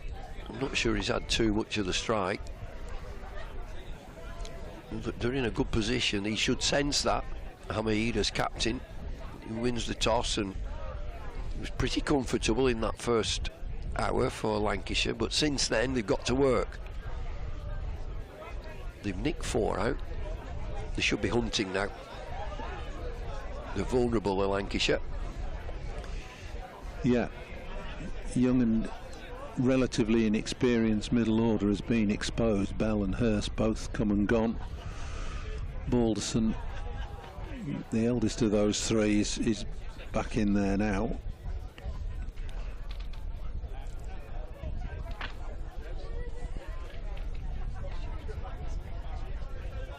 I just get the feeling that they're exposed a little bit too high.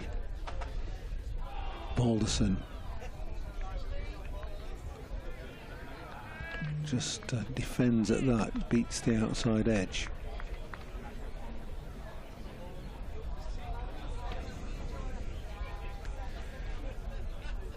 Lyndon James, the bowler. Good all round. I like this for run up and delivery. He's top side of medium pace.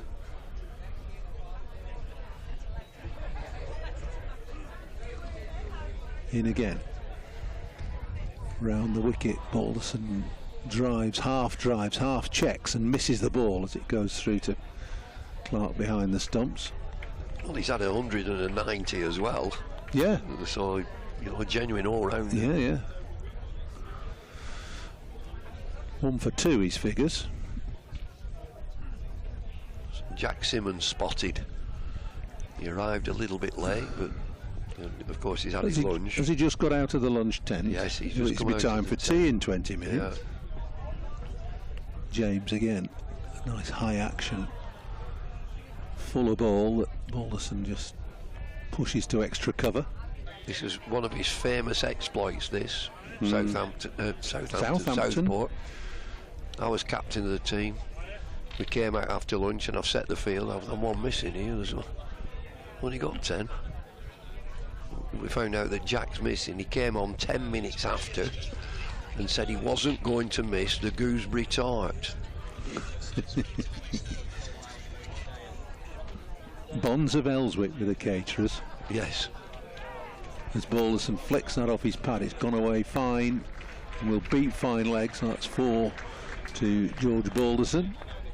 Takes him on to 5 and the total on to 126 for 4. Just got the angle wrong, James, round the wicket there. Slanting it in, but two-leg side, unfortunately for him.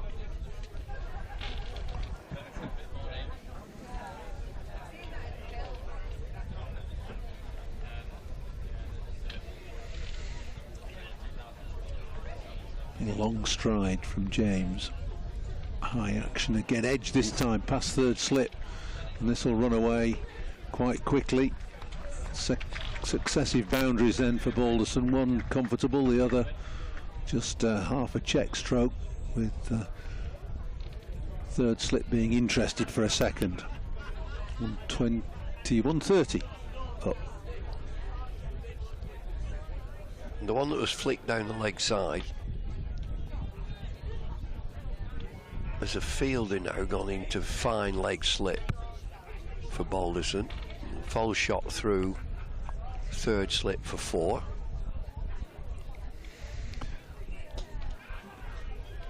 Full-blooded drive down the ground this time from Balderson, straight to mid-on though.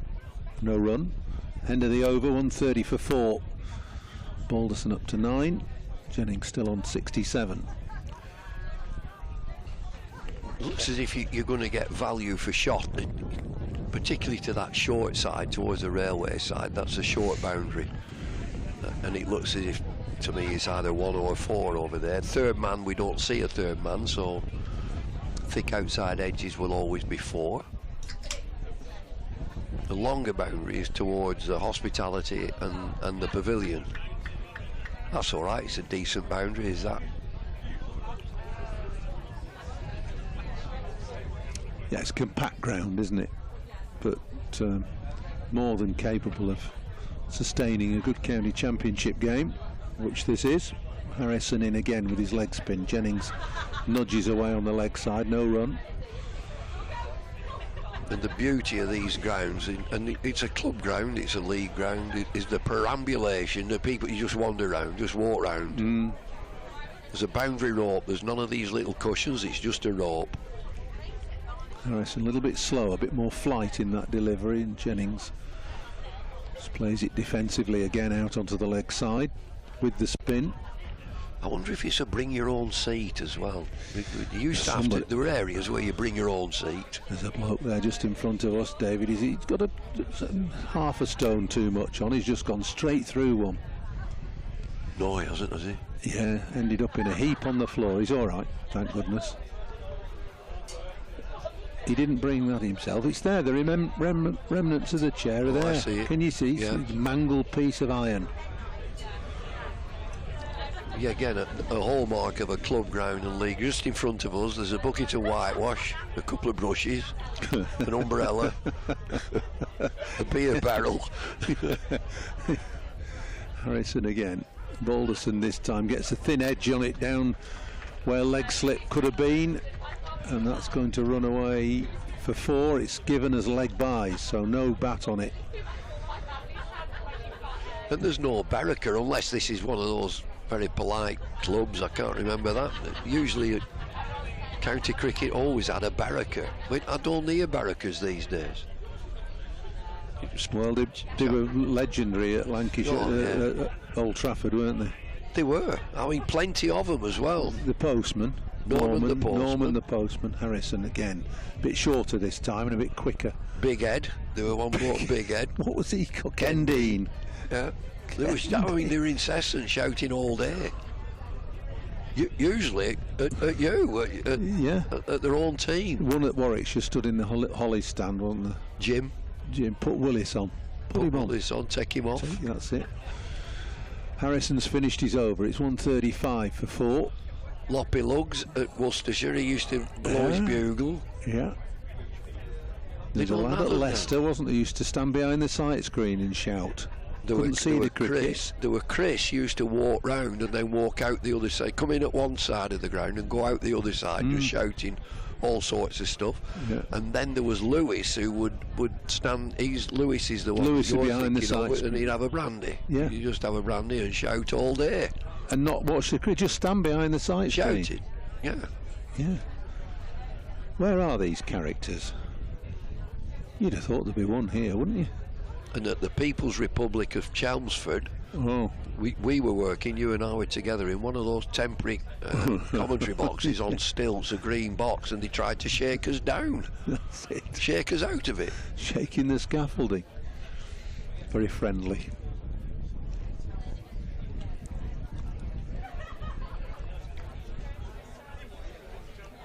So 135 for 4. Jennings on strike here. And there's that walk again. As James Bowles just defended. It's a crucial period this. We've got 15 minutes before tea, roundabout. Tea's being taken at 3:50, I believe. Regardless, came the statement. Regardless of what, I'm not sure, but it's being taken at 3:50. Be a longer last session. Should get the last session in as well with his sunshine. Jennings just up on his toes for that delivery, barking out a no as the ball goes to Jack Haynes at cover. I also, when you're in, well, we're very close to the hospitality area, it's always interesting to see who's actually watching the cricket. Not many. Not many. The people chatting amongst themselves, meeting friends. James past the umpire. Defended again by Jennings. It's good bowling, this. Very good. You know, he's not one of the front line bowlers. He's the fourth seamer in this lineup, but he's bowling good line, good length. It's defensive. They've bowled no rubbish at all today. Nottinghamshire maybe not got the success they want, but they've found themselves in a decent position. That's why I say it's crucial. One more wicket goes either way this first innings. Jennings crouching down as James comes in. He's well forward again. I think Bell and Hurst are one position too high for Lancashire, don't you? Yeah, they've got a long, I mean, a long tail, haven't they? With all the bowlers in the they team. have. They've got a long tail. They have, but don't you think Balderson should be batting at 4? Well, he has been. Yeah.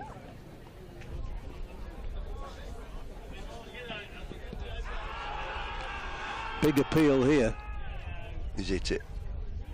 There was a double sound, yeah, wasn't there? There was a very woody sound.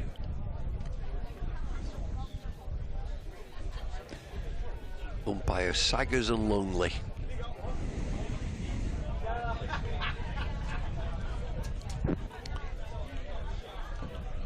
Neither of whom I don't think have played here. Well, why would they really? Don't get that many games at Southport. I do remember some journeys though from here, and teams have journeys to get here. James comes in again. Jennings is marching down the pitch to that one. James bowls it wide. It's left alone by Jennings. That's the end of the over. 135 for 4. But we've seen that so many times, the stroll down the pitch from Keaton Jennings. I wonder when he decides to do it. Does the bowler's walking back, or in his delivery stride, he just sets off? Well, it's clearly premeditated, but what promotes or prompts that, I don't know. Whether it was the ball before or he sees something in the bowler running up. I've no idea.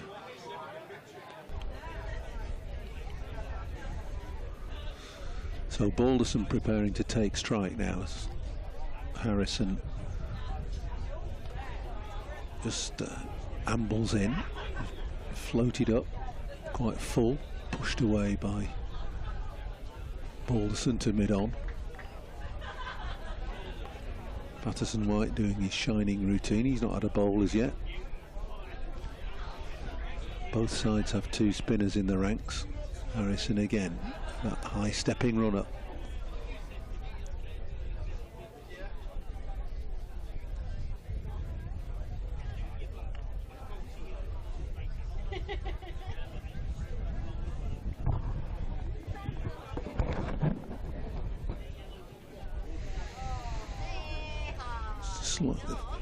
Square leg, backward square, just coming a bit squarer. Balderson likes to flick the ball off his toes. This one, though, he's just pushed out to short extra cover where Harrison runs round as the fielding off his own bowling.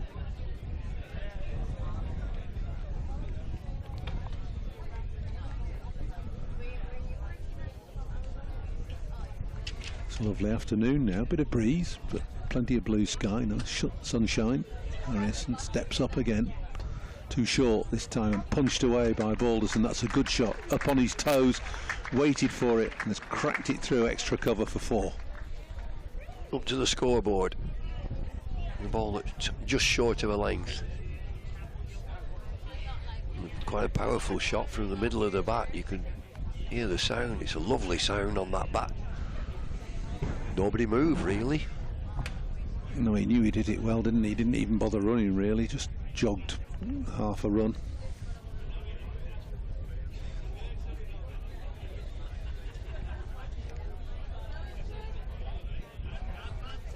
Short, not quite got hold of it, but enough on it to get it away down to fine leg.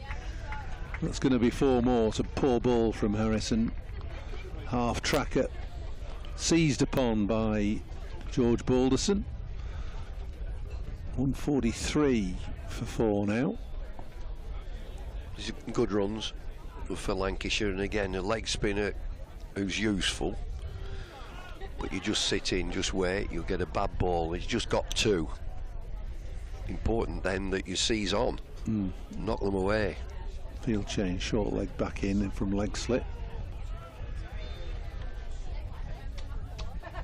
Goes harmlessly on the bounce to slip. The last ball of the over. 143 for 4 now. Umpire Lungley just checking the follow through of Harrison's in, just to see if he's getting a little bit too close into off stump in that follow through. They've got another bowling option, haven't they? Nottinghamshire, another spinner. It'll be Patterson White, Liam Patterson White. So he won't be another leg spinner, he'll be a finger spinner, I'm sure. Left arm spin. Left arm orthodox spin is another option.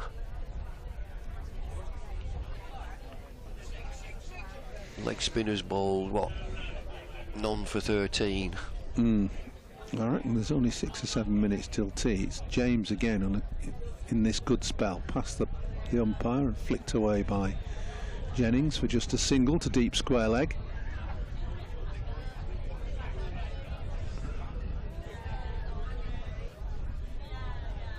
Talking about journeys before, I remember Kent playing here, and they had to come up from Canterbury to Southport to play on a Saturday. They had to drive up Friday night, play the game on the Saturday, and go back to Canterbury to play Yorkshire in the Sunday League, and then drive all the way back up. No, I mean, I'm telling you, how stupid's that? These things used to happen. Mind you, some of the games and schedule this year is not so clever. As James bowls again, Balderson lets it go. Especially during the T20, games finishing late at night and then 2:30 starts the next day at another venue. Tough work.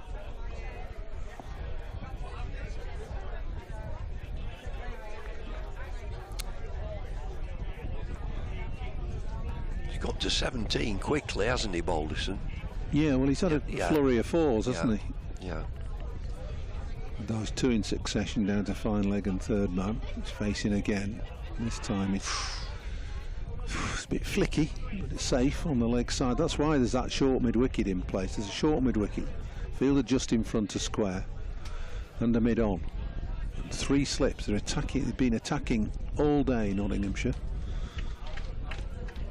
Already seen 1 wicket fall to a flick. Matty Hurst just spooning a catch to square leg. Don't know whether the ball stopped or it was just a poor shot. Probably a bit of both. James steaming in again round the wicket.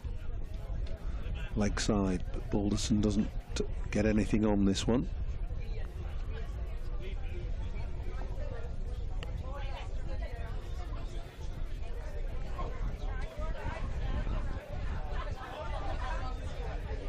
It's a bit more of a a hubbub now with the crowd. They're enjoying the afternoon. Just a little bit of a groundswell of noise. James in shorter and nipping back at Balderson, who has to adjust his stroke. Ends up just pushing it into the leg side.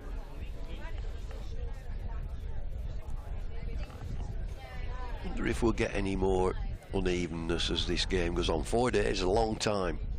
It's a long time for a club pitch, isn't it? Yeah, club ground, club pitch. It's easy pace. There's no real pace in the pitch.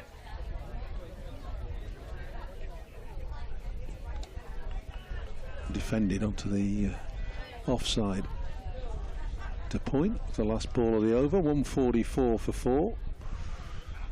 Alderton 17, Jennings 69. We say people might not know what we mean when we say it's a long time for a club pitch, but club pitch is essentially designed to last not much more than a couple of days. These grounds where they'd stage first-class cricket will have a couple of pitches in the middle of the square that are looked after in a different way and maybe constructed slightly differently to last longer. When we say last longer, this is without them breaking up or going to dust or whatever. But you're always a little bit suspicious that in an out ground that something is going to happen with the pitch as Jennings just pushes Harrison back. Well, both teams, their assessment of the pitch is that they think it's going to spin because they both played 2 spinners. Well, why do you put a side in then? Yeah, because it's cloudy, wasn't it? It was cloudy. There was a bit of green in the pitch. Yeah. Jennings hurries through for a single here. Pushed out to mid-on, who's deepish, halfway back to the boundary. Patterson White. The man with the stripy red flannels. Not bowled a ball, and he's got more red on his trousers than Fred Truman would have had after 30 overs. That would be flannels, they would be flannel. Yeah, they would. I reckon they used to shine the ball better. We were talking about shining earlier on, weren't we? Flannel. Oh, on flannel. Natural material. This will be, a lot of it will be polyester, won't it? Yeah, will now. Round the wicket from Harrison now to Balderson. Well, it would have been if he'd let it go. False start. Christopher Martin Jenkins gave a very good description to Fred Truman about what a B-day was and what the function of a B-day was. Where's that come from? Because you're talking about flannels. Oh, I see, yes. And Fred said, we've got them in Yorkshire, we call them flannels.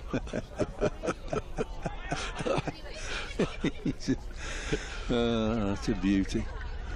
He was describing his bathroom, CMJ, and 5 pieces, yes. A wash basin and a shower and a toilet and a bath and a B-day. And Fred pipes up. I've never heard of one of them as a B-day. So he went into graphic detail of what they were. And on air? Yeah, what the function was. And Fred, his eyes lit up. His eyes says, we've got them in Yorkshire, we call them flannels. The game is continuing out in the middle at Trafalgar Road, and George Balderson has punched this from Harrison through extra cover for 2. Deep cover coming round to field the ball. Total goes on to 147. 147 for 4. Jennings 70. Balderson 19 now.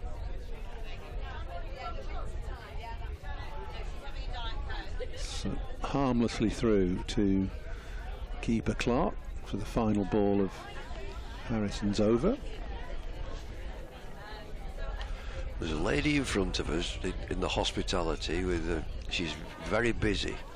Waving a bottle a lot, isn't she? A bottle, and it's an empty bottle, and she's got one of these long flowing purple pattern dresses, and she's been replenishing the glasses of her friends, and she's now hot-footing back into hospitality, I think, for a fresh bottle. She'll be out soon. It's one of those rosé afternoons, isn't it? Is that what it was, rosé? I think so. Well, the sun, there wasn't rosé this morning, I tell you. It was more like hot chocolate. Guinness. Yeah. Ooh, chilly. It's now pleasant. James, to resume, he's lost his run. And says, raises his arms apologetically to Keaton Jennings. Sorry, not sure whether it was the fact that square leg wasn't quite in position, or that he had lost his run. Could be the last over before tea, this. Yeah, probably. Sorry chaps, my son's wasting his time at Glastonbury. He'll enjoy this. Half an appeal as Jennings just props forward. Been intermittent signals from batsmen, haven't there, today, about the bounce and whether it's just stopped or popped or whatever. It is what it is. Just yeah, get on with it. Get on with it. I agree. There's people coming up to us, talking to us. They obviously can't see our headphones and microphones. No, and I know. Talking to us, having Somebody's conversation. saying about mid-sons at Glastonbury. Yeah, would you mind mid-sons at posing? Glastonbury, did you mind if I... Oh, fuck. It's amazing. I can't. There's a bloke stood right in front of me now. Can't see a thing. Well, it's all right. It's the last over before lunch. Tea? Tea, Yeah. of course. Yeah. He stood standing. He's standing behind the ladies that you were describing earlier. The colourful ladies. Yeah, we'll colourful call them ladies. the colourful Lots of ladies. pinks and blues and blues and stripes. And yeah, and a good tan on one or two of them. They're having a good time. But there's a man standing behind them now. He's just standing, leaning on a chair, right in the way. So I think it's Balderson on strike. It is. He's nudged it down the leg side. Lancs go to 149 for 4. Just a little partnership developing. That last wicket fell at 120. So out of the partnership of 29, Balderson has got 20 of them. He's realised now he stood in the way. He's just moved sort of slightly. He's off to the bar. Jennings blocks this next delivery from James. Been a good spell. How many overs has he bowled now? 7. 1 for 11. Nobody's really been got after, have they? None of the Nottinghamshire bowlers.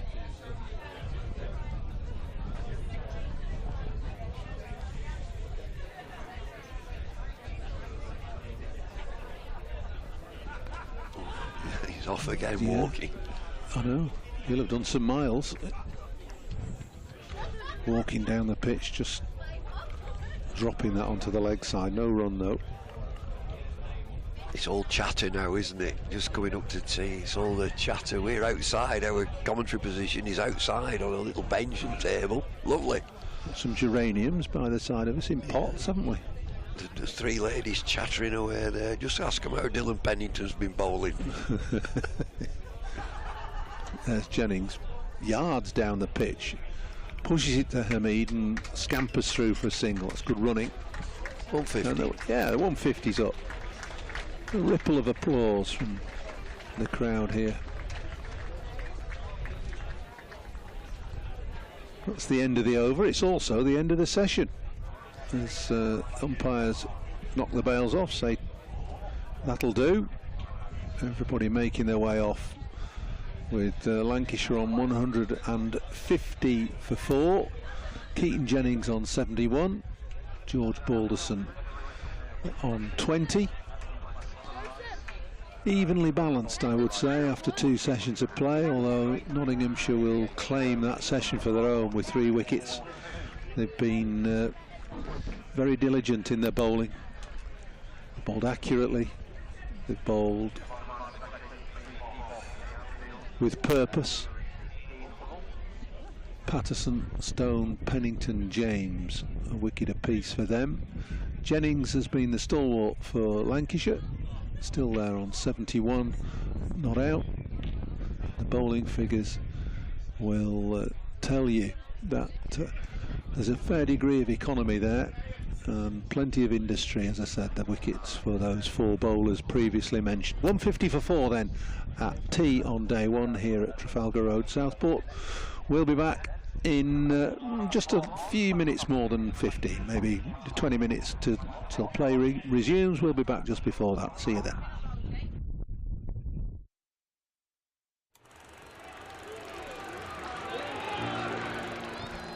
"1864. We were first class then, and we're first class now. With a dream to spread cricket through Lancashire's towns, where girls and boys, with willow and leather, become more than a badge, but the red rose together." A club where more than legends are made, but friendships, obsessions, moments replayed on our screens, in our minds, in our hearts forever. 'Cause it's who we are, our DNA, the red rose together. Statham, Briggs, Jimmy, Freddie and Joss Chappie, Sir Clive Lloyd, Carol Hodges, Kate Cross. What a roll call. It's a hard one to measure, with future names still to be written on the red rose together. We're all about people. It's what the red rose really means. Yeah, the ones signing autographs, but the ones behind the scenes. Our community, grassroots, the ones that feel tethered. Whether you're from here or belong here, we're the red rose together. And what about this place? Talk about world-class venues, internationals, gigs, events. You can choose from a menu of triumph, of disaster, of pain, or pleasure. We've seen it all at Emirates Old Trafford, with the red rose together. Red ball, white ball, lightning and thunder. Have you ever sat back? Have you ever just wondered how far we've come? The storms we've weathered, or how far we'll go as the red rose together.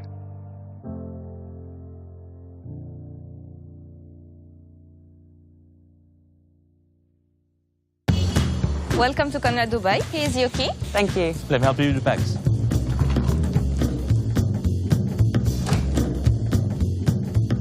Nice room. How's that?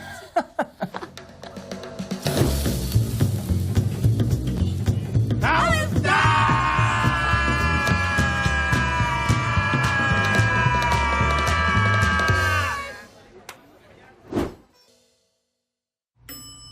How's that?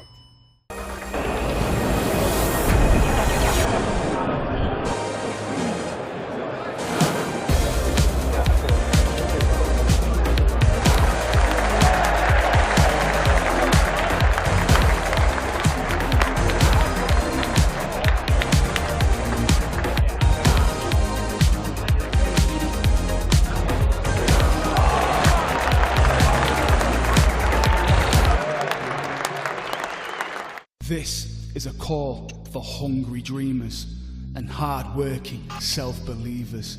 Success is down to more than just luck and talent. It's striving to be the best, breaking the boundaries and never giving up. Are you ready to become your best self? Are you ready to unlock your greatness? So what are you waiting for? This is Education Evolved.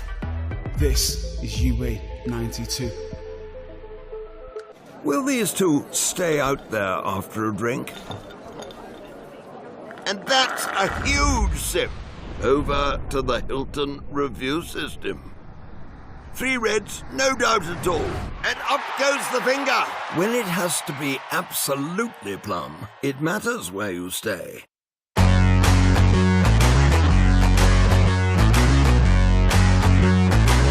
Hi, I'm Keaton, and this is Luke. We are the giraffe opening pair at Lancashire Cricket Club. We are here today at the Mestoria Estate Agents. Let's see what they have in store for us. One of the highlights for me probably was making my Test debut. You aspire to play international cricket, and I think for me making that Test debut in Mumbai was a special moment I think I'll look back on. Property is potentially an option that, well, I've already started to go down. I'd like to explore more options in the future for sure. I've seen how positive an investment strategy that can be. If I could, I'd get a little clay pigeon shot up in the garden. I'm not entirely sure the neighbours would be all too happy with it, but yeah, a little clay pigeon trap. The idea of dealing with the day-to-day stress of everything that comes with being a landlord isn't something that I would necessarily want to be a part of, to be honest, so using an experienced agent like Mistori would definitely be something I'd be interested in. I think it's not devilishly good looks, to be entirely honest. I'm not sure where the reference comes from. I think it's fairly self-explanatory. I think just making sure the advice you're getting is aligned with the goals. It's a big investment, it's a large chunk of your savings, so to make sure it's taken care of in a really sort of professional manner.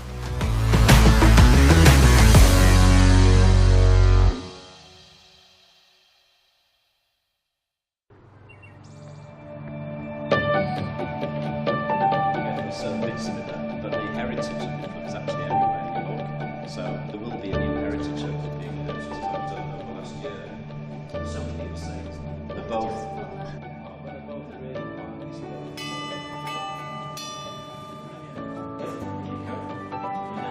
Hi Noah. Nice to meet you.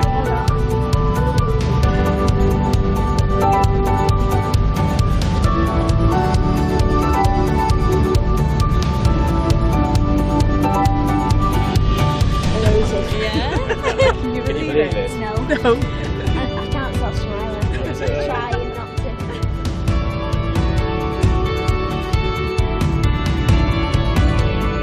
Yeah, that's it.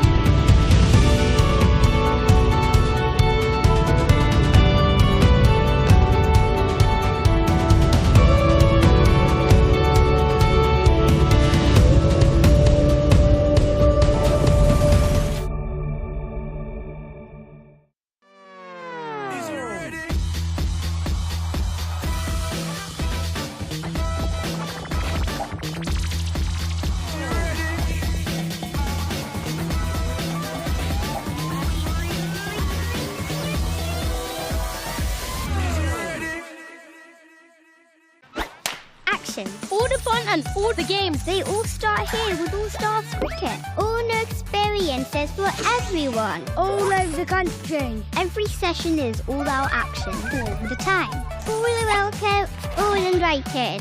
Even mums and dads. Skills, friendships, smiles, dreams. It all happens here. All you need is delivered right to your door. Best of all, it even has your name on it. All the activators are fully trained. And all they want is for us to have a great time. Always. That's the ball. Catch. Throw. Try it all. It's time to go all in, all together. And it all starts with All Stars. All you need to get started is at allstarscricket.co.uk. Two local favourites are staying at the Hilton Garden Inn. She's gone for the chip. My goodness me. It's over to the Hilton review system. A big bite! Gone! When lunch is the best part of the day, it matters where you stay. 1954, Cyril Washbrook became the first professional captain of the county. Lancashire have won a tremendous victory here. Indeed he has, and his face is what a moment.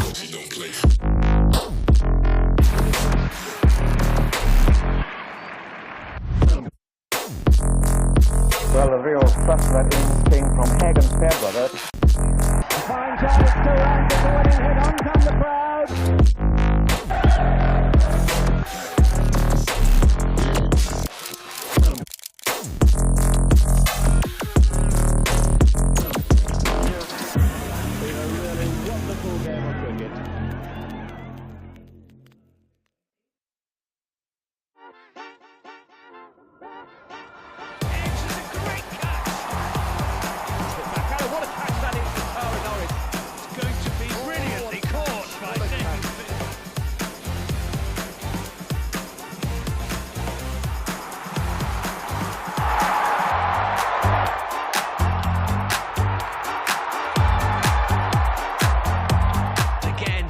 That's a big hit.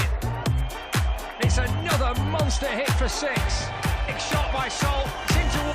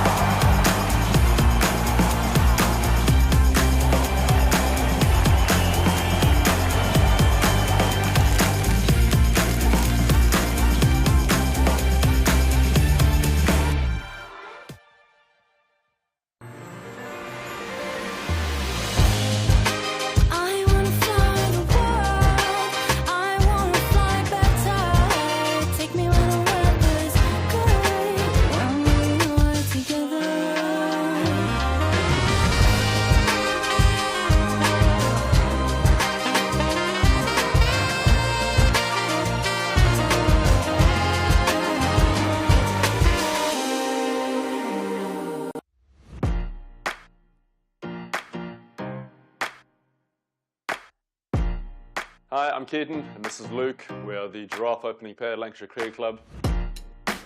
We are here today at the Mistoria Estate Agents. Let's see what they have in store for us. What is the story of the Mistoria Group? It actually started in 2008, had 2 buy-to-let properties. So I was dealing with an agency. I was really getting frustrated.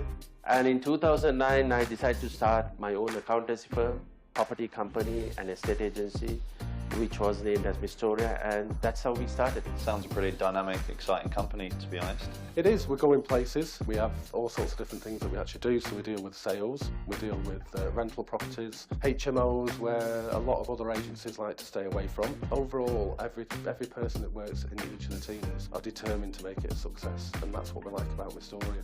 You offer basically a one-stop shop for landlords and tenants? Very much so, yeah. I think we're quite unique in terms of an agent because we do a bit of everything really. Whichever element of property you're interested in, we've pretty much got somebody within the business who can help you. Each and every person that we have on our team has seen, if not all, the worst. So we could advise people what to avoid, so people could learn from our experience. We are happy to lead people or guide people. We are happy to teach people what to do. It feels as though you've got a very sort of family-orientated type of value system.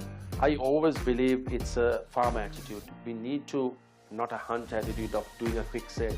We have to build a relationship and ensure that the person wins at the end. Because of that, we will win as well. It's a mutual beneficial relationship. I want to be conscious that we go that extra mile to ensure that we have done our very best for the person who has sought our advice in their property journey.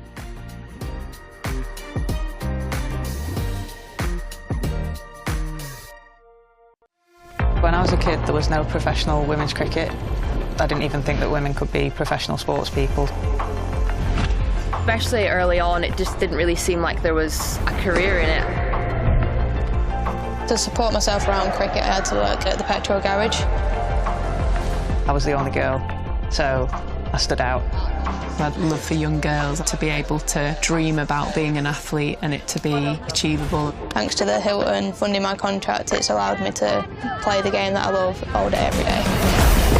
We're like an engine and we need to be fuelled with the right gas. Without funding, we can't be visible. You can't be what you can't see. As a team, it feels like we're breaking boundaries. Thunder and Lancashire always want to put women's cricket at the forefront, and now I think that's really shining through. It's mad to think that without the Hilton funding, like, we wouldn't be playing cricket every day, training. Well, we could be, but we wouldn't have any money. We wouldn't, yeah, true. This is a call for hungry dreamers and hard-working self-believers. Success is down to more than just luck and talent. It's striving to be the best, breaking the boundaries and never giving up. Are you ready to become your best self? Are you ready to unlock your greatness? So what are you waiting for? This is Education Evolved. This is UA 92.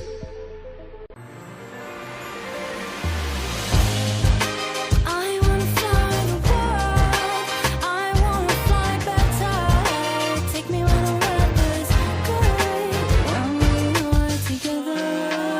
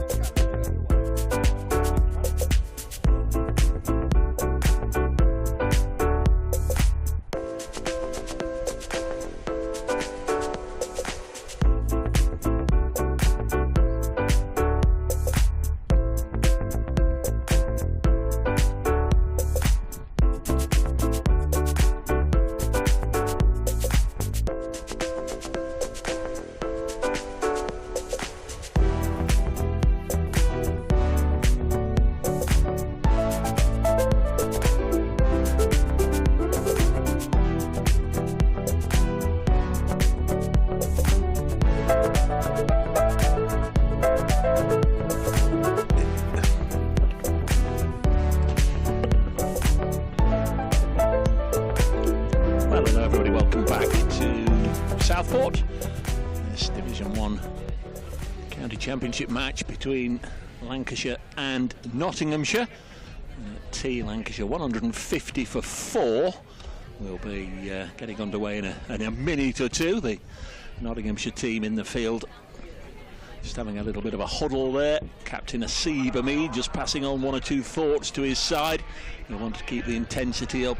They're looking forward to another good session. Nottinghamshire picking up 3 wickets during the afternoon.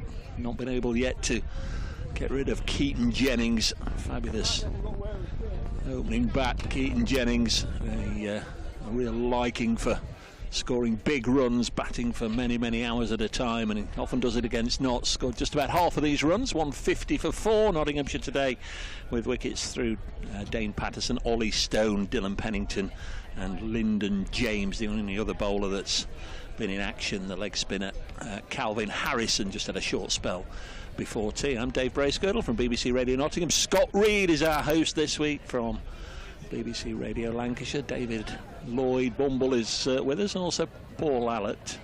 Welcome back, Paul. Dave, thank you. A nice tea. Well, I saw your what will probably be termed a ham barm cake. It was more barm cake than ham. But yeah, look, it's fine, isn't it? It's Sunday tea time. I've had a cup of tea, and I was given a biscuit, a special biscuit from Ireland, by one of the local, the Southport grounds team. Very nice biscuit it was too, chocolatey and biscuity, so it was good. What makes it a special biscuit? Well, he said they're only made in Ireland, these biscuits. Right. Got a sixth bowler, Liam Patterson-White, into the attack for the first time. The slow left armer, just brought in for the second time for Notts this season. His first ball is dropped on the leg side. Jennings takes a single. He had a couple of matches on loan for Northants, but apart from that he's been surplus to requirements. Clearly Notts following the Lancashire lead. Lancashire with 2 spinners in their side, so Notts have followed suit. Next delivery is defended by Balderson. Yeah, well, both the spinners spin the ball into the left-hander, don't they? The leg spinner Harrison and now Patterson-White. Comes in again and bowls, and from deep in his crease George Balderson drops it on the leg side. Ben Slater doing the fielding. 4 wickets that have gone down, been shared around amongst the 4 seamers. Dane Patterson, Ollie Stone, Dylan Pennington and Lyndon James with those wickets. Next delivery is worked up to mid-on. There's no run. Beauty of having the spinners on is that they rattle through the overs, but not quickly enough for some of the people that have been in the ground today. As I'll tell you in a second, and he's got this through the defences of Balderson, who thought it was short enough to pull, missed it, strikes the pad, and he asks. I just had a wander up to the gate during the tea interval, and there's scores of people leaving. I could hear the people on the gate asking if they want to pass, or are you coming back? No, we're off to watch the football. So they've gone. So we've got a reduced capacity for this final session. Here's Patterson-White in, and Balderson with a delivery that finds the outside edge of the bat, goes straight to ground and runs down towards third, and they come back for a couple. Jack Haynes doing the chasing. Couple there to George Balderson. When it goes on the board, he'll go to 22, and it'll be 153 for 4 at the end of the over. Yeah, first foray for Liam Patterson-White with his slow left arm spin, and we've had a few overs of spin from Calvin Harrison. Unproductive so far in terms of wickets, but they've bowled okay, as have all the Nottinghamshire seamers. They bowl better than okay, to be honest. They bowl in a very disciplined way. Shared the 4 wickets between them, the 4 seamers. But through all that, Keaton Jennings has batted well, carried his bat through the first 2 sessions. 72 not out, on strike now. And, I think it's Ollie Stone who's preparing to bowl. As if there is a spearhead to the attack, it is Ollie Stone. He's back in for another stint, bowling First delivery to Keaton Jennings, and he defends. Early on this morning, we got the two end names, the Harrod Drive and the Grosvenor Road, and latterly Scott has come up and said, we've gone the wrong way round. I think the Grosvenor Road is the one to the left of us. Well, that's easy enough to confuse an idiot, because I've no idea. So I might just say the end to our left, the media tent end. Not entirely sure, but I think Scott... Tennis court end, it used to be. Yeah, I think what Scott had us believe this morning might be wrong, and a single down to third man, 154 for 4. Every now and again I unearth a treasure from a box that's been either hiding in the garage or the attic, and have a rummage through and see what I can find. And at some point in the last 40 years, I certainly wasn't there. I seem to have been, it's not great radio this, but if we try and mention it, I've got a souvenir programme from a short, I think it was 6-a-side, 7-a-side cricket. 6-a-side. Took place in 1981. I'll come back to it in a second, as Stone round the wicket, nicely worked onto the leg side by Balderson. There's no run. Matches were played up and down the country, regionalised, and what would this be? North and Midlands. That group was played at Manchester United's Old Trafford, the football ground. Presumably end of season, yeah, September the 17th, 1981. Lancashire side includes your good self, sir. Was it Andrew Kennedy, Graham Fowler, Clive Lloyd, David Hughes, Jack Simmons, Michael Holding, yourself, and DK Beckett? Doug Beckett, yeah. Next one's dropped on the offside. I don't know if there might have been one or two changes, but they are the listed Lancashire side. Nottinghamshire, Richard Hadley, Clive Rice, Derek Randall, John Birch, Basher, Bruce French, Eddie Hemmings, and Mike Ball. And Derbyshire and Yorkshire obviously in that North group. Like I say, I have absolutely no idea where I've got this from, and it was just sort of interest that I've picked it up. There you go, Dave, you're talking to one of the winners, because Lancashire went on to win. It was played regionally, and then next night when we'd won that regional round, as Balderson just pushes that onto the offside, we all traipsed off down to Stamford Bridge, Chelsea's ground, and played there. It was the first foray into floodlit short form cricket, and it was only run for 1 year, sponsored by, as most sporting events were in the bad old days, by a cigarette company. Lambert and Butler sponsored this, and we won the following evening at Chelsea at Stamford Bridge. So that was it. You're the defending champions. Yeah, defending champions we are. Next delivery on its way now, and played on the leg side, fielded by Patterson White. And I want to know why David Lloyd wasn't playing in this. And presumably, because you didn't have coloured clothing or white balls then, presumably yeah, we did. It was... right, so you played in coloured clothing with, with a white ball? Yeah. Yeah, I think we did. Might have been a yellow ball.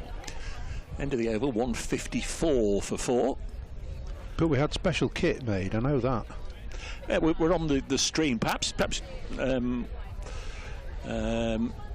hold He's sitting next to me. There he is. You can just see Paul's holding the programme up. Like I say, I don't know where I've got this from. Official souvenir programme, 40p. It's not necessarily coming out brilliantly, but there it is. I was going to ask David why he didn't think, why weren't you in this side? He was injured, of course. Yes. Yeah, being rested. Liam. You were there? Liam Patterson White bowls, and Keaton Jennings comes down the track, lofts it. I think it's gone one bounce. It has one or two bounces over long on for 4. Real show of intent from Keaton Jennings, and a boundary takes him to 77, 158 for 4. Would it have been shortened run, surely, with Michael Holding in your side? He'd have been running in from down the tunnel at Old Trafford. As Patterson White comes in, bowls again, and forced into the offside, no run. Well, shortened boundaries, that's for sure, playing on football grounds. I remember Clive hitting it out of the park a few times, straight out over the stands at Old Trafford and at Stamford Bridge the next day. Next delivery is bowled by Patterson White, dropped on the leg side. Ben Slater, fresh from his unbeaten 168 last week, does the fielding. It was 10 over the side, I think. 6-a-side, so 5 by everybody. 5 bowlers had to bowl, and it was John Player League run-up, so 15 yard. Jennings comes again, and this time not so pushed Calvin Harrison deep all the way onto the fence. Just a single, 159 for 4, 78 now to the opener, Keaton Jennings. Balderson back on strike on 22. Next ball is defended by Balderson. From what you remember, was it well attended, well supported? I suspect the fact you said it only lasted for 1 year. I don't think there were many people watching. No. I really don't. It certainly wasn't a 50,000 sellout at Old Trafford. Next ball is blocked by Balderson, end of the over, 159 for 4. Yes, I guess even then there was just the thought that just maybe there was something else you could be doing with county cricketers. I know one or two people over the years have watched all the warm-ups and seen that every side pretty much likes a game of five-a-side, and wondered if there's any marketing value in at the end of the season having a county cricket five-a-side competition. Cool. I don't think that's ever happened. But I'm not sure that's a particularly good idea. We get too competitive, too many injuries and all that sort of nonsense. But it was the first foray into floodlit cricket in the UK, and short form, 10 overs a side. There's Stone bowling too. But it didn't really work because the grounds weren't big enough. No. That was the issue. But they were the only grounds, of course, that had floodlights. Yeah. Of course, a few years ago, I think 2017, 2018, they tried to bring that in the county championship, didn't they, with the pink ball county championship games with their mid-afternoon starts, trying to drag the games on until 9:30 or 10 o'clock in the evening, hoping the evening crowd would come in. But the two matches that Notts played were poorly attended, just down the leg side, and turned out behind square. They'll have to settle for 1. Nice fielding out there by Jack Haynes, I think that is, in front of the benches and deck chairs over by the tree on the far side of the ground. 160 for 4.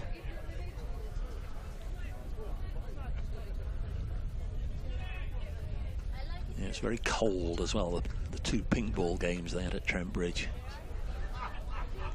It's difficult to pick the ball out as well. The group of spectators just heading off. Bouncer from Stone. Balderson bobs underneath. He's got a start here. He's on 22. Of those to be dismissed, Josh Bohannon, the only one to make double figures, 25. Luke Wells, 7. George Bell, 8. And Matty Hurst out for just a couple. Certainly Jennings holding the innings together. Driving from the front, just about got half of the runs, 79 out of 160. And needs some support. As Stone bowls again down the leg side and tickled away fine for 4. Just maybe one or two too many of those deliveries today from the Notts Quicks. Well, I'm surprised that the predominant line of attack to the Lancashire left-handers from the right arm seam bowlers of Nottinghamshire has been round the wicket.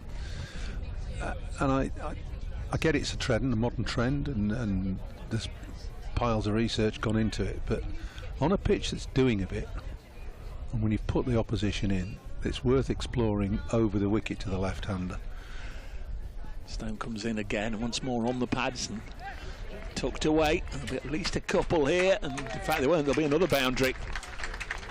That's the problem, isn't there? There's just one man down at long leg. The previous one was too fine for him to scamper 20 yards to his left to cut it off, and this one was 20 yards to his right. It's pretty much just purely guesswork where you're going to position that man, and a couple of boundaries, all as a result, as Paul says, of going round the wicket and angling it in, and just a fraction too leg-sidey, and these players are too good to miss out. Balderson has gone very quickly onto 26.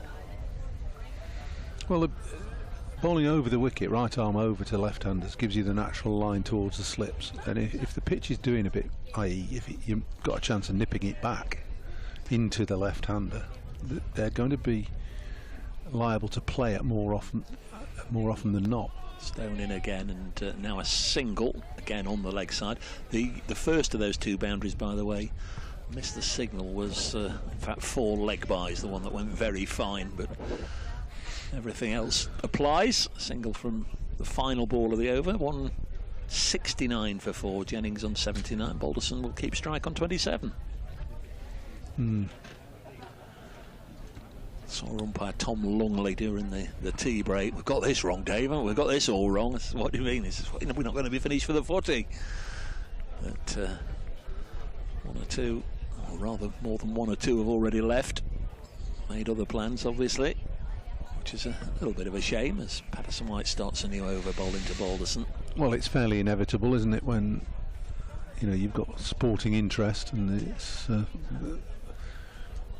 the national interest of England football tends to build to fever pitch during these tournaments. There's a curiosity about it as well, isn't there? Next ball is played by Balderson deep into his crease, plays it out on the leg side, fielded by Ben Slater. Holby saying, I wish I'd stayed at the cricket a little later on. Patterson White off very short run up, 2 or 3 steps, bowls, and again it's turned this time to mid wicket. Slater fields. Not giving you the updates from around the country for a while, so we'll do that very quickly at the end of the over as this is pushed into the offside, fielded by Hamid. It's been a real stop-start day at the Oval, more stop than start, I think. Surrey 115 for 4 against Essex. At Taunton, Warwickshire 235 for 6 against Somerset.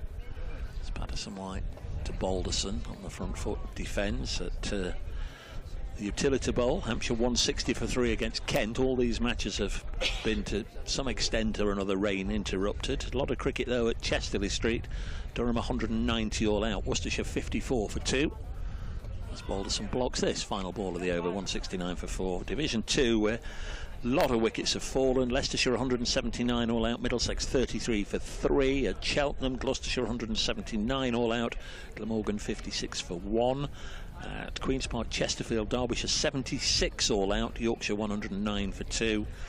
And at Northampton, Sussex 143 all out. Northants 82 for 5. So in all the Division 2 matches, they are well into the second innings there.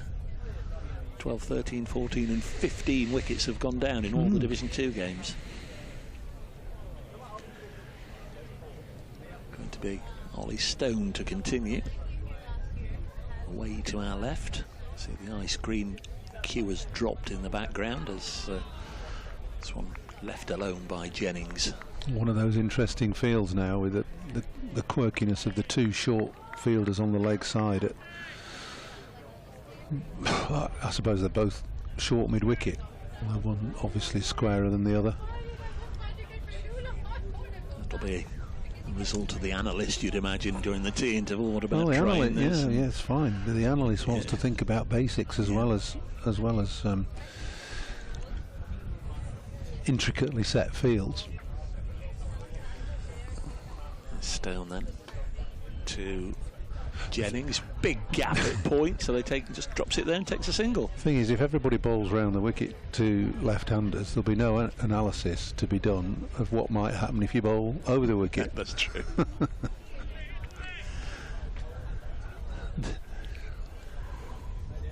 There is the Notts bowling coach, Kevin Shine, just wandering in front of our commentary position with Ant Boter. Well, he'll have something to do with it, will Kevin Shine.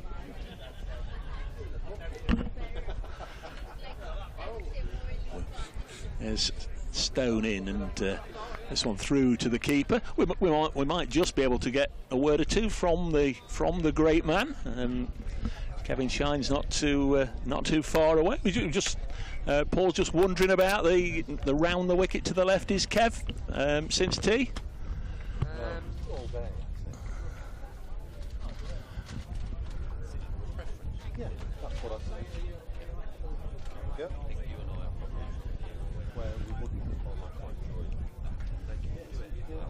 Here comes Ollie Stone in and bowls this through to the keeper.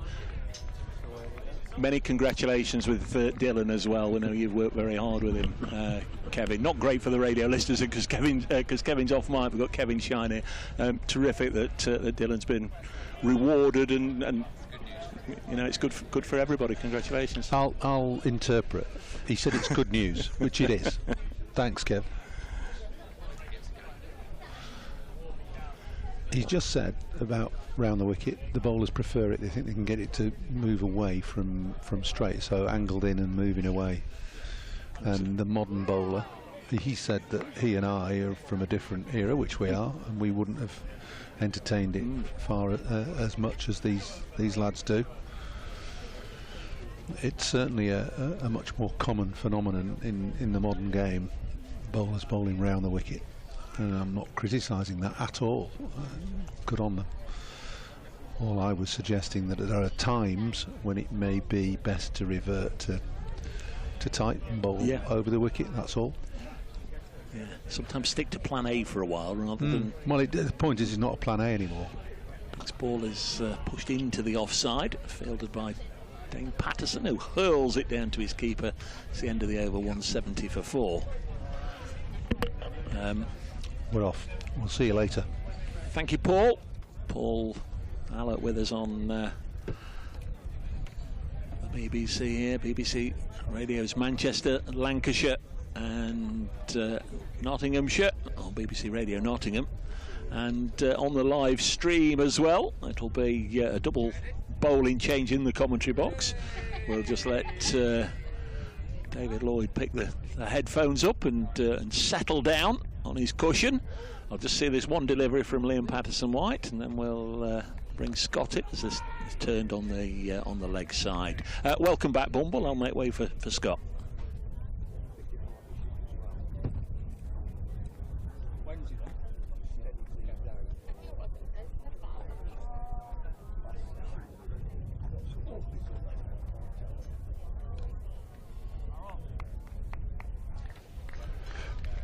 Yeah, the last session of the day, the 50 partnership, useful 50 partnership as well. Played nicely, haven't they, these two? Yeah, they've been all right. Yeah. Down the pitch comes Jennings, hits up back from where he came from, bouncing up towards the sight screen, and 4 more for Jennings. Moves to 84 not out, 178 for 4. I mean, just calculated play against spin. Earlier he came down the pitch and hit him up for 6 over long on. Long on drops back, and now he hits him straight through mid-off. Patterson-White bowls to Jennings, again shuffling forward, working it through the leg side for a single. No, his art now is to keep him on. Jennings wants this guy to bowl at him, so try and keep him on, just knock him away for a single here and there. I tell you what, play a miss now and again and tell him how well he's bowling. 175 for 4. Patterson-White to Balderson, goes back. It's dropped away into the leg side, picked up by Ben Slater at square leg, and there's no run. I thought they were real vulnerable at 120 for 4. I thought, good, a couple of wickets here, 6 down. But 175 for 4, much healthier. Patterson-White to Balderson, clipped away into the leg side. Good stop by Slater again at mid-wicket, low down to his right. And there is no run. It's the end of the over as well. 5 coming off it. 175 for 4. 55-run partnership between the Lancashire captain, Keaton Jennings, and George Balderson. Jennings on 85 and Balderson on 27. As we settle into the final session on the first day. I've enjoyed quite a good first day here. A little bit of rain around before lunch on the first day, but nothing that was too nasty, nothing that kept us off for too long. We certainly didn't lose any time or anything like that, and we should be set for pretty much a full day. It's the brightest and warmest it's been as well through the course of this opening day right now.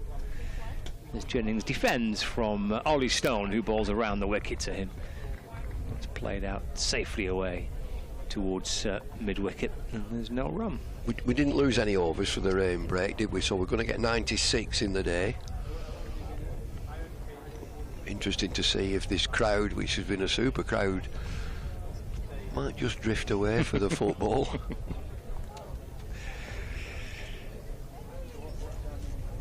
$1.75 for 4. Stone to Jennings. So the back foot cuts that away through the offside. Slater on the deep point boundary fields. Jennings moves to 86, 176 for 4. It's been a good innings, really good innings from Jennings. You saw wickets falling around him. He's looked in good control, and the way that he's advanced down the pitch, mainly defensively,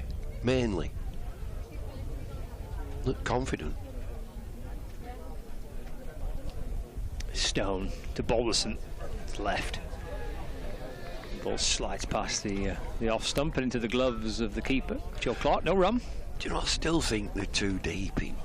You know, the number of deliveries that the wicket keeper is taking lower shin, you know, right down by his shins. You just think that if there's a nick, I can't see that it's going to carry to the 2 slips that are there now. In that first session, 1 went down, certainly. Just dropped short a slip. 2 slips in position for Stone, who's in and bowls to Balderson. That's clipped away behind square on the leg side, or through square leg actually, by Balderson, just leaning into it and working it across his front pad. Takes a single, moves to 28, 177 for 4. Brings Jennings back on strike.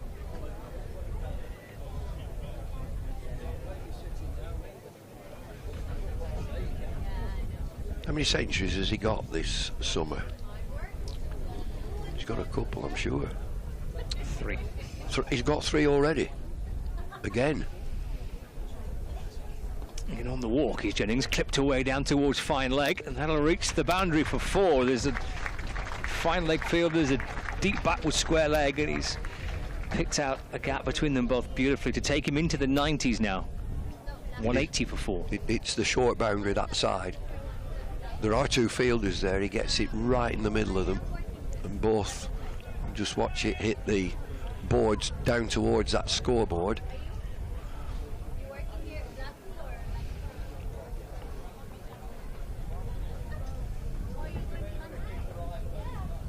Well, he moves into the 90s, the Lancashire captain Keaton Jennings, averaging 50 this season for the Red Rose, closing in on 700 runs for the season. Just thuds away off his thigh pad, trickles down towards short fine leg, so no addition to his score. He remains on 90, but he does keep the strike. It's the end of the over. It's 182 for 4, 33 overs remaining potentially in the day's play. The captain Keaton Jennings on 90 and George Balderson 28 not out. Wonder if he's got a plan to drift through the 90s. He's got the left arm spinner who's got a deep long on and deep mid wicket, and mid off is now dropping back towards the boundary. Comes Patterson White to Jennings, just dabbed patiently back towards him. He's also got a deep backward point, so very much on the defensive here.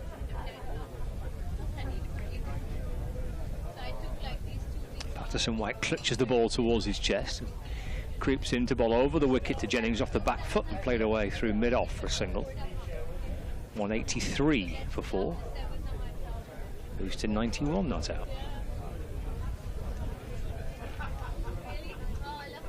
Brings Balderson back on strike. And he twirls the bat and settles back into his crease. Keeper crouching down behind the stumps. Down the pitch he comes, hits it back over the bowler's head. Running down towards the boundary at long on. All the way for 6 for George Balderson. Yeah, these are good runs for Lancashire. And Balderson again with a skip down the pitch. I'm just looking at mid-on. Does he drop back now? No, he doesn't. Stays up, saving 1. He can go again if he wants. And he does. He goes for 6 more. Probably even bigger this time. That's in towards the trees again, I reckon. Little hedgerow separating the ground from the houses. 6 more for Balderson. He moves to 40. Lancashire move to 185 for 4. And mid-on will drop back now.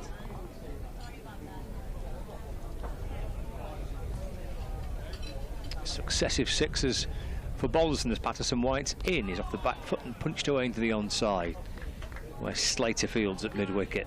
And there's no run. Dave Patterson's twirling his arms around that short, fine leg. Maybe a bowling change on the cards. 5th over on the spin for Patterson White. Playing a miss by Balderson. Through to the keeper. It's the end of the over. 195 for 4. George Balderson's on 40. Keaton Jennings on 91 into the evening session, the opening day at Southport and Birkdale Cricket Club here on Lancs TV and the BBC Sport website and app for the opening day of this fixture between Lancashire and Nottinghamshire. Does he keep him on? He's been pumped for a few sixes. The last delivery is a play and miss outside off stump. Both batters have appeared comfortable against the left-arm spinner.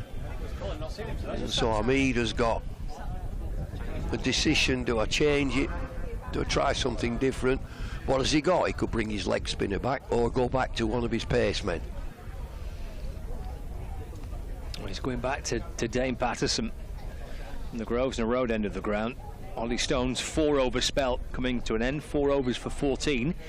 Liam Patterson White 5 overs for 26 in his spell from the Harrow drive end. Here's Patterson for Nottinghamshire around the wicket to Jennings. It's a little shuffle forward again by the Lancashire skipper and then allows that one to go through, and again that just, I think, bounces in front of the keeper. It goes past Jennings off stump. 9-4 or 9-5 for 4.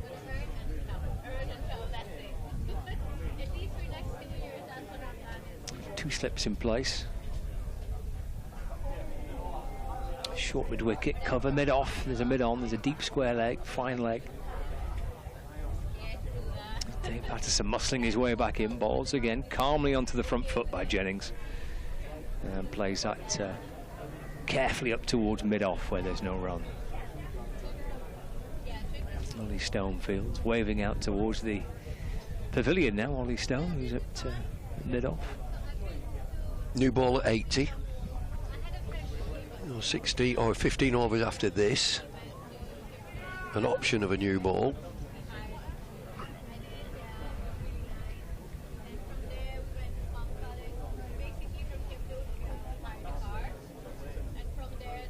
Patterson bowls, Jennings drives.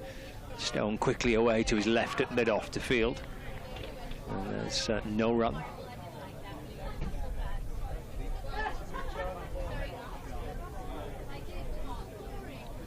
There's a lovely atmosphere around the ground. It's sold out today. It has just thinned out a little bit since tea, maybe, as Bumble was saying, with the possibility of the England football match becoming a bit of a draw for supporters to go and find a TV screen to watch it. But a lovely feel around the ground for this opening day. Cut away by Jennings, out towards the point boundary. He'll hustle back for a couple as the throw comes in. Jennings does run 2. He moves to 93 and the score to 197 for 4. And he's had to push for 2 there. It's not the biggest boundaries here. I thought that particularly to the railway side it's either 1 or 4. So that shot came to the longer side and he had to hustle through for 2. 93 not out. Keaton Jennings. It's Patterson to Jennings. Again, that's carved away through the offside. There's a fielder on the point boundary. Just a single. 94 not out. I'm looking to see if there's any of the bowlers loosening. If there's going to be a change.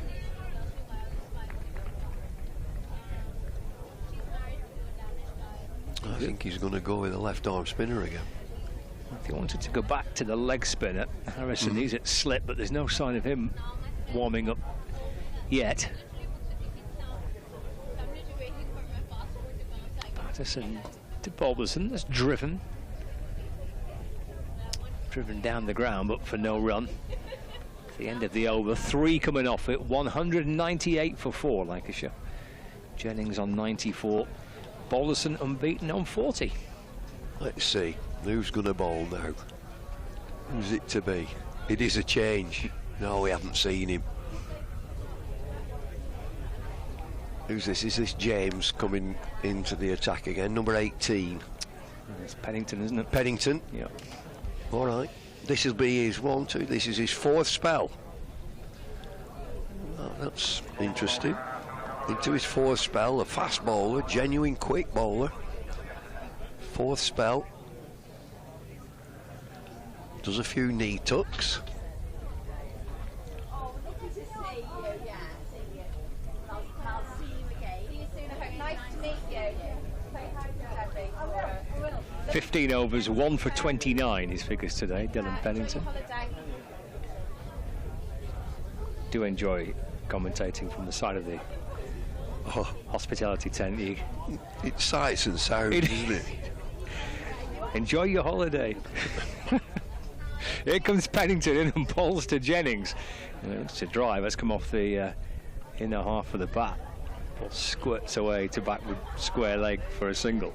They've all been fed and watered in the tent. And they've had enough now, they're off. They're off. Enjoy your holiday. Lovely to see you.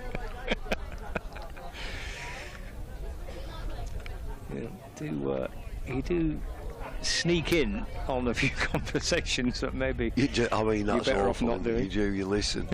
Listening in. 199 for 4. It's Pennington. It's Balderson who goes back and just dabs the ball away to the leg side for no run.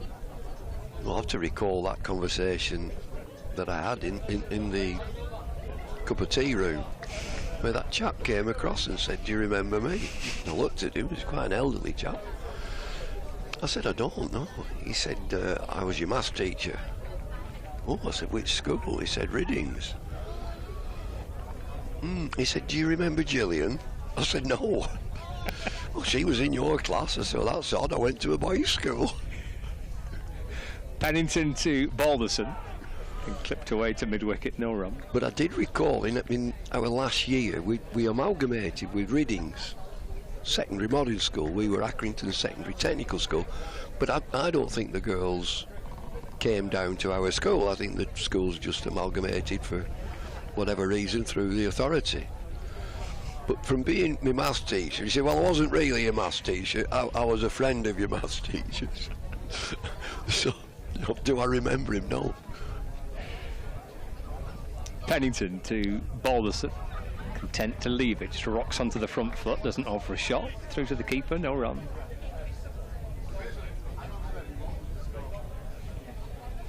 It's a great innovation now in county cricket, well, in all cricket really, that these streams, that selectors or influencers can look at the streams, can't they? They can just dib in from the home and look at individual matches that are going on around the counties.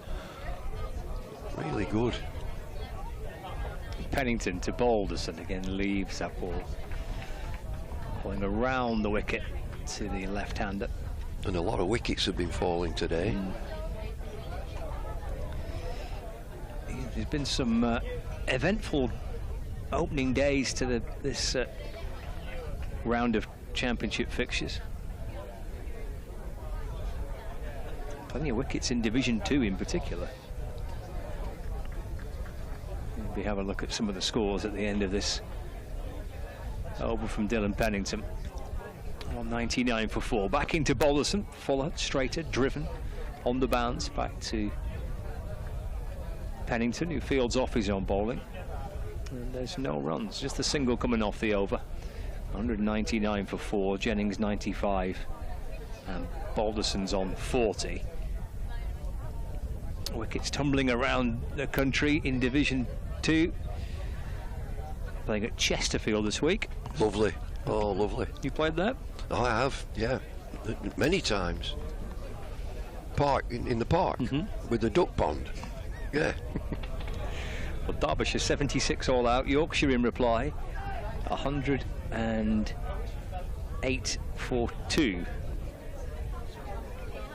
Derbyshire 76 all out in their first innings. 108 for 2. Yorkshire replying to that. Plenty of wickets in Northampton as well. Northampton against Sussex. Sussex 143 all out. Northamptonshire 82 for 5 in reply. Patterson to Jennings. Taking a step down the pitch towards Patterson and just dabs the ball away into the offside. No run. Gloucestershire against Glamorgan. This is at Cheltenham this week. Back at the college for a festival of cricket. Gloucestershire 179 all out. Glamorgan 54 for 1 in reply. And Leicestershire, who were in the end on the losing end of a quite breathless run chase at Sussex last week. Patterson's in to Jennings.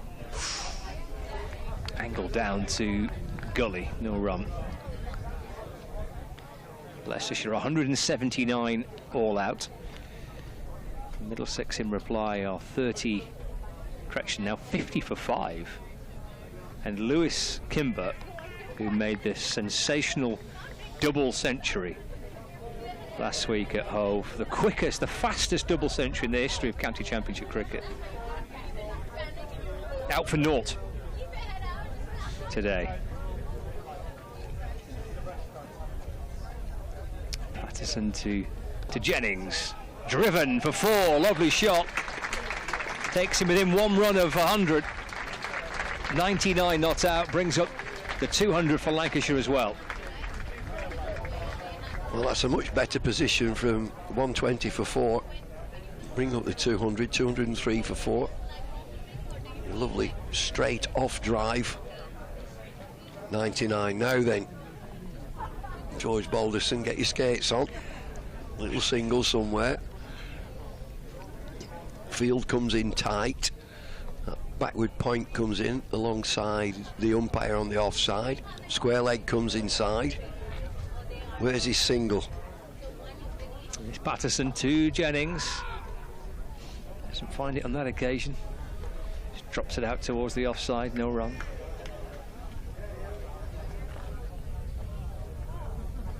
$203 for 4. Seems to enjoy Southport. Keaton Jennings. See air. He's a brisk walk along the promenade type of guy. First thing in the morning. Taking the sea air. Can't see the sea. Patterson to Jennings. Cut away. Good stop by Slater at point. No run. Well, you'd have thought that was it. Short, wide. Slashed away to backward point, straight to the fielder. Where's this single?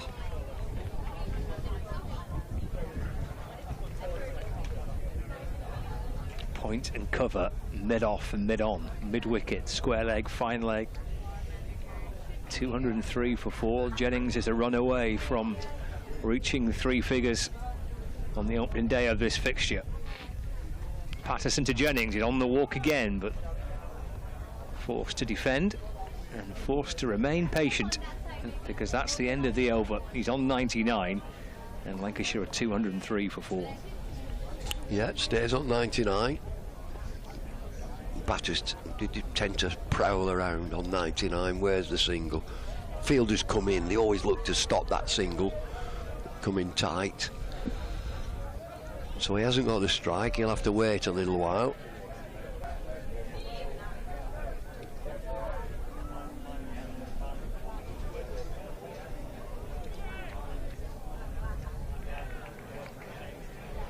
Yeah, Balderson ready for this second over of this 4th spell for Dylan Pennington. Leaves it through to Clark. No run.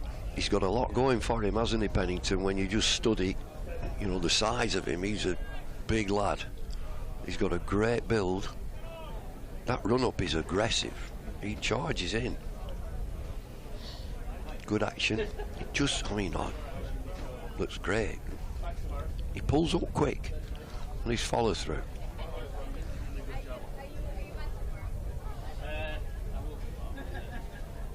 Sets off again around the wicket. Bobbles off the back foot, trying to find a gap through the offside. It's a good stop at backward point, no run. And we mentioned earlier that Ben Duckett, England's opening batter, is not playing. Has he been out with the T20 team? He didn't play. No, he didn't. But he's playing a T20 match after this. And then a test match. Right.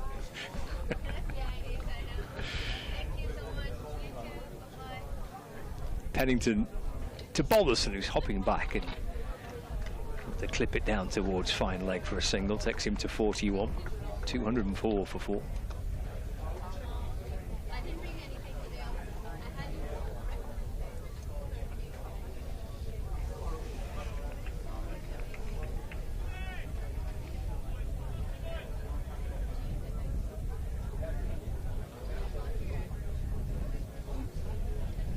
The captain back on strike, looking for a gap for a single. Called up square leg. He was on the boundary. Square leg, mid wicket, mid on the leg side. 99 to Jennings. Pennington in, balls. Taken by Clark as a balls. Fizzed away down the leg side, just trying to help it on its way there, Jennings.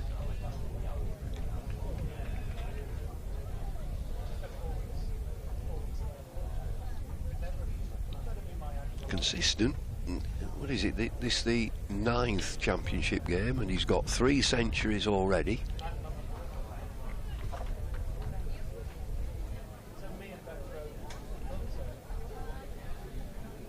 Waits for Pennington, who's in and balls. This'll be it. Run away towards deep backward point. The century number 4 of the season for Keaton Jennings.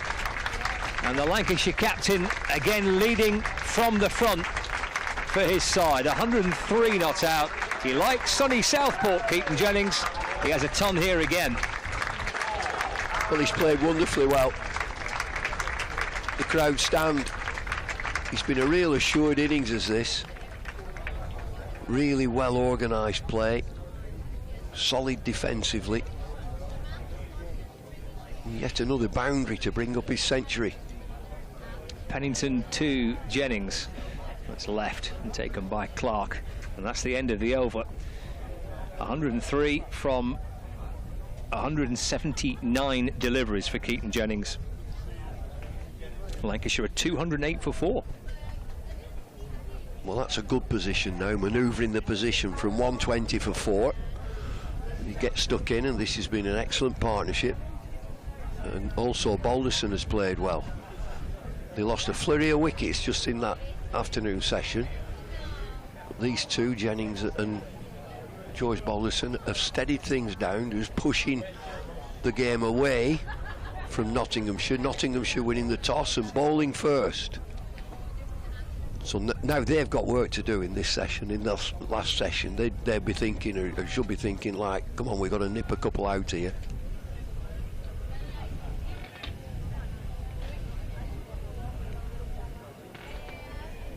"12 overs away from a second new ball becoming available. As Patterson sets off again and bowls, left by Balderson through to the keeper, no run. Just on Duckett, Bumble. His last cricket match was at the start of March in the test match, final test match of England's tour of India. He's not played any cricket since then. Correction, he's played a championship match against Warwickshire in April. His last action was in a championship game against Warwickshire in April.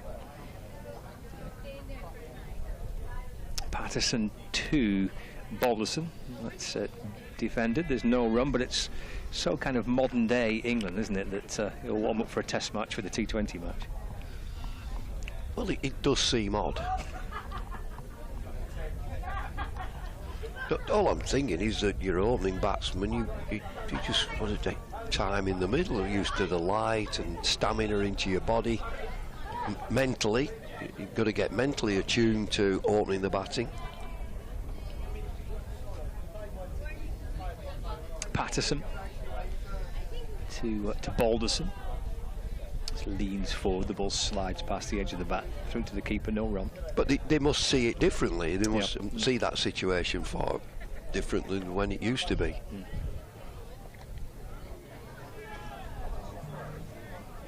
Yeah, and I guess that's echoed by the fact that they've picked a wicket keeper for the test match, and the wicket keeper doesn't keep wicket for his county.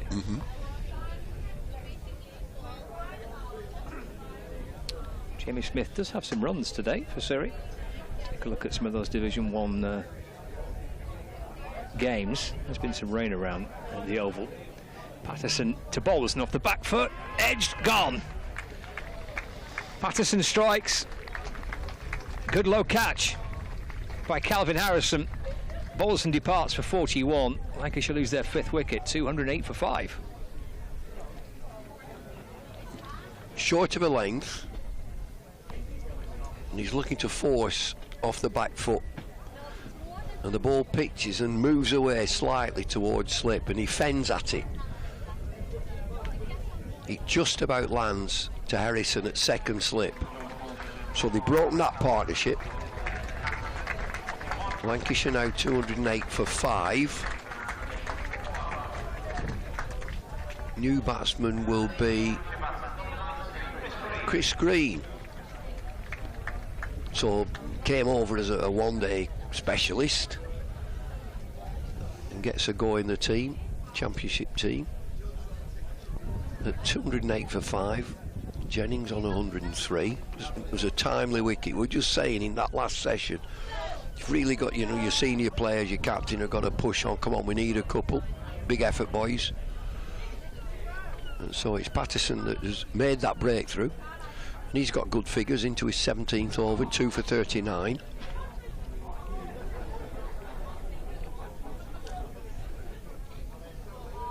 He's had a fabulous T20 campaign so far for Lancashire, Chris Green. He's been a real standout player with the bat, with the ball and in the field. A really, really big contribution, hasn't he? I think to their blast side, he's been excellent. Now as a second overseas in this championship team.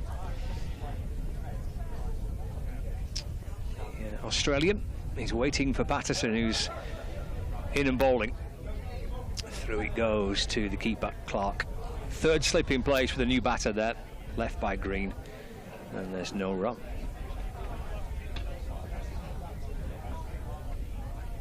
Well, the constant has been Keaton Jennings, and you know, the confidence that he's shown in his innings. That was a nice innings, 41 from Balderson.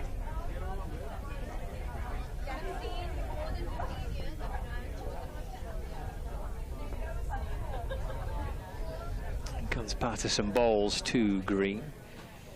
Allows that one to travel through, no run. So it's which team is going to finish the session. You've got to finish strongly.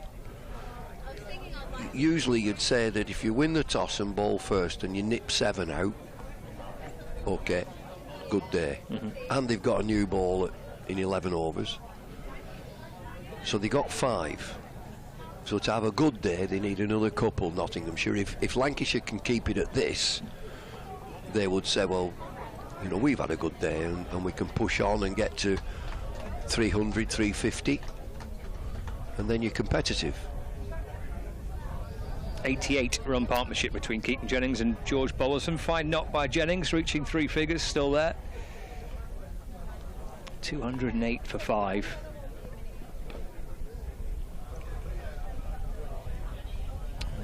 Jennings strikes this one away down towards that wide third boundary. Fielded by Lyndon James. Score moves on to 209 for 5. Brings Chris Green back on strike.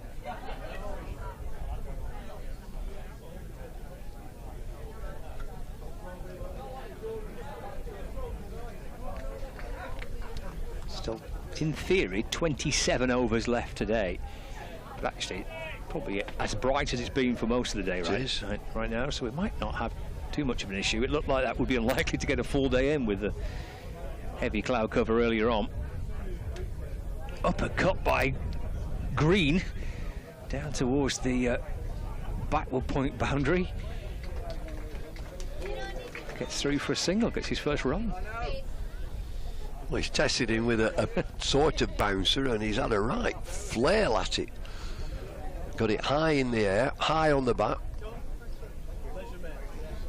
Only got a single, just a single for it, nearly reached the boundary.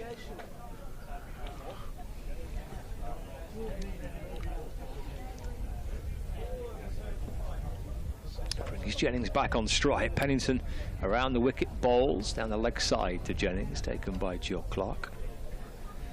He's not played a lot of first-class cricket, Chris Green.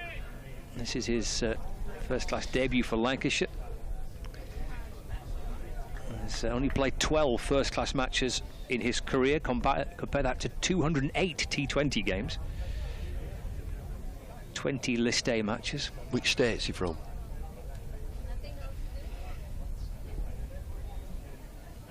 It's Pennington's in to Jennings again down the leg side, and there's no run. New South Wales.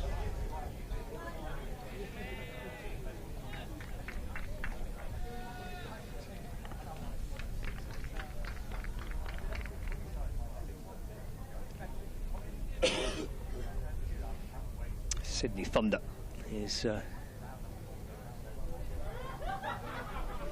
side in the Big Bash.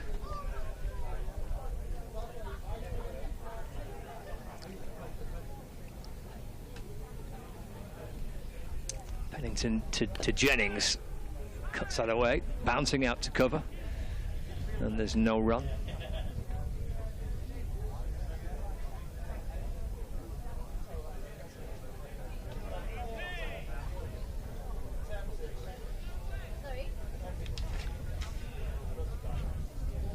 His first-class debut didn't come until 2022.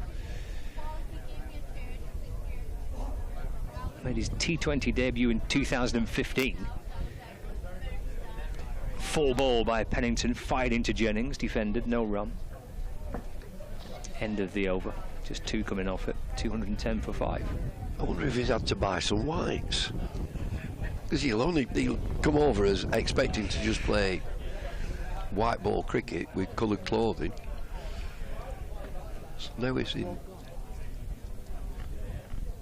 in whites, so he get his shirt and his sweater provided. Have to buy himself some trousers. He must have done. Socks, boots. Did they have to wear white boots? We always had to. Very strict. They were very, very strict when I played. About you had to have white boots and any sort of stripes on them. There was a company with 3 well-known stripes on, and you had to whiten them out. You weren't allowed to have these stripes. He's got his white boots, glinting off a little bit of sunshine, trying to burn through. As he gets onto the front foot and doesn't offer a shot as Patterson sets off for another over. So Jennings must be, I don't know, there's been some big innings, hasn't there? Who's leading run scorer in Division 1? God, he's got to be up there, Jennings.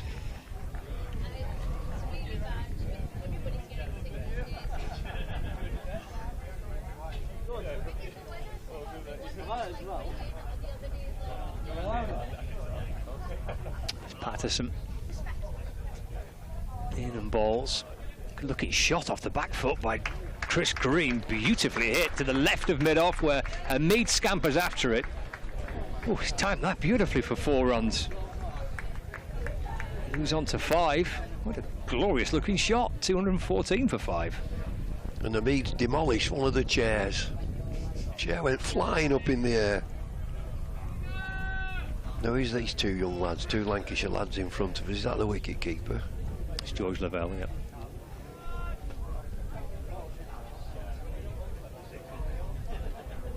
few friends in the corporate seats. I think it's Charlie Barnard, the other lad. Patterson to Green. That's left. In answer to your question, Bumble, David Benningham with 909 runs. Yeah. Ollie Robinson with 779 runs. And then Jennings. Keaton Jennings with... Is that including today's? Don't think that would include today's, no. Oh, actually, let's have a look. Yeah, that does include today's, sorry. Okay. Yeah, it does include today's. 214 for 5. Patterson to Green, that's played defensively off the front foot, leans into it, steers the ball down into the ground, picked up at mid-wicket. And there's no run.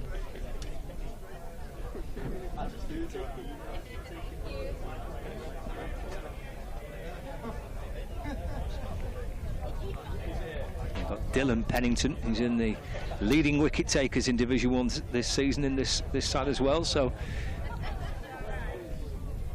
Jennings in the top 3 run scorers, Pennington in the top 3 wicket takers. Patterson to Green, who's off the back foot trying to punch the ball.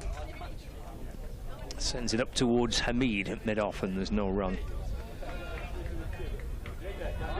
214 for 5 with 1 over left. Patterson 2 for 43.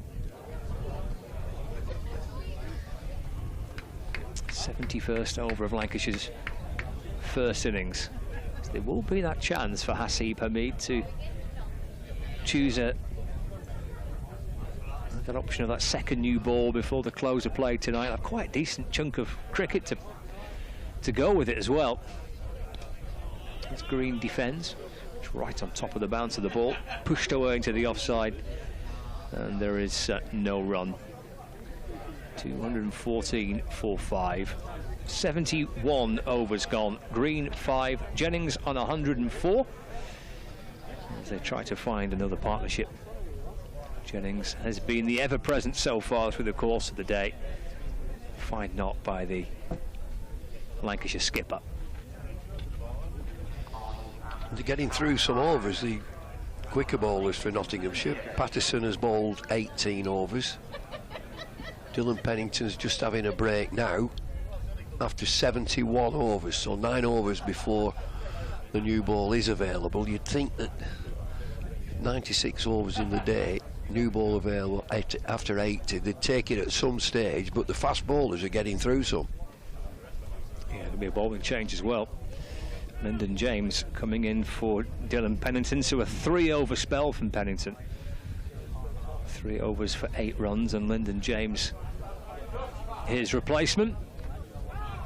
It's deflected away into the onside, there's no run. How many overs for Pennington?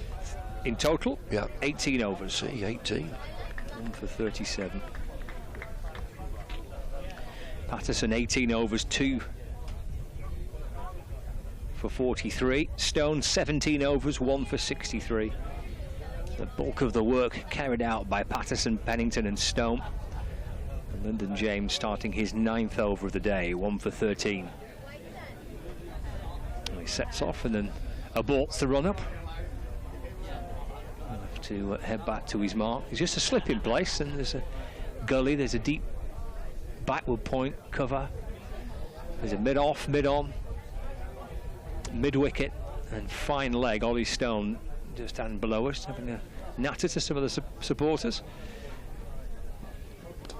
And that's clipped away off the pads, and maybe square leg can get across the ground to field. He does. Ben Slater.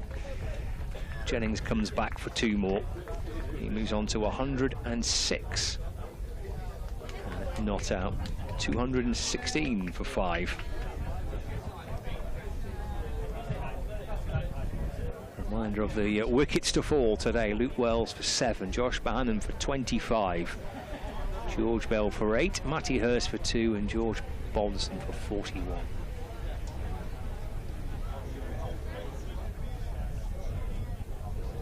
Two trains thudding away in opposite directions. As James bowls to Jennings. Takes a single, just clipped away. Down to fine leg for 1. Moves to 107 not out, 217 for 5.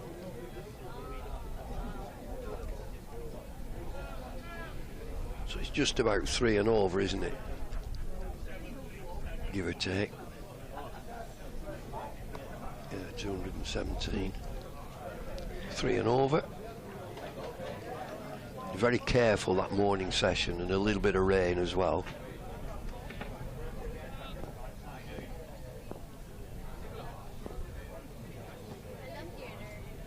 Green waits as James comes in and bowls. He plays forward and defends. And there's no run.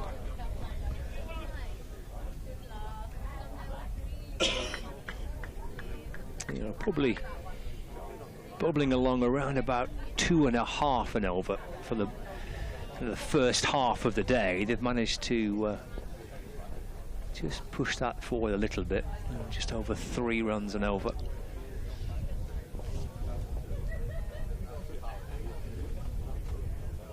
James in to Green, driven. Fielded at mid-off. And there's no run. A good setup as Chris Green, and we're side on here, our commentary position, and he's batting closest to us. As he gets down, we see the full back of his bat there. He's got his bat between his feet, and we can see the back of his bat, the whole of it. Final ball of the over. It's left, and through to the keeper, Clark. No run. Correction, 1 ball left. So the face of his bat is facing the railway line. So at some stage he's got to come round with his hands to get the full face going towards the bowler and the delivery. Look at that. He's tapping his bat down now, and we can see the full back of his bat. James to Green. It's in behind it and defends to mid-off. No run. End of the over. 219 for 5. It's a quirky approach bumbled by Chris Green. Dave Prescott will join. So I just wonder, at what stage from that stance does he correct it? Because inevitably at some stage the face of the bat, the front of the bat, has to engage with the ball. He's a tall batter, wide stance, as Jennings has. Jennings has a very wide stance.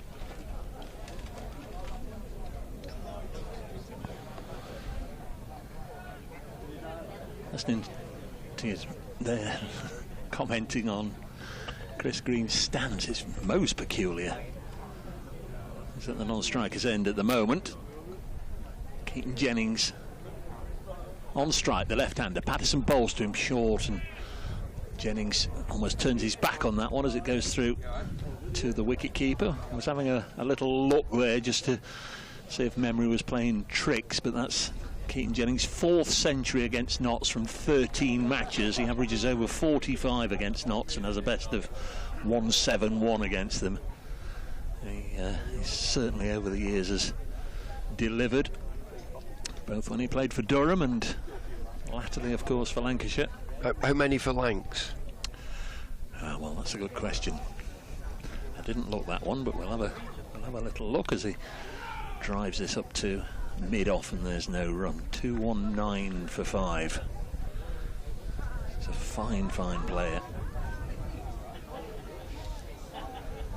The one thing about this advance again, he's just come down the pitch again. He's doing it a lot of the time, and it's mainly defensive.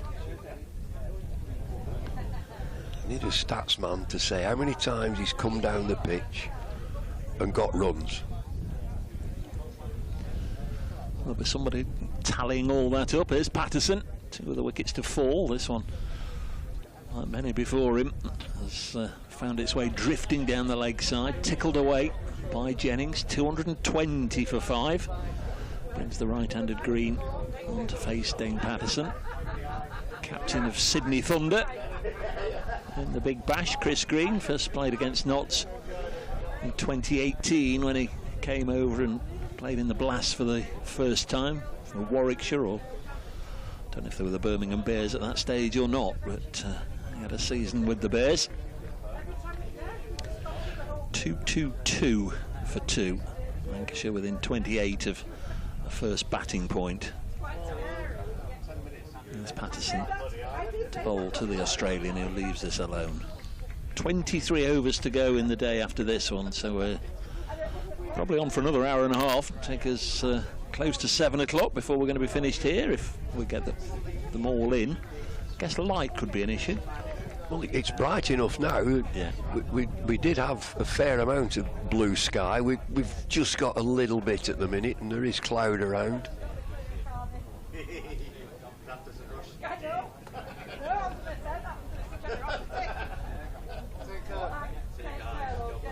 Here comes Keaton Jennings.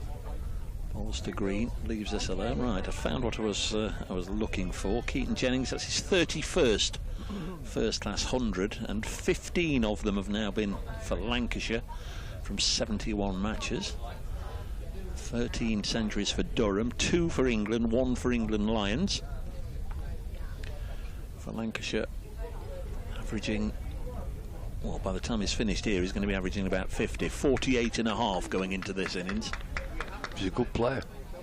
He is that.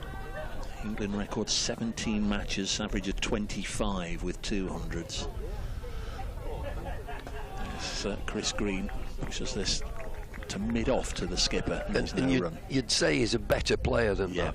Yeah. He's a better player than averaging 25 and 200s in there. He certainly is a better player than when he played for England. Yeah. He is.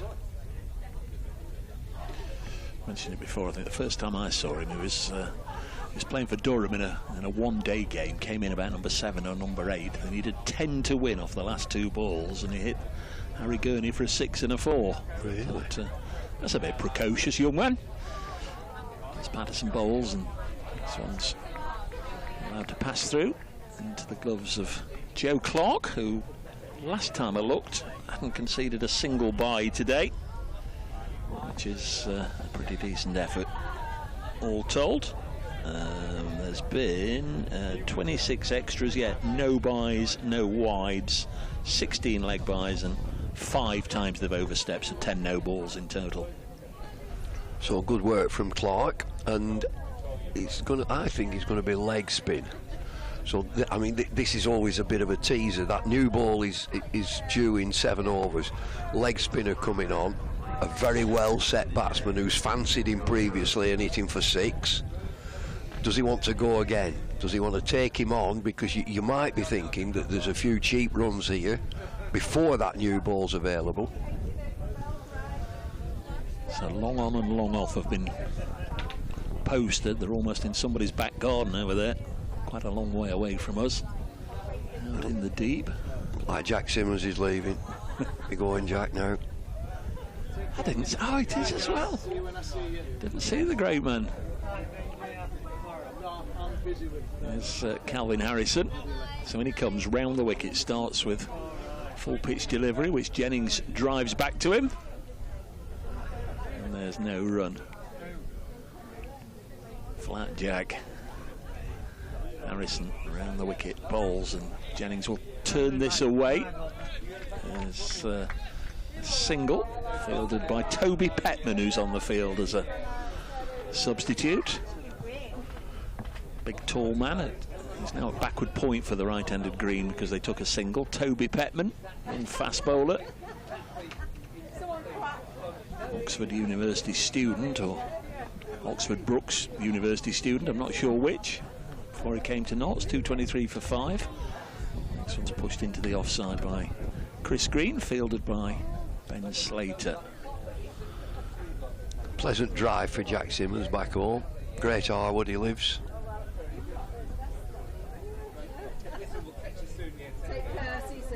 Harrison bowls and pushed into the offside. Slight fumble in the ring, if there was a ring, by Ben Slater. Goes through his grasp and through to Liam Patterson-White, but they don't get a single. Patterson-White got there quickly enough to prevent the single.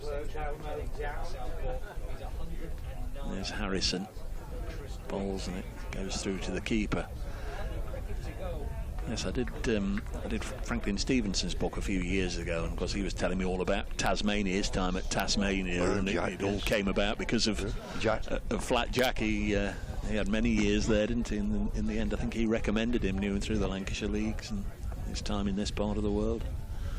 Next delivery turns away from Chris Green through to Joe Clark, so Harrison's come back over just a single. Lancashire 223 for 5. Great Harwood between Accrington and Blackburn, little village known affectionately as Snuffy Harrod. Jackie's from that parish. Pleasant drive back. Your part of the world. Yeah, originally Accrington. He'll have had lunch, he'll have had a bit of tea, he'll probably stop off at the chip shop on the way back. Got a change at this end as well. Lyndon James coming back into the attack. Honest toiler. Got to keep the pressure on, haven't you, when you come on, and the likes of Stone and Pennington and Patterson have just had a relatively quiet period. They've kept the batters quiet. You've got to come on and do the same. There is Lyndon James, picked up a wicket earlier. Again, starting round the wicket to Jennings, drives up to captain Hamid at mid-on, and there's no run.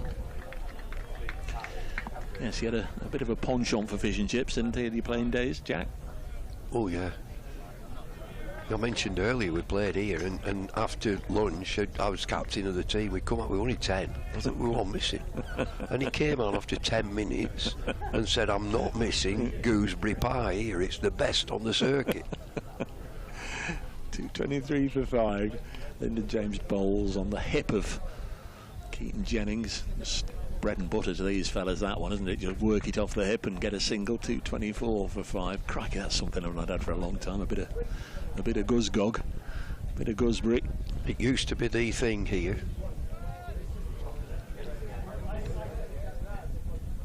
Bit of sugar to sweeten it. They can be a bit sour if you eat them off the plant, can't they? But he were a shoveler as well, Alex. he could shovel it down. He remembered who the catering company was. James into Chris Green, playing his first game for Lancashire. Pushes it back to the bowler. Shoulder.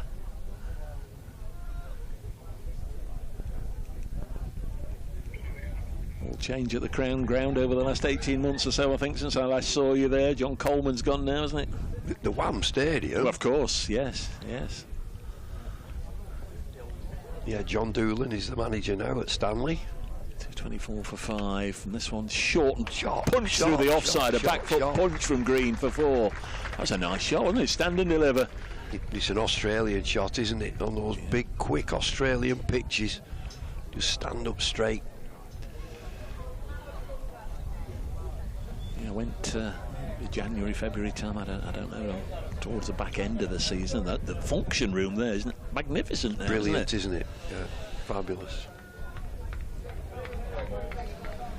Ball has been retrieved as yet another train goes by. Oh, that's a short one. There's only 4 carriages on that one, and one comes the other way now. Then it's the pad and given, and Lyndon James has got a wicket. He's got Chris Green. It was nice and full, wasn't it? And just had a little look on the monitor there, and that didn't seem to be missing middle. It was nice and full from Lyndon James, and still they can't get the big fish, Keaton Jennings, but they're chipping away at the other end. Chris Green has come and gone 9 on his Lancashire debut, and Notts have a second bowling point just before the second new ball is due, and you can see why the umpire gave that, David.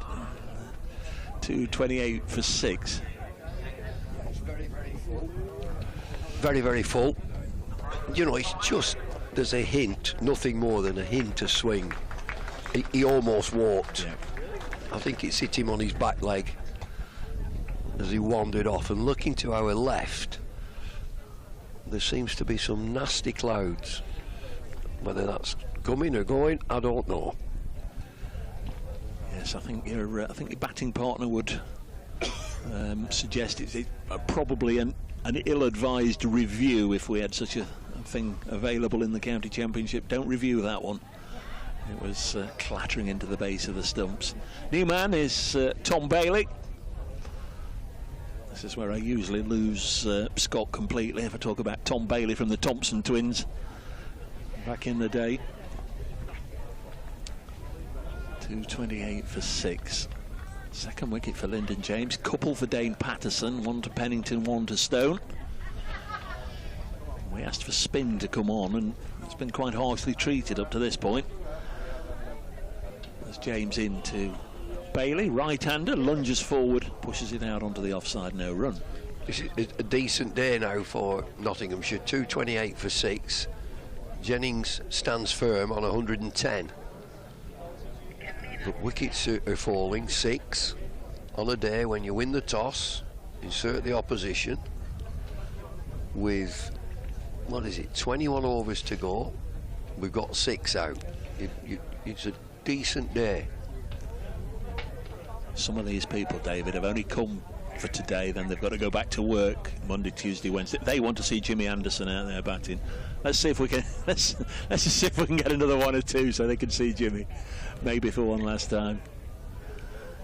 There's the leg spinner Harrison, bowls to Keaton Jennings, continues on his merry way, takes a single from the first ball, moves to Nelson. That will give a little bit of hope to the superstitious. 229 for 6. And it'd be a reverse sweep from Jimmy Anderson for the very last time, wouldn't it?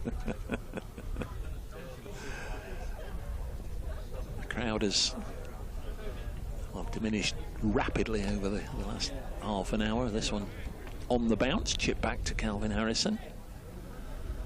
There's not been any roars.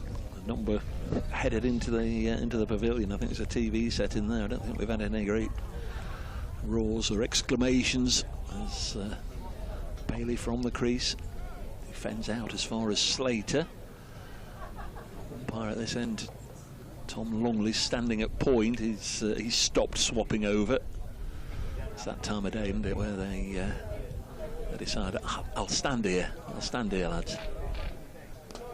But, Bailey is away, stroking it through the offside. There is a boundary rider out here, Ollie Stone, with a good, strong Fatima Whitbread type launch right back into the gloves of the wicketkeeper. 230 for 6. Lancashire need 20 for a first batting point.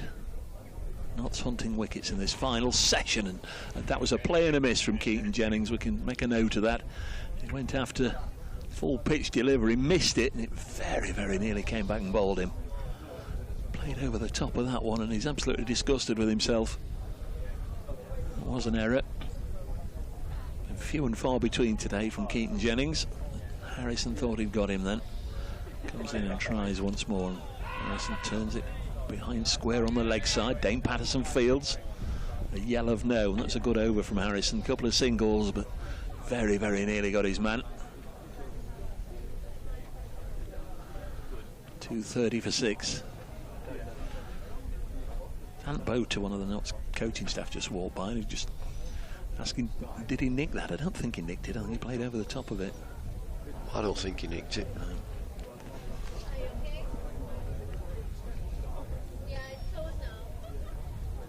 Tom Bailey with just a single. The 3 we haven't seen on the field yet: Will Williams, Nathan Lyon and Jimmy Anderson. People pointing out that between them, Anderson and Lyon in the same side, 1,230 test scalps. Is James bowling to Bailey. That goes through to the keeper. It's been a lot of blood, sweat and tears in getting that many wickets between the pair of them. Yeah, a lot of skill.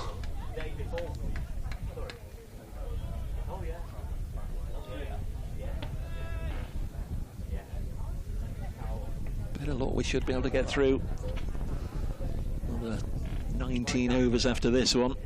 So it's going to be an hour and a quarter. Something like that. James in again to Tom Bailey. Just opens the face, trying to guide this on an angle of 45, but there's a man there. And it remains 230 for 6.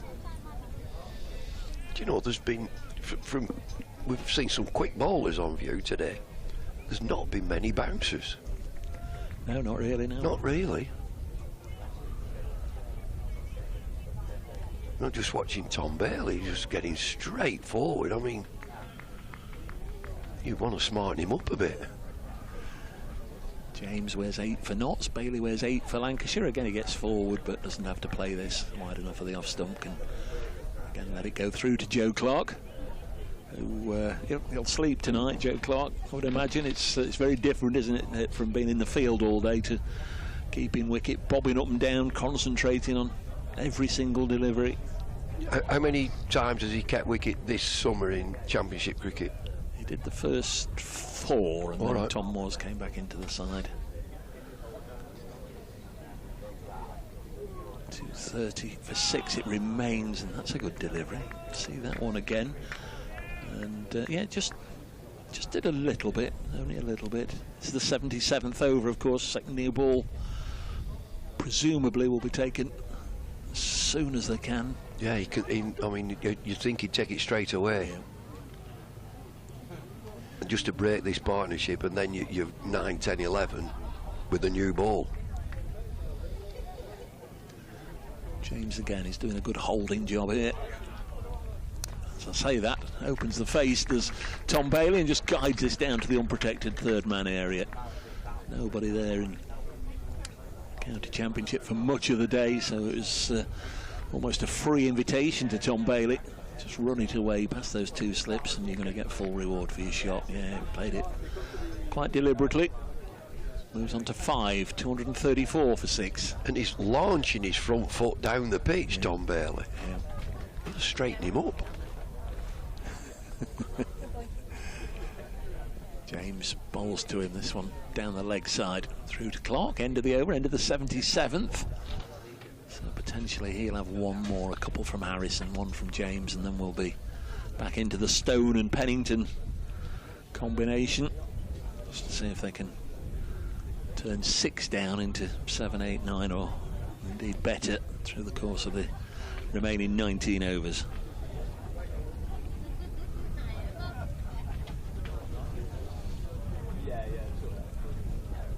Well, those clouds that I mentioned are drifting away. They certainly don't seem to be getting any nearer to here. Leg spin again. Harrison, past umpire Saggers bowls, and Jennings with minimal risk just watches it under the face of the bat, pushes it wide of the bowler, knowing the fella at mid-off is pushed back deep, an easy single. Win for today for England women, who defeated New Zealand women in the ODI. As Bailey pushes this back to the bowler.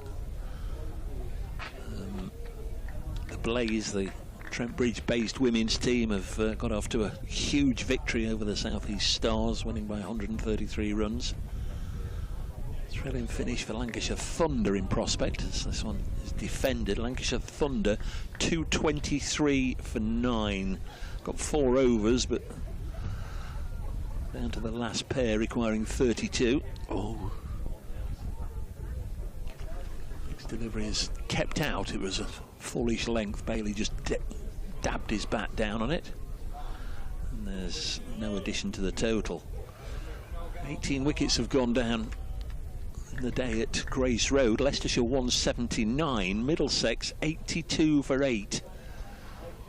His delivery is pushed out onto the offside, and Ben Slater will field. Extraordinary number of wickets have gone down in Division 2. Wantage Road, they're into the 3rd innings of the match already. Oh dear, pitch inspector. Ball sent down by Harrison, turned behind square, no run. Sussex 143, Northants 97 all out, Sussex 33 for 1. All today? Today, yeah. England are losing. England are losing. Are they? Yeah. 235 for 6. Well, there's a spoiler for anybody. Somebody just come in and speaking into our microphone that England, yeah, they'll come from behind. They'll come from behind. Penalties. Extra time and penalties is probably our best bet. Perhaps seeing a little bit after this one is done. Oh, have we got one down? They have. Oh dear. So Lyndon James to bowl the 79th over. Keaton Jennings on strike on 112. 31st first-class century of his career. Pushes the ball up to mid-on and there's no run. Dane Patterson had a brief comfort break. He's back on the field. Ollie Stone's there. Pennington's at long leg. So expect to see the two principal quicks in action in a moment or two. John Abrahams is looking after his guests as he has done all day in the hospitality area as another delivery drifts down the leg side. In fact, it thuds into the pad. Joe Clark does the fielding, but they take a leg by. 2:36 for 6. They have a board now. Do you have a board at Nottinghamshire, or is it still a committee? Or there is a board, a Lancashire Cricket Board, of which John is like the cricket element, I would say.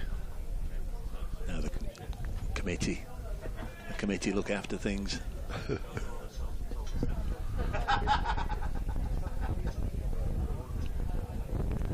There's push into the offside by Tom Bailey. President this year is Chris Broad. Don't think he's come today. Certainly haven't seen the president.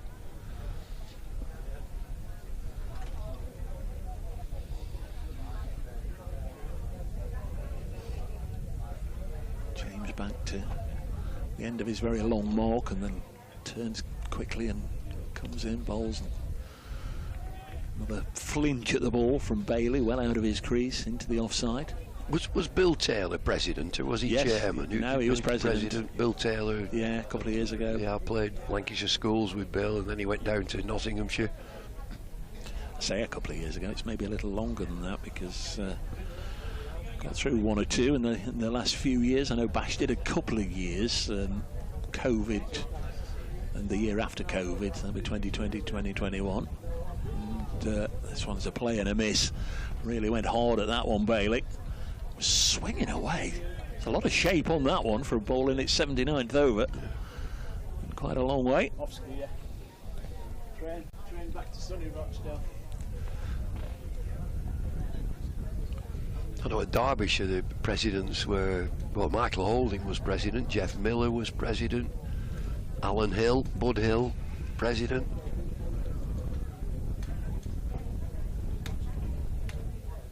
James bowls, and this time Bailey turns it to mid-wicket. He'll get a single. Dane Patterson fields.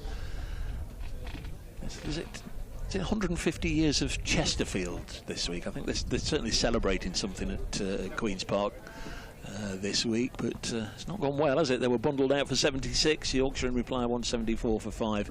End of the 79th over, 237 for 6. One more over, and then we'll see what happens, if anything happens, with that second new ball. Well, we'll just keep our eyes peeled because, you know, there's who's this? There's somebody led on the floor and doing some stretching. It's a great, I mean, tell you, this is a golden opportunity. Get the new ball straight away and get straight into lengths. There's Harrison. This will be his last over of this stint. Yeah, the interesting thing is that it's Dane Patterson who was down on the ground rolling and doing. I would have imagined it would have been Stone and Pennington as it was this morning. Harrison bowls again to the right-handed Bailey and receives it. Ball hit crisply back along the carpet. 237 for 6, Lancashire. Put in this morning. The cloudy skies by Seba Mead. This one turns away from Bailey into the gloves.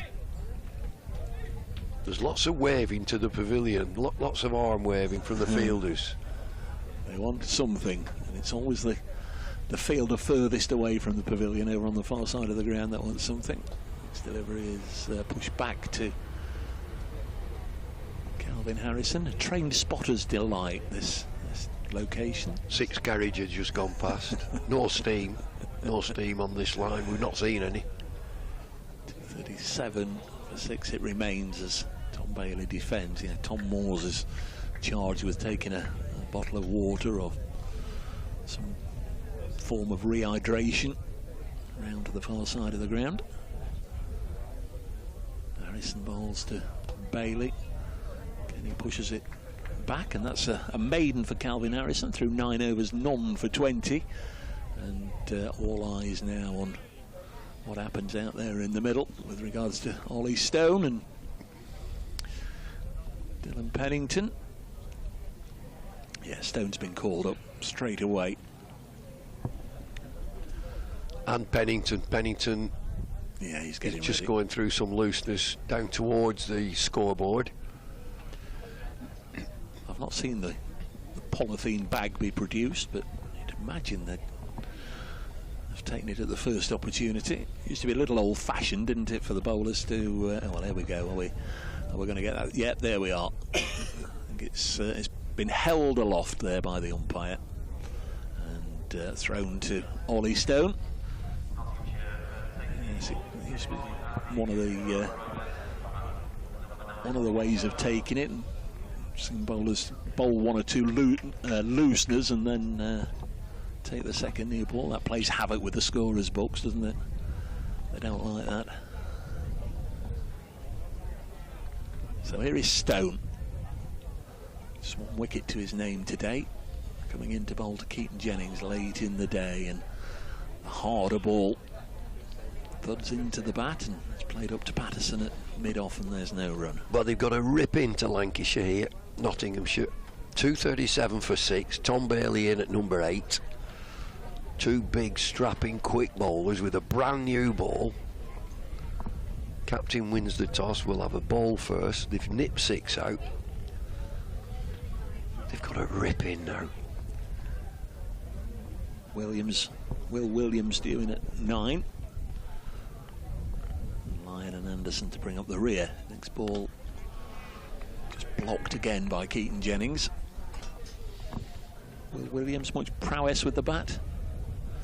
Well, I suppose he bats 9 for a reason. Yeah, I think, 9. I mean, Nathan Lyon could... Yeah. You've seen him in test matches, he just hang around. Jim's Jim.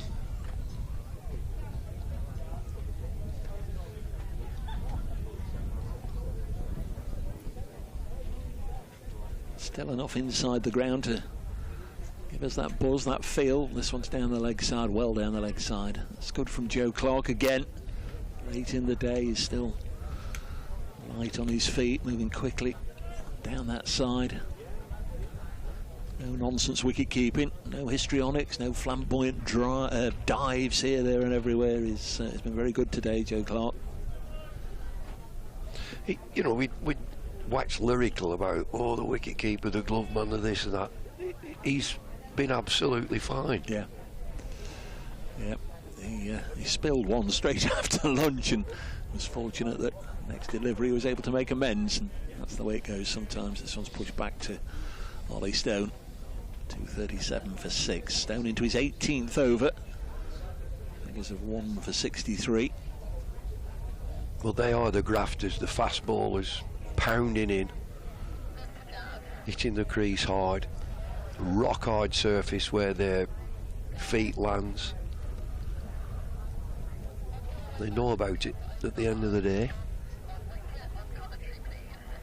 In once more, Stone. That's nice from Jennings, but he can't get it past to Mead at mid-on. There's no run. There's two trains of thought, though, isn't there, with the fast bowlers? There's those, keep them bowling, keep them in rhythm, and there's those that like a rest every now and again. I mean, I've no problem with a rest every now and again, but not just rest. Squad rotation and all that business.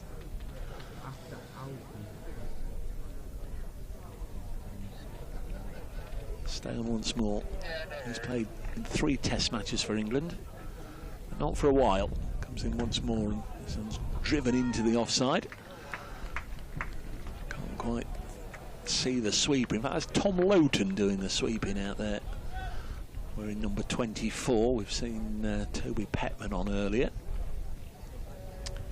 That's the end of the over. Second new ball has then been taken.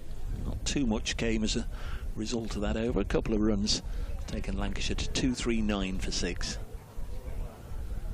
What have we got? 15 to go. In case you weren't with us,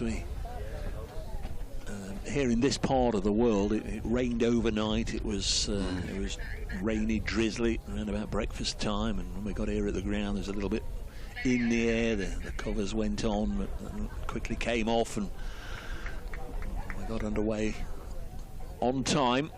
Seabermead winning the toss under those slate grey skies, opting to bowl. And we had a good hour, didn't we? And then the dark clouds rolled in, and just after midday, off we went for about 20 minutes or so. Not long enough to lose any overs, but long enough to make it a shortened morning session. This is pushed into the offside, but means we're going to be here till getting on for 7 o'clock. Jack Haynes doing the fielding there. You're very polite, you Nottinghamshire bowlers. Number 8 fast bowlers coming in, striding down the pitch. Hit it round his ears.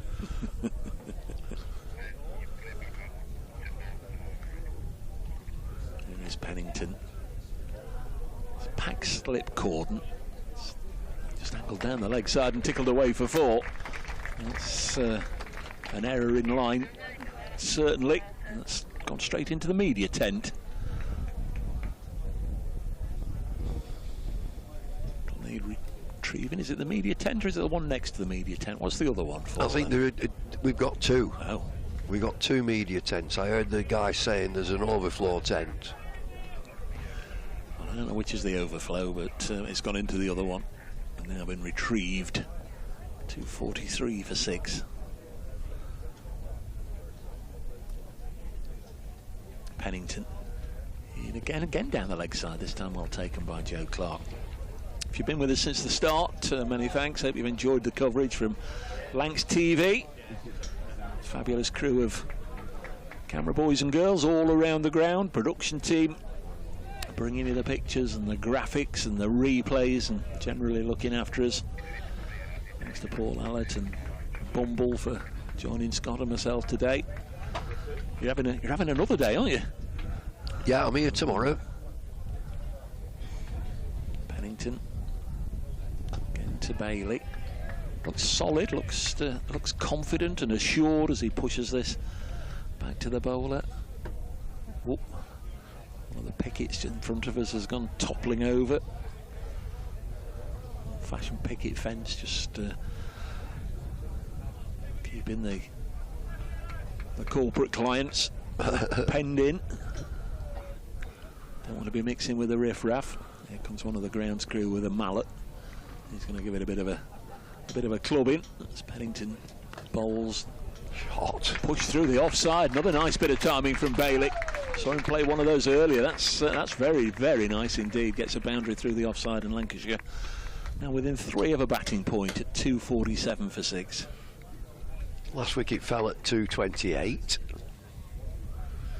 Do you know, I expected there to be a bit more rattle from Nottingham out there. Come on, big effort. Let's get stuck into these. Brand new ball. Yes, there's plenty of fast bowlers. Wouldn't be happy at being driven through the offside. Let's see what Pennington comes back with. And it was, again, a ball of a fallish length. Kept out by Bailey. A couple of boundaries in that over. One tickled down the leg side into the overflow tent, and one crashed through the offside. 247 for 6. Gave Jennings a chance just to lean on his bat for a while. Just mentally switch off for a moment before getting back on strike now and looking to go again. 114 not out. From 207 deliveries.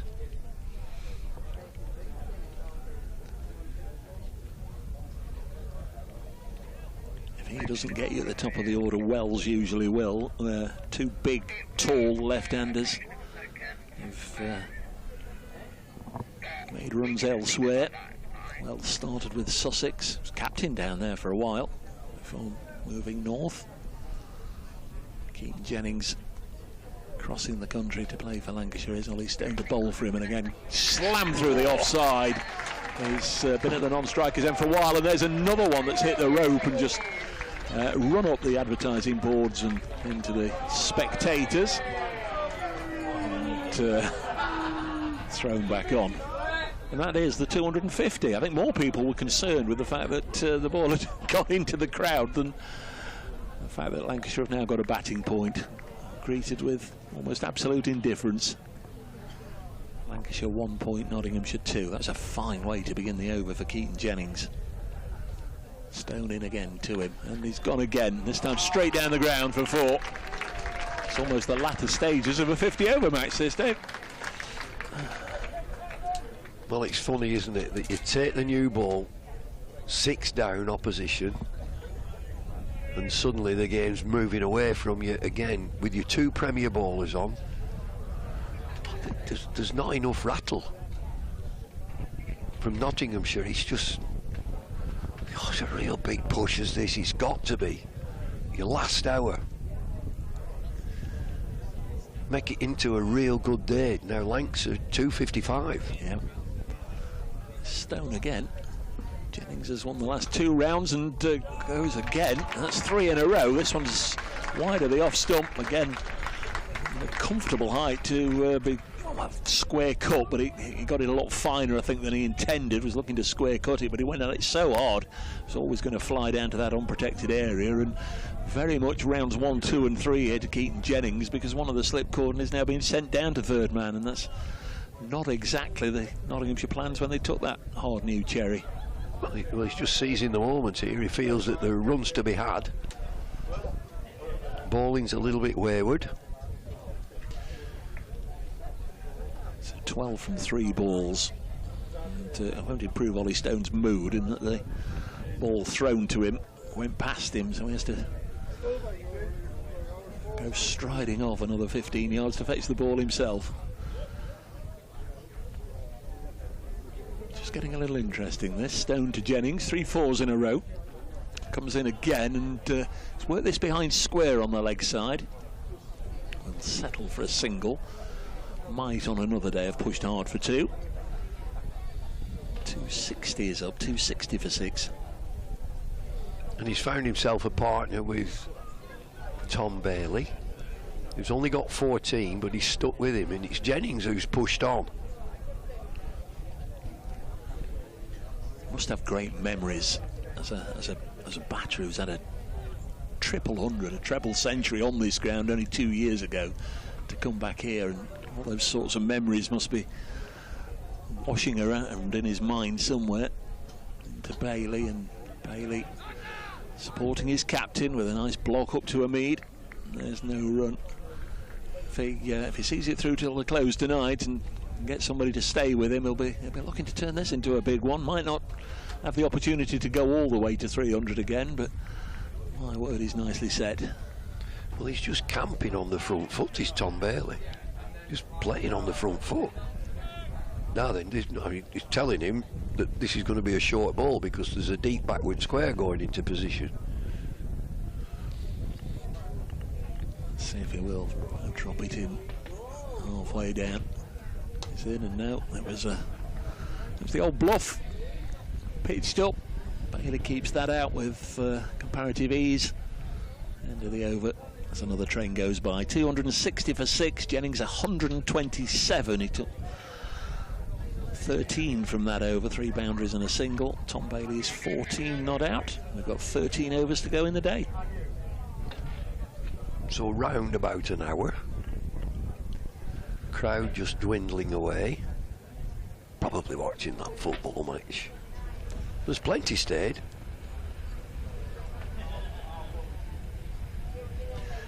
How far's the nearest stop, do you know, for the train? It'd be a bit frustrating if you come into the cricket and you've got to go on another mile or 2 before you can get off. There's Hillside up the road, that's the only one that I know.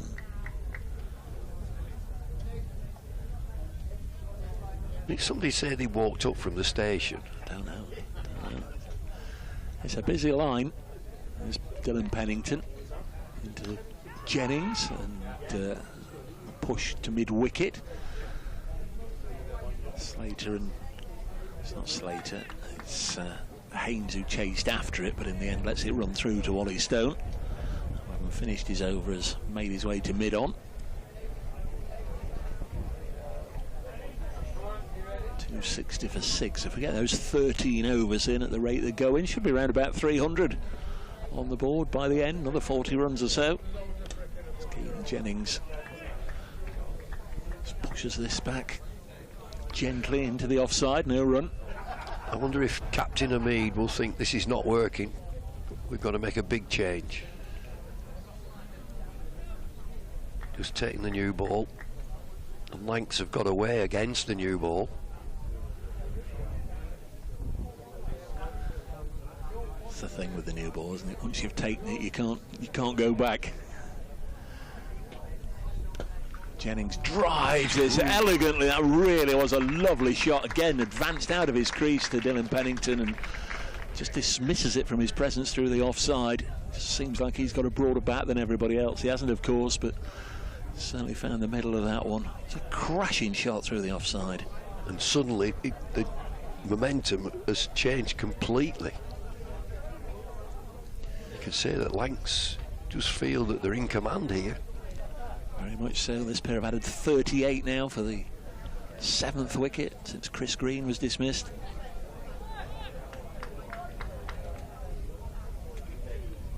It's not the first time that second new ball has brought an absolute avalanche of runs. There's another one here. One way or another, I think there was some bat involved. We'll keep half an eye on the umpire. Single taken, 265 for 6. Yep, run there. So Bailey back on strike. Williams, Lyon and Anderson to come. Jimmy Anderson playing in what may or may not be his final match for Lancashire. Oh, it's all intrigue, isn't it? I think you'd like him to go out at Old Trafford, wouldn't you? Well, I don't want him to go out at all. I think he looks absolutely bang on. He looks fit.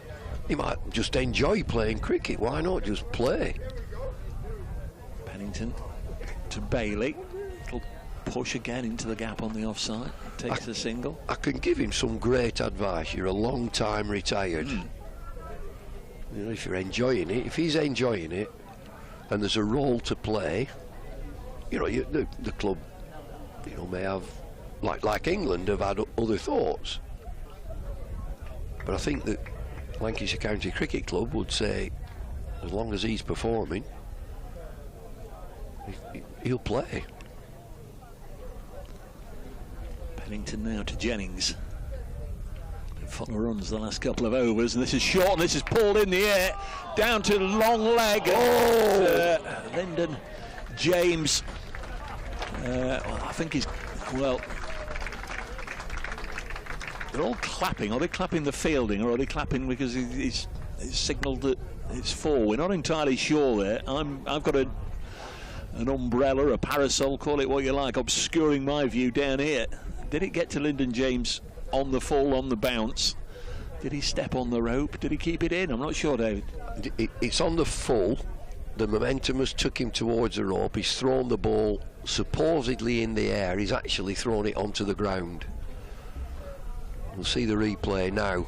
Pulled away into the leg side.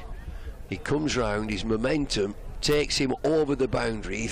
You know how they do it? Try to throw it up in the air. He hasn't thrown it high enough, and it's dropped to the floor. It's a 4. Well, I think they've given it as a 1 on the... Oh, I mean, it's a 1, sorry. Yeah. It's a 1, it's not a 4. Now, did it go to him on the full? Yeah, sure it did. We'll see it again. Ollie Stone starts a new over, and, well, he slammed this through the offside. There's Tom Lowton, the sub-fielder, and that's a boundary. Again, apologies, we're looking through banks of people trying to see where the ball had actually gone. No way of seeing the rope. Tom Lowton down there again. We've got a monitor, and hopefully we'll see a replay.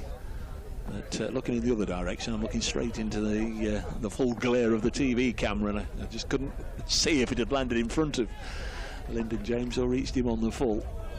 Boundary from that last delivery, 271 for 6.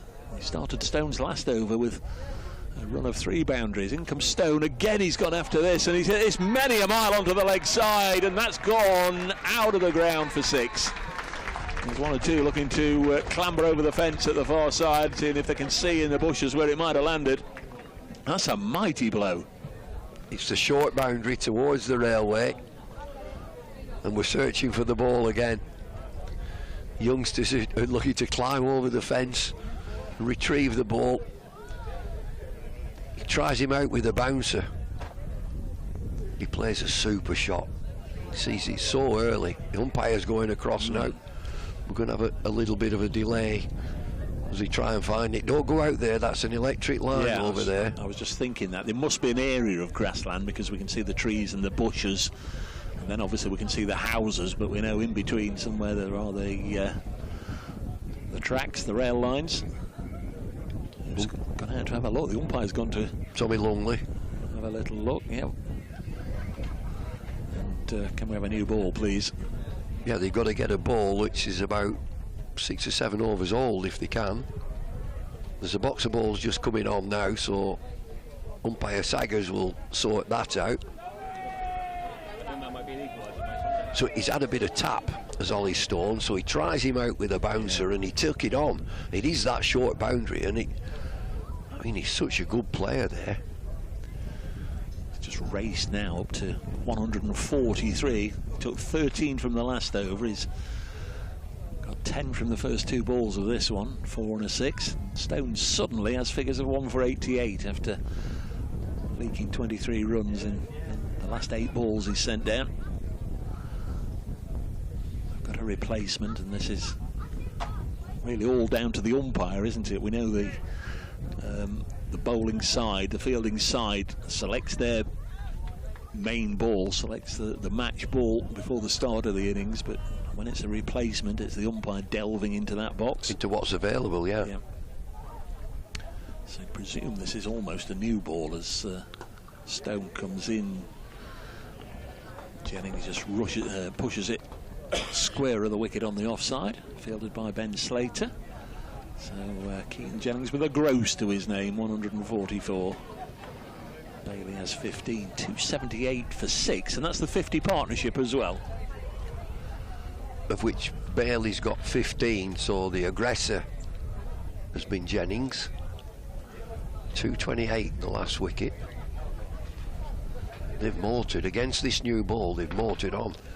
Turning into a good session for Lancashire, a good day for the home side. Down the leg side again, well taken by Joe Clark as Stone again lets this one slip down that leg side there. Only needed a tickle either off the pads of Tom Bailey or something off the face of the bat, and it would have run away for 4.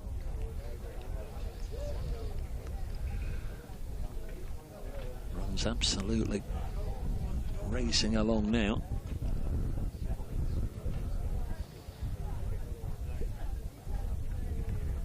Still got 11 overs after this one. As Ollie Stone bowls, work to leg to Ben Slater, no chance of a run on that occasion. Well, it's been, this last session has been Lancs, and it should be the other way. You work so hard to get 6 out, you get a brand new ball, and suddenly Jennings has took the game away.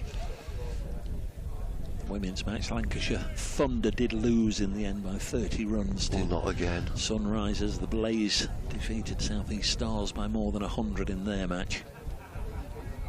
Start of the resumption of the 50 over competition. This one is going to bring another boundary to Tom Bailey. It looked like a deliberate flinch at the ball. He knew it was wide enough outside the off stump. All he had to do was just push the bat at it with the angle, runs it away on a line of about 45 degrees, gets 4 more. That's another expensive over for Ollie Stone. 6, the 4, the 1, and then another boundary at the end of the over. That's 15 from that one. He's gone for 28 in 2 overs, Ollie Stone. Oh, he's gone for a few. 1 for 89, or 1 for 93 in 20 overs.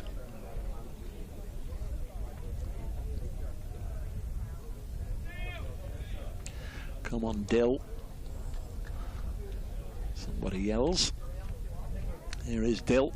Dylan Pennington. Again, a leg side delivery, and again it'll be 4 runs. And this one is a tap of the knee. 4 leg byes. Just got to stop dragging it down the leg side. Both been guilty of that with this second new ball. No protection there at all. Dave, what was the score at tea? That's a good question, which I'll tell you in just a moment.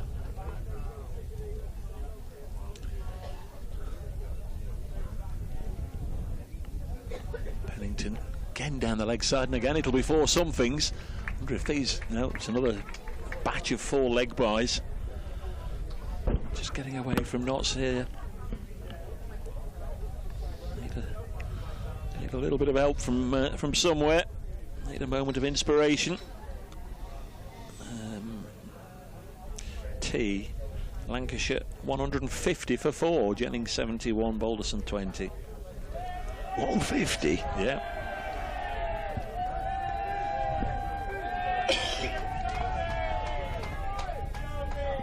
That was 10 to 4, wasn't it? It wasn't a specific number of overs or anything.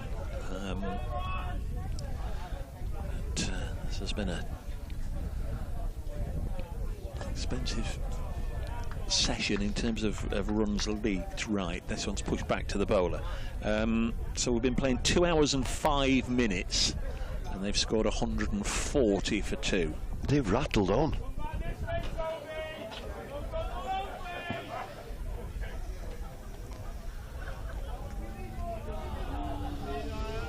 Overs after this one. So we're having a little bit of fun with Ben Slater on the boundary edge. And the wicket comes Pennington. Jennings just help himself to yet another single. Moves to 145, 291 for 6. It's not the over yet. The umpire's back to swapping over from side to side. Bailey's playing a fine little hand here on 19.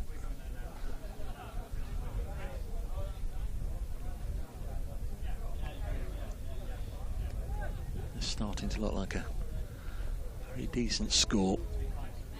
Still with power to add. Bailey pushes this back to Dylan Pennington. Another one who's put a good shift in today. 21 overs for Pennington, 1 for 53. You'd have thought that with Tom Bailey, and he's useful, but every shot he's just pushing forward, he's just getting a big stride in. Have a real 20 minutes hard at him, real short, with the field set accordingly. 3 slips, and one's driven into the offside. There'll only be a single. It's a decent sliding stop from Ollie Stone. End of the over, 292 for 6. Just keep an eye on Stone. It's his, just giving his fingers a knock, but he's striding purposefully in as if he's going to have another over here, Ollie Stone. Was it going to be Lyndon James? No, he's taken his cap off. So Lyndon James coming back into the attack, and Ollie Stone, you have to say, has taken a bit of a buffering with that second new ball. Last 2 overs in particular. It's gone around the park a little bit.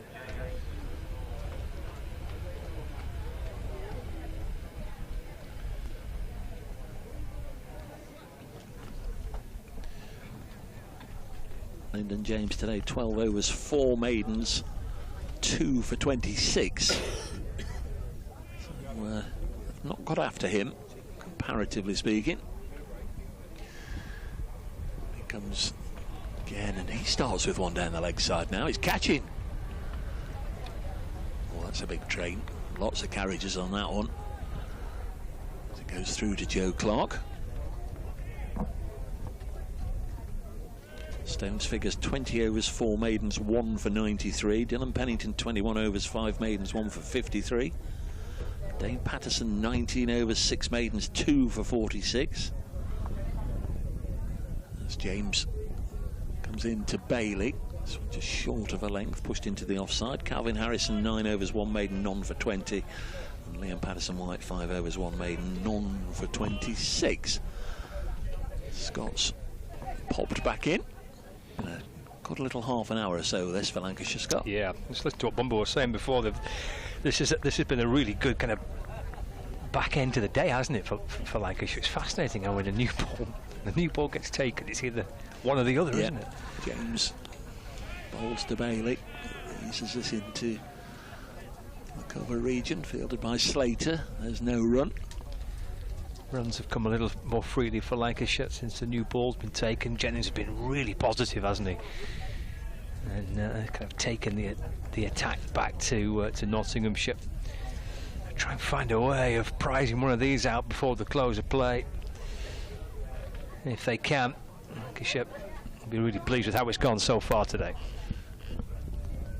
Strikes Bailey on the pad and given, and Lyndon James again has come on and got a wicket, and he's certainly playing his role here in just about keeping Nottinghamshire interested. It's Bailey who's gone for a fine 20, and the umpire had no doubt there, giving Lyndon James his 3rd wicket. Bailey's fallen. LBW 292 for 7 now, with 9 overs to go after this one. It's a fine knock from Bailey, but that wicket just give Nottinghamshire hope that again they can perhaps turn 1 wicket into 2 or 3, or indeed all 4 that they needed prior to that delivery.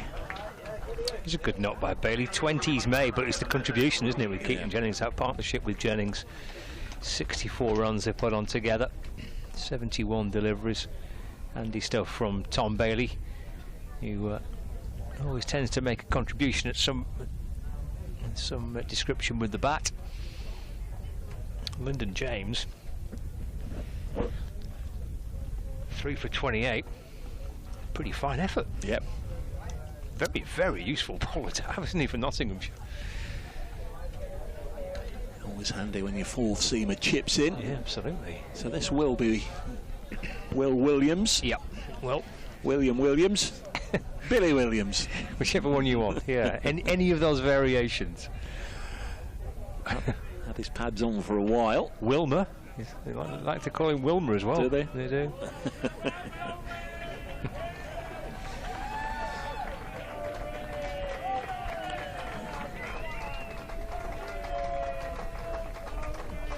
Has something happened somewhere? Because people are getting a little... Yeah, it's one of the Nottinghamshire 12th man getting a rousing reception.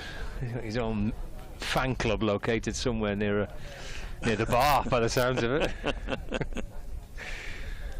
So 2 balls left in this over. Lyndon James to bowl to Will Williams, and he comes now, and this is driven up to mid-on, and there's no run, fielded by Patterson. I tell you, Bumble went for this little cushion option on our wooden benches. It's a fine choice. Much better with a little cushion, isn't it? Oh, it does feel better, yeah. It does. Have we sorted out Harrod Drive or Grosvenor Road end? Well, Grosvenor Road and Harrod Drive. So the opposite to what we were saying all morning. Yes. This one well down the leg side, and again Joe Clark gets there. He's desperately anxious to keep onto this no buys all day. Joe Clark is being tested and challenged, and just had a little look at him on the live stream there. He's just getting more and more frustrated, I think, at his deliveries drifting down the leg side. 292 for 7. Going to be Pennington, I think, Scott, to keep going. Looks that way. Yep, this would be his 4th over of this spell from the Harrod Drive end of the ground. You're guessing. You're guessing. I'm not. I seek clarification. I apologise, Dave. I got my ends wrong this morning. It's sloppy on my part. There is Pennington to Jennings. It's defended to mid-off, and there's no run. 292 for 7. 145 for Keaton Jennings, becoming the first Lancashire batter to score 3 centuries here in Southport. There's a few that have scored 2 centuries at Southport, including D. Lloyd. He's on that list. There's Pennington is in, and Bowles to Jennings, run away to backward point for a single, 146 not out. Yeah, we had a little look at that earlier in the day. 1979 against Worcestershire, both innings. Yep. He churned them out. Got another one in a one-day match against Essex as well. So he's had 3 on this ground, but only 2 in first-class cricket. Graham Fowler, also with 2 centuries here at Southport.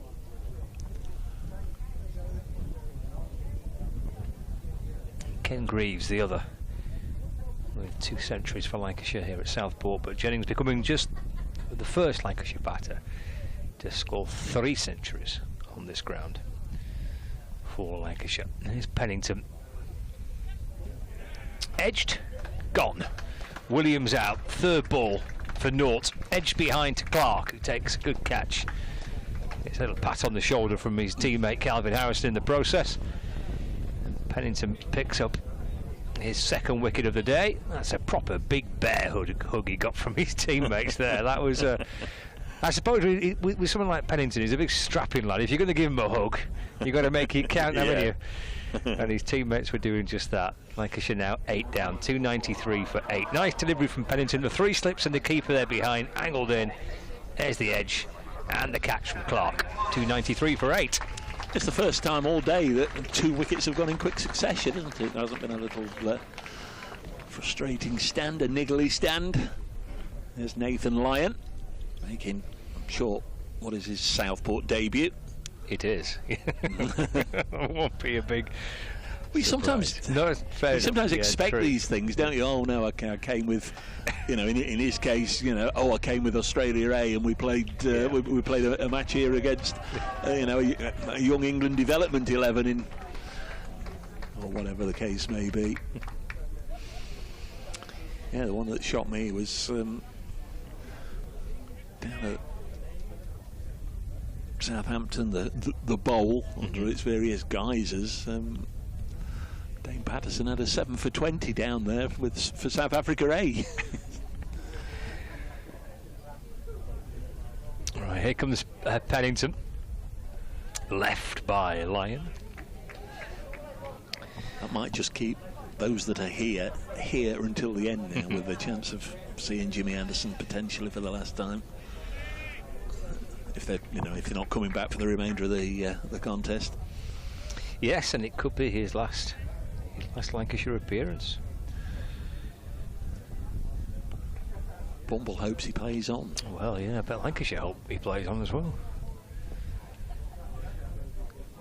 Pennington to Lyon. And it's deflected away, just trying to whip it out towards the leg side. Just comes off the pad, so a leg by. Lyon remains on naught, but the leg by takes Lancashire to 294 for 8. Because there'll be a different environment, really. He won't be using the county championship matches or games for Lancashire to pop back and increase his fitness, improve his match fitness for an international summer or season that follows. He'd be quite literally playing for Lancashire, because he wants to play for Lancashire if he does. Pennington to Jennings, hammered away, back over the bowler's head, down towards the boundary. 1 bounce from 4 to bring up the 150 for the Lancashire captain. He does like batting here. 3rd time he's reached 3 figures for Lancashire at Trafalgar Road, and he reaches 150 as Lancashire push up towards 300. 298 for 8. Agree with every word he said there, but he could have stopped the sentence. He does like batting at Trafalgar Road with he does like batting, because he does. He just churns out big runs. Same with Bumble. I had a little look, an England average of 25. He's a much better player than that. He's a much better player now, but even in his England days, he looked the business, and clearly he was seen off cheaply too many times for England selectors to give him any more than his 17 Test caps, but I don't think there's been many finer over the last few years at this level. It's going to be Lyndon James. There is still the potential that Lyndon James could get a 5 for here. He's got 3 of the 8 wickets. There's a single sharply taken. Nathan Lyon. Did he drop it on the leg side? No, he didn't. Well, he did, but via the pad or some part of his anatomy, because it's a leg by. Did Jennings just smash that previous one away for 4 because he could, or because he perhaps thinks, well, if we're going to get some more now, I've got to get them and I'll get on with this? I know Nathan Lyon can back, can't he? Yes, he's not been required too often this season for Lancashire. No, but in international circles, I mean, he's faced he's faced everybody that there is to face in the last 15 years. There's James. And once more, bowls. Well, Jennings just happy, just push it out on the side. What are they clapping? They're clapping the 300, and that's the second batting bonus point. The 250, you know, was completely missed by everybody. There was something else going on, but wasn't even a ripple of applause for the 250, but they more than made up for it with the 300. 2 all in bonus points. Nottinghamshire 1 wicket away from the full haul of 3 bowling points. Here's Lyndon James trying to get it now. Bowls to Nathan Lyon, who turns this on the leg side beautifully, and that'll go, I think, for 4. Slater's after it. In fact, he's overhauled it, dragged it back just inside the rope. They come back for 2. 302 for 8. Lancashire. 7 overs to go after this one. Already 6:30. Yeah, I'm really surprised we've got this far. When we started this morning, it was pretty gloomy, wasn't it? And the overcast conditions, cloudy, wasn't it? This delivery is allowed to go through to Joe Clark. It wasn't very sunny, but yeah, it's brightened up no end. But we lost about 20 minutes, and already we've played half an hour more than than we should have done, and we've still got 7.5 overs to go. Well, it's the best part of the day, Dave. It's lovely. Sat here in the sunshine watching a bit of cricket. Oh yeah. But yeah, late finish. A late finish here, much to the delight of BBC 5 Sports Extra. We've got Lyndon James in the evening sunshine, bowling all down the leg side, and it's come off something. Joe Clark, the keeper, dived across, couldn't get there. It's along the ground. Let's have a look. Are we going to get... Oh, there it is. 304 runs on the board now, and they're the first buys of the day. Joe Clark has kept magnificently well. So for our new listeners just joining us, Dave Bracegirdle and Scott Reed here at Southport. We can say sunny Southport now, although it's been an absolute wretch of a day, really, weather-wise. We've had dark clouds overhead. We lost 20 minutes to rain this morning. A little more than a sea fret here when we arrived as well. As this is pushed out onto the offside end of the over. 304 for 8. No doubt, Scott, the star of the day, as he often is against Nottinghamshire. Keaton Jennings. Yeah, he's reached 151 not out, and continuing his outstanding form here at this particular venue. 3 centuries on the spin batting here for Lancashire. Having scored 100 against Somerset, and then his career best triple century as well. And he enjoys this part of the Northwest, and he's scored half the runs that Lancashire have got today. Nottinghamshire winning the toss and electing to have a ball first. Chipped away 8 wickets and looking for a 9th now. Jennings, he's going to ramp this over his shoulder down towards the boundary, and it's 6 more off Lyndon James, who's running in off Dylan Pennington. Apologies. And he scooped it down towards the boundary. And Jennings looking to attack at the back end of the first day. 157 not out now, 310 for 8. Yes, he's had a day he'll never forget, Dylan Pennington, because he woke to news that he'd been selected for England or in the squad for the first 2 Test matches against West Indies for the first time. He's picked up a couple of wickets. He's bowled quickly, as he always does. Plenty of aggression, plenty of good honest toil, but never nice to see a delivery scooped back over the keeper's head for 6. Into Jennings, who goes for the same shot. But on this occasion fails to make the contact he was hoping for, and Clark, the keeper, takes the catch, just bouncing a pace or 2 to his right down the leg side. It's pace that's done it for Notts today. Lyndon James with 3 wickets, 2 for Dylan Pennington, 2 for Dane Patterson, and Ollie Stone with the solitary wicket. Not that he's not bowled well, but when Notts took the second new ball, he was absolutely hammered out of the attack with 13 from his first over and 15 from the next, all by Jennings. Swatting this back over Pennington's head out towards the wide long on boundary, heading towards the ice cream van. 1 bounce over the rope and 4 more to Jennings, and he moves to 161 not out, and Lancashire now to 314 for 8. Just getting a little messy, this is, for Nottinghamshire. When they had the home side, what was it when Chris Green got out? 228 for 6. I think most observers here felt, well, get Jennings out, can keep them well below 300. Well, they haven't got Jennings out, and they certainly haven't got them below 300. 314 for 8. Pennington to Jennings. It's through to the keeper, Clark. And there's no run. Yeah, it's kind of been a little bit like that, hasn't it? There's been moments in the game where you feel that Nottinghamshire have got a real chance to try and put Lancashire on the ropes, and then you see a bit of a counter punch. We've seen that a few times through the course of the day. 314 for 8. Pennington 2 for 69.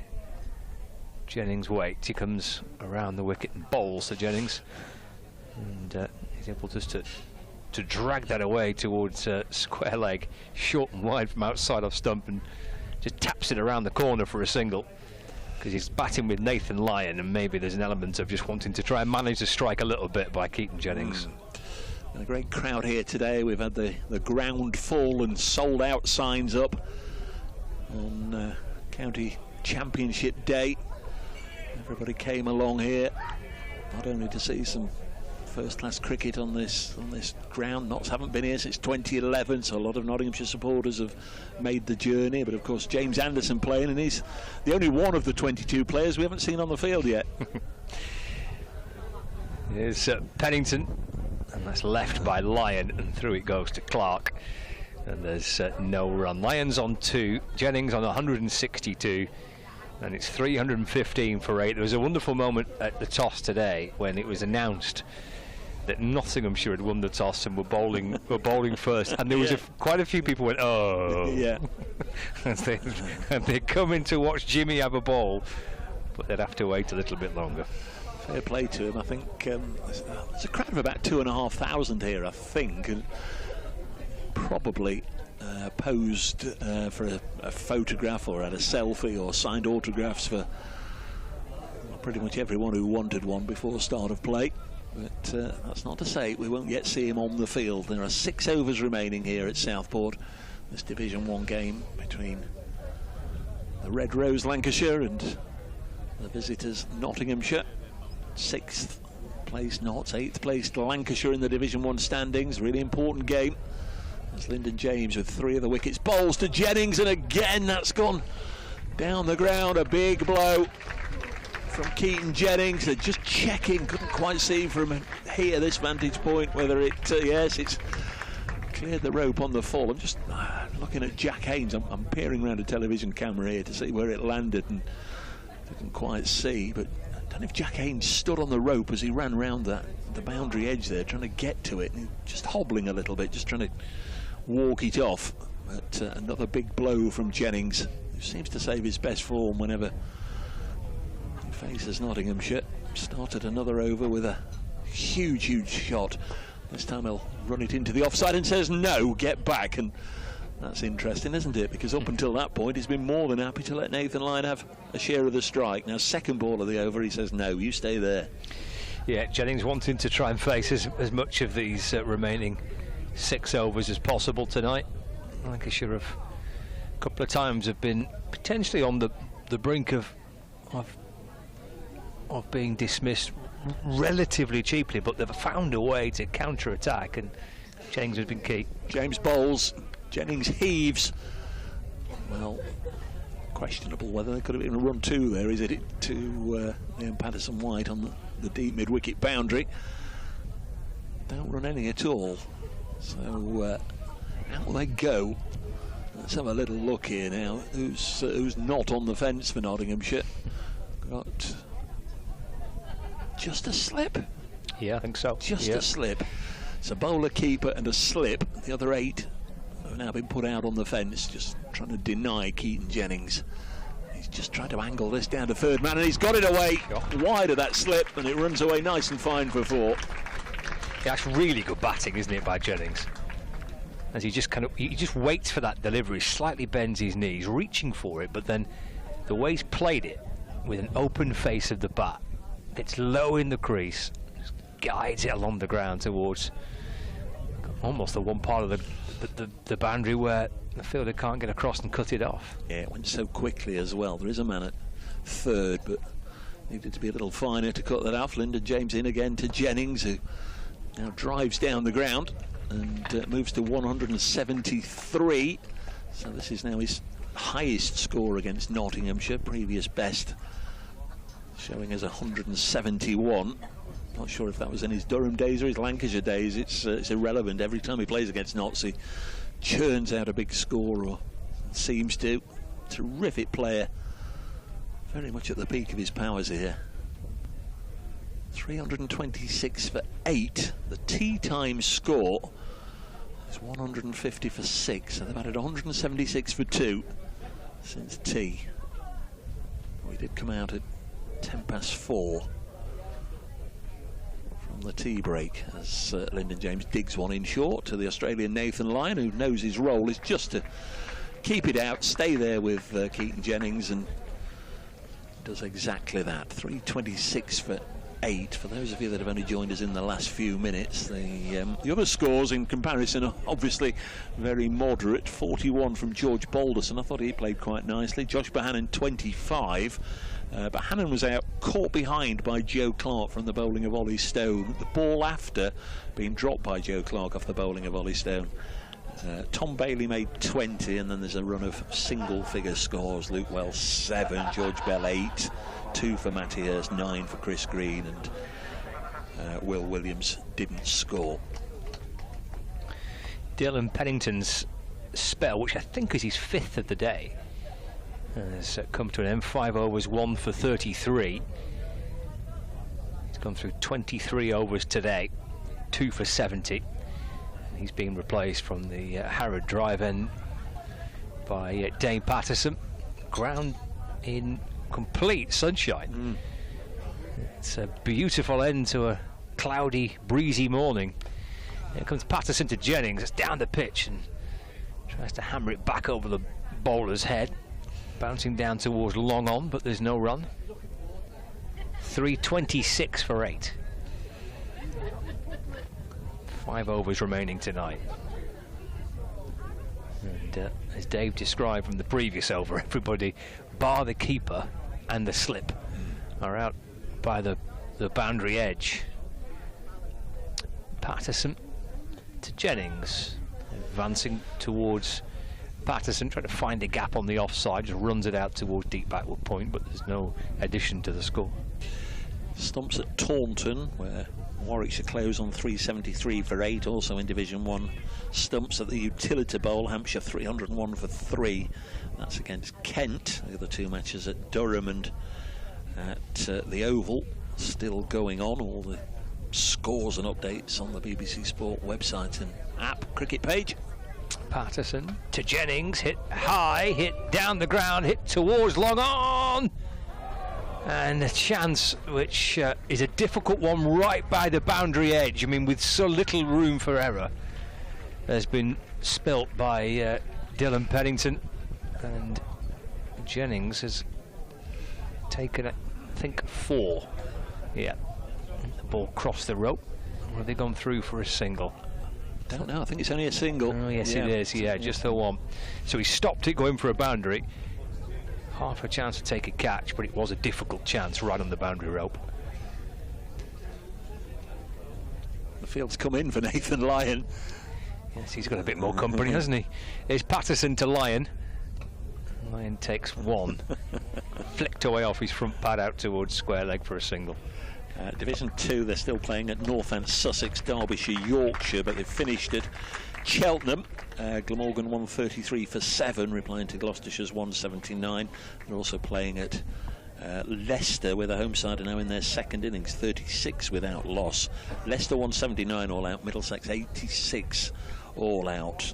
They're also into the third innings of the match at Wantage Road, where Sussex 82 for 2 in their second innings, leading Northants by 1-2-8. There's been a lot of wickets gone down today, especially in the second division. Lyon's come back, actually ran 2, so he's on strike again. He's off the back foot, and that's turned away to mid-wicket, and there's no run. And all the matches are now complete in the Rachel Hayo Flint Trophy. Wins today for Southern Vipers, Sunrisers, the Blaze and Northern Diamonds. And earlier England's women defeated New Zealand women in the ODI. And the final ebbs of the cricketing day come into a conclusion here at Southport. 4 overs to go tonight. Patterson in, balls to Lyon, who hits it nicely down the ground, but only for no run as it's picked up by Pennington at mid-off, and that completes the over. 3 coming off it. Lancashire are 329 for 8. Keaton Jennings on another masterful innings here. 174 not out. Nathan Lyon on 4. Yes, for some reason or another, between about 4:30 and 10 to 5, we had a mass exodus, didn't we, of people leaving the ground, and see that they'd gone for the day. Those that have remained, I think, just purely for them, I'd like a wicket to go down for them to get the chance to give Jimmy Anderson an ovation, because I presume many of them will have to return to work tomorrow or go back to whatever they do between Mondays and Fridays, and might not be here to see him playing the rest of the contest. For those that have stuck around to see Jimmy Anderson, let's hope a wicket falls. There are 4 overs left in the day. Lancashire supporters perhaps less interested in a wicket going down, especially that of Jennings, who makes a half-hearted switch at that one. It was nowhere near it, absolutely nowhere near it. The ball was getting on for 2 feet outside the off stump, and he just played on a line of off stump and had a little bit of a free golf swing. 329 for 8. Got the Notts captain, Asiba Mead, right in front of our commentary table. As James bowls, Jennings goes again and gets hold of it all the way out to long off, no run. 329 for 8. It's going to be a decent score now. I said this morning, par probably about 300. But if you get one fella 174 not out, you're in business, aren't you? It's handy, isn't it? I think the highest score, well, definitely the highest score on this ground as this goes through to the keeper, is for Lancashire against Notts, Gihan Mendes, who made 180. Not been that many centuries by either side in the 6 previous fixtures on this ground, many of them low-scoring affairs. The only Notts ton was scored by current club president Chris Broad back in 1986. James to Jennings. Jennings hits that very, very hard out into the offside. Sliding stop, and I suspect from the cheers to our left and the disappointment etched on the face of the sliding Calvin Harrison, he was unable. He's another one who's got up hobbling, clearly unable, right on the rope to prevent it going for 4. Asiba Mead is fielding here in the middle of an over, and a young lad has gone and asked him for his autograph. He said, oh, not for a moment, or words to that effect. This one, a short, slow bouncer from Lyndon James that makes its way through to Joe Clark, and that the young man has lost his opportunity because Asiba Mead has decided, oh well, I'm not going to field on the boundary anymore. Triple Nelson on the board, a gooch. Will that bring a wicket? Bringing the fielders in. What is They're a bit late to Hass's Coleman, weren't they? He was waving his arms around, trying to get his lads in, and they've eventually responded. One ball left in the over. Just 4 runs have come from it so far. That have taken Jennings to 178. And James bowls, and this is just swatted away for 4 more. And he wasn't concerned in keeping the strike there, pinching a single. Just helped a leg side shortish delivery away for 4, just swatted it away. And it's 3-3-7 for 8. Again, just a little step down the pitch, isn't it, by Jennings, and pulls it down towards the scoreboard for 4 more. Yeah. The 8 coming off the over, the 2 boundaries. I guess you're pushing up towards that 350 mark, towards the close of play. 3 overs left.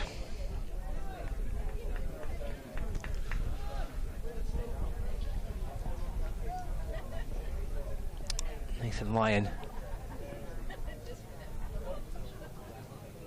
waits for Patterson, who's in and bowls. He plays forward and defends. And there's no run. Final game for Nathan Lyon. First back for Jimmy Anderson. First of the season for him. Final match for Nathan Lyon. Lyon and Anderson playing in the same team. Well, at some stage tomorrow we see Lyon and Anderson bowling in tandem together.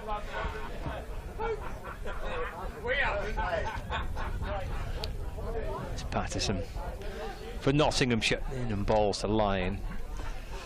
Gets on the front foot and defends, just pushes away into the offside, no run. Jimmy Anderson will be hoping it's not for long if they're bowling in tandem, because Lyon, if memory serves, rattles through his overs fairly quickly. Yeah, not much of a breather, is there? No, that's true. Has he been George whilst he's been with Lancashire? He's George, isn't he, with the Australians? Gary. Gary, that. Gary. Of course, he is Gary. Gary. He has been Gary. Yeah. George's brother. Yes. Patterson to Gary. So flipped away towards the leg side. There's no run. Yeah, I've had a few of them. A few Garys through the course of the season. It's an Only Fools and Horses sketch, wasn't it?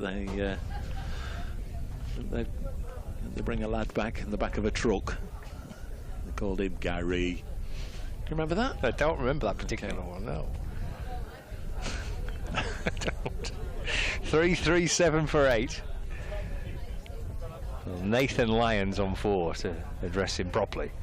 As Patterson comes in and bowls to Lyon, who's off the back foot and defends up to mid-off, no run. Bit of Shania Twain tonight. Is that Sunday night's headline? Headliner, yeah. Nice. Yeah, why not? I quite enjoyed it. I watched Coldplay last night. Yeah. It's only because I couldn't get the option to watch somebody else. But they were good. They had a good turn. Yeah. But I think there's been some good performance. I enjoyed watching Cyndi Lauper the other day. That was on Friday, I think. She was great. Patterson's in to Lyon. Oh. And down it goes towards the 3rd man boundary for 4 to the right of second slip. Doubles his score, Nathan Lyon. He moves to 8.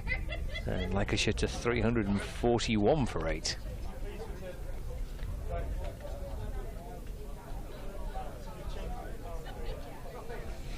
Well, enjoying a little chance to have a bat here, Nathan Lyon. The more runs he can help Lancashire get, the more he's got to work with later in the game.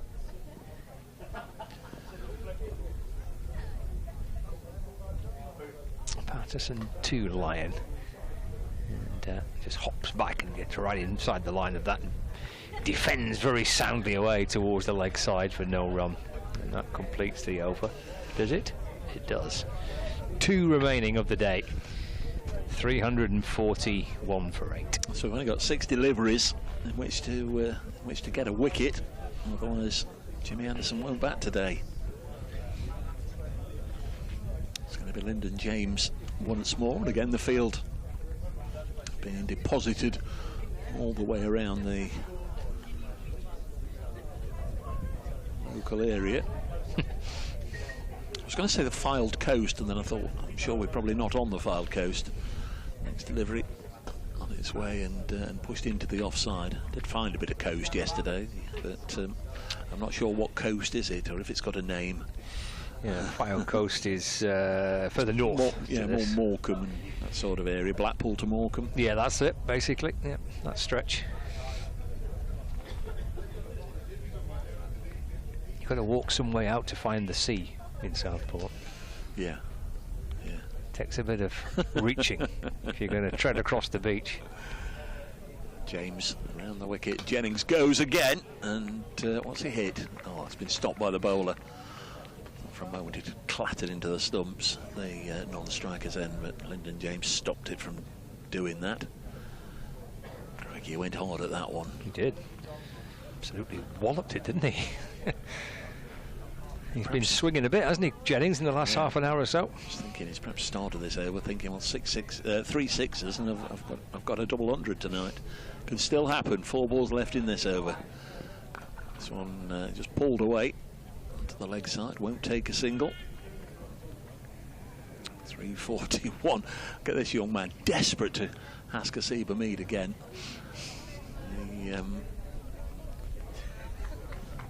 Better off, I think, waiting until the end of the day than halfway through and over. Because Haas is a lovely man, and he'll always sign your autographs and smile for a photograph, but not halfway through and over when he's trying to orchestrate his troops. Next one's run away onto the offside. Oh, he's going to try again. He's a brave young man with his scorecard. Please, Mr. Hermit. Oh, he's now going to sign it. Well done, Haas. Well done, Haas. He's crikey. I've run out of ideas. There we go. There you are, young man. Thank you very much. And he's got it. He's got it. Signature secured. There'll be a few Nathan Lyon autograph hunters and Jimmy Anderson autograph hunters through the course of the next couple of days. There can't be any more Jimmy Anderson autograph hunters. There's a few more. Signed hundreds this morning. Next delivery is in, and Asiba Mead has suddenly found himself in a position where I can't see what's going off. There you go, Skip. Oh no, he's going to come back. Don't know if that was a leave through to the keeper or a play and a miss through to the keeper, because they're not as captain. Totally obscuring my view here. There's people leaping up and down as if they've won the lottery. I suspect it's not that, but it might be something else. 343 for 8. Next delivery is cut to backward point. Single taken, 344 for 8.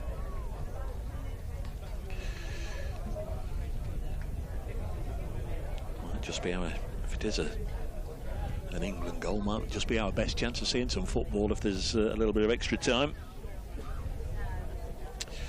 It is indeed. Good news for those that we better not say anything. probably giving it away already, but might be one or two of you out there that don't want to know what's going on. Lyndon James, final ball of the over, I think, bowls to Nathan Lyon, who defends, so we won't be seeing James Anderson out there with bat in hand today, because we've had 95 of the 96 overs. Lancashire 344 for 8. It's the end of the over, end of Lyndon James, 3 for 53 from 17 overs. He's had a pretty good day, actually, Lyndon. He has, yeah. And with Keaton Jennings, 183 not out on strike. I think the perfect day for him will probably be 5 dots and then just take a single, so he's on strike for tomorrow morning. Job done. Yeah, the ball was used by Nottinghamshire. Today, Ollie Stone, 20 overs, 1 for 93. Dylan Pennington, 23 overs, 2 for 70. Patterson's about to start his 22nd over, 2 for 53. Lyndon James, 17 overs, 3 for 53. And then the spinners, Harrison, 9 overs. Patterson White, 5 overs. There's We start the final over of the day, and it will be Dane Patterson right on round the wicket to Keaton Jennings. Plays off the front foot and just steers that ball safely away into the offside. And did so as if he was determined to make sure that nothing untoward happens in these in this final over, and he's again there tomorrow. 3, 4, 4 for 8. 5 balls left today. Patterson to Jennings.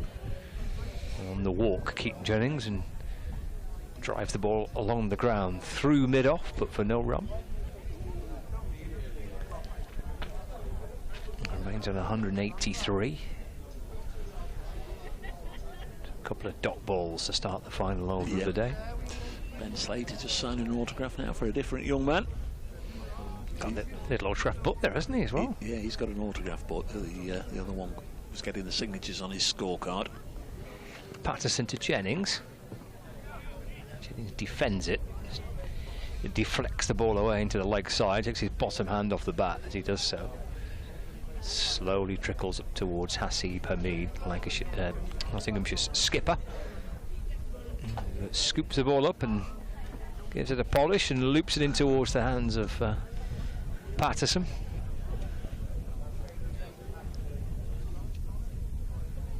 Here comes Patterson again. Halfway through the final over of the day, bowls to Jennings, then calmly off the front foot and defends. And there's no run. Another young man now with a miniature cricket bat for Ben Slater to sign. Let's hope the forecast is not as threatening tomorrow as some say it may well be. Yeah, fingers crossed. If you got a ticket for tomorrow and you're heading to the ground, we get a little lucky with the weather and we get some cricket in, and a good amount of it. It's turned out towards the leg side by Jennings, and there's no run. Where are we? That's 5, isn't it? That's one ball 5, left. I didn't say 5 dots and a single. Field being brought in by the captain. He won't mind too much, even if it's just 6 dots, I don't think. Keaton Jennings, he's having a look all around him. It's been a magnificent innings. He, of course, was out there for the toss at 10:30, lost it. But began his innings at 11 and hasn't looked back really. Can't recall any opportunities of note that he's given the Nottinghamshire side. Final ball of the day, and that's turned out towards the leg side by Keaton Jennings, and it is 6 dot balls to end the day's play. And Lancashire close today on 344 for 8, but the man leading Lancashire off is Will Young amongst the Nottinghamshire players to walk up and shake Keaton Jennings by the hand, as indeed does Ben Slater and Nathan Lyon. Also a little tap on the back of Jennings. He'll have the honour of leading the side off. Goodness me, how well does he bat here? 3rd century on the spin for Lancashire at Southport. The first Lancashire batter to score 3 centuries on this ground. And he'll resume tomorrow morning, 183 not out, with Nathan Lyon on 8. And Lancashire on 344 for 8, Dave. Yes, thanks, Scott. Very much enjoyed the day. The weather wasn't as bad in the end as we were concerned about. We did lose 20 minutes or so, but we've been able to play right on until 7 o'clock in bright sunshine towards the end of the day. The scorecard, for those of you looking at the live stream, second top score of 41 from George Balderson, who played very nicely indeed for Notts. Little James, maybe even the pick of the bowlers, 3 for 53, certainly in terms of most wickets.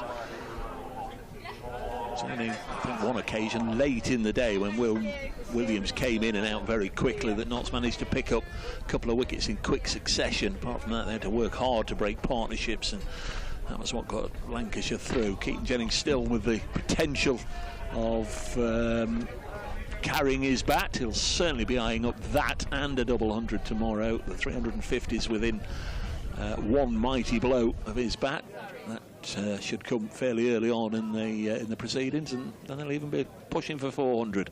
Let's hope the weather holds. Let's hope you come back and join us, whether you're with us all day on the BBC Sport website and app, or via the Lancs TV, the excellent live stream. Thanks to Bumble and Paul Allett for being with us, and thanks as ever, Scott, for your wonderful hospitality. It's been a lovely day. It has. Cheers, Dave. We'll catch everybody tomorrow. There will be a very good possibility, if the weather behaves and we get some cricket, that we're going to see a certain Jimmy Anderson ball for Lancashire tomorrow, and there is a chance for the viewers here on Lancs TV to win a particular special competition. Follow the details, the QR code on screen for a signed James Anderson shirt. Follow the QR code there for the viewers on Lancs TV, and get yourself a chance to win a signed Jimmy Anderson shirt. From sunny Southport and Birkdale Cricket Club, that's it from the whole team here on Lancs TV. We'll catch you tomorrow morning from just before 11 o'clock.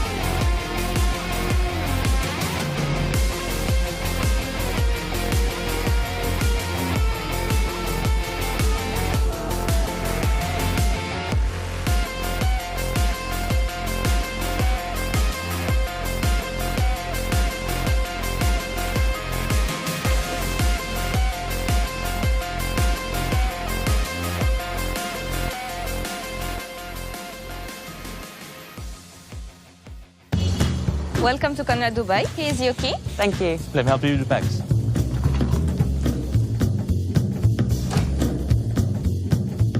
Nice room. How's that?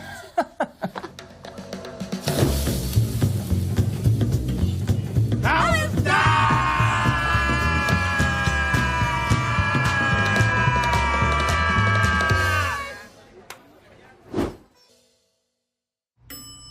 How's that? This is a call for hungry dreamers and hard-working self-believers. Success is down to more than just luck and talent. It's striving to be the best, breaking the boundaries and never giving up. Are you ready to become your best self? Are you ready to unlock your greatness? So what are you waiting for? This is Education Evolved. This is UA 92.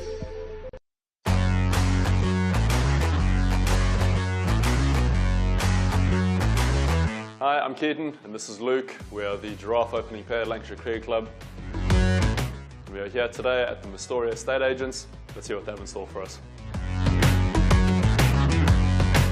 One of the highlights for me probably was making my Test debut. You aspire to play international cricket, and I think for me making that Test debut in Mumbai was a special moment I think I'll look back on. Property is potentially an option that, well, I've already started to go down. I'd like to explore more options in the future for sure. I've seen how positive an investment strategy that can be. If I could, I'd get a little clay pigeon shot up in the garden. I'm not entirely sure the neighbours would be all too happy with it, but yeah, a little clay pigeon trap. The idea of dealing with the day-to-day stress of everything that comes with being a landlord isn't something that I would necessarily want to be a part of, to be honest. So using an experienced agent like Astoria would definitely be something I'd be interested in. I think it's not devilishly good looks, to be entirely honest. I'm not sure where the reference comes from. I think it's fairly self-explanatory. I think just making sure the advice you're getting is aligned with the goals. It's a big investment, it's a large chunk of your savings, so to make sure it's taken care of and taken care of in a really sort of professional manner.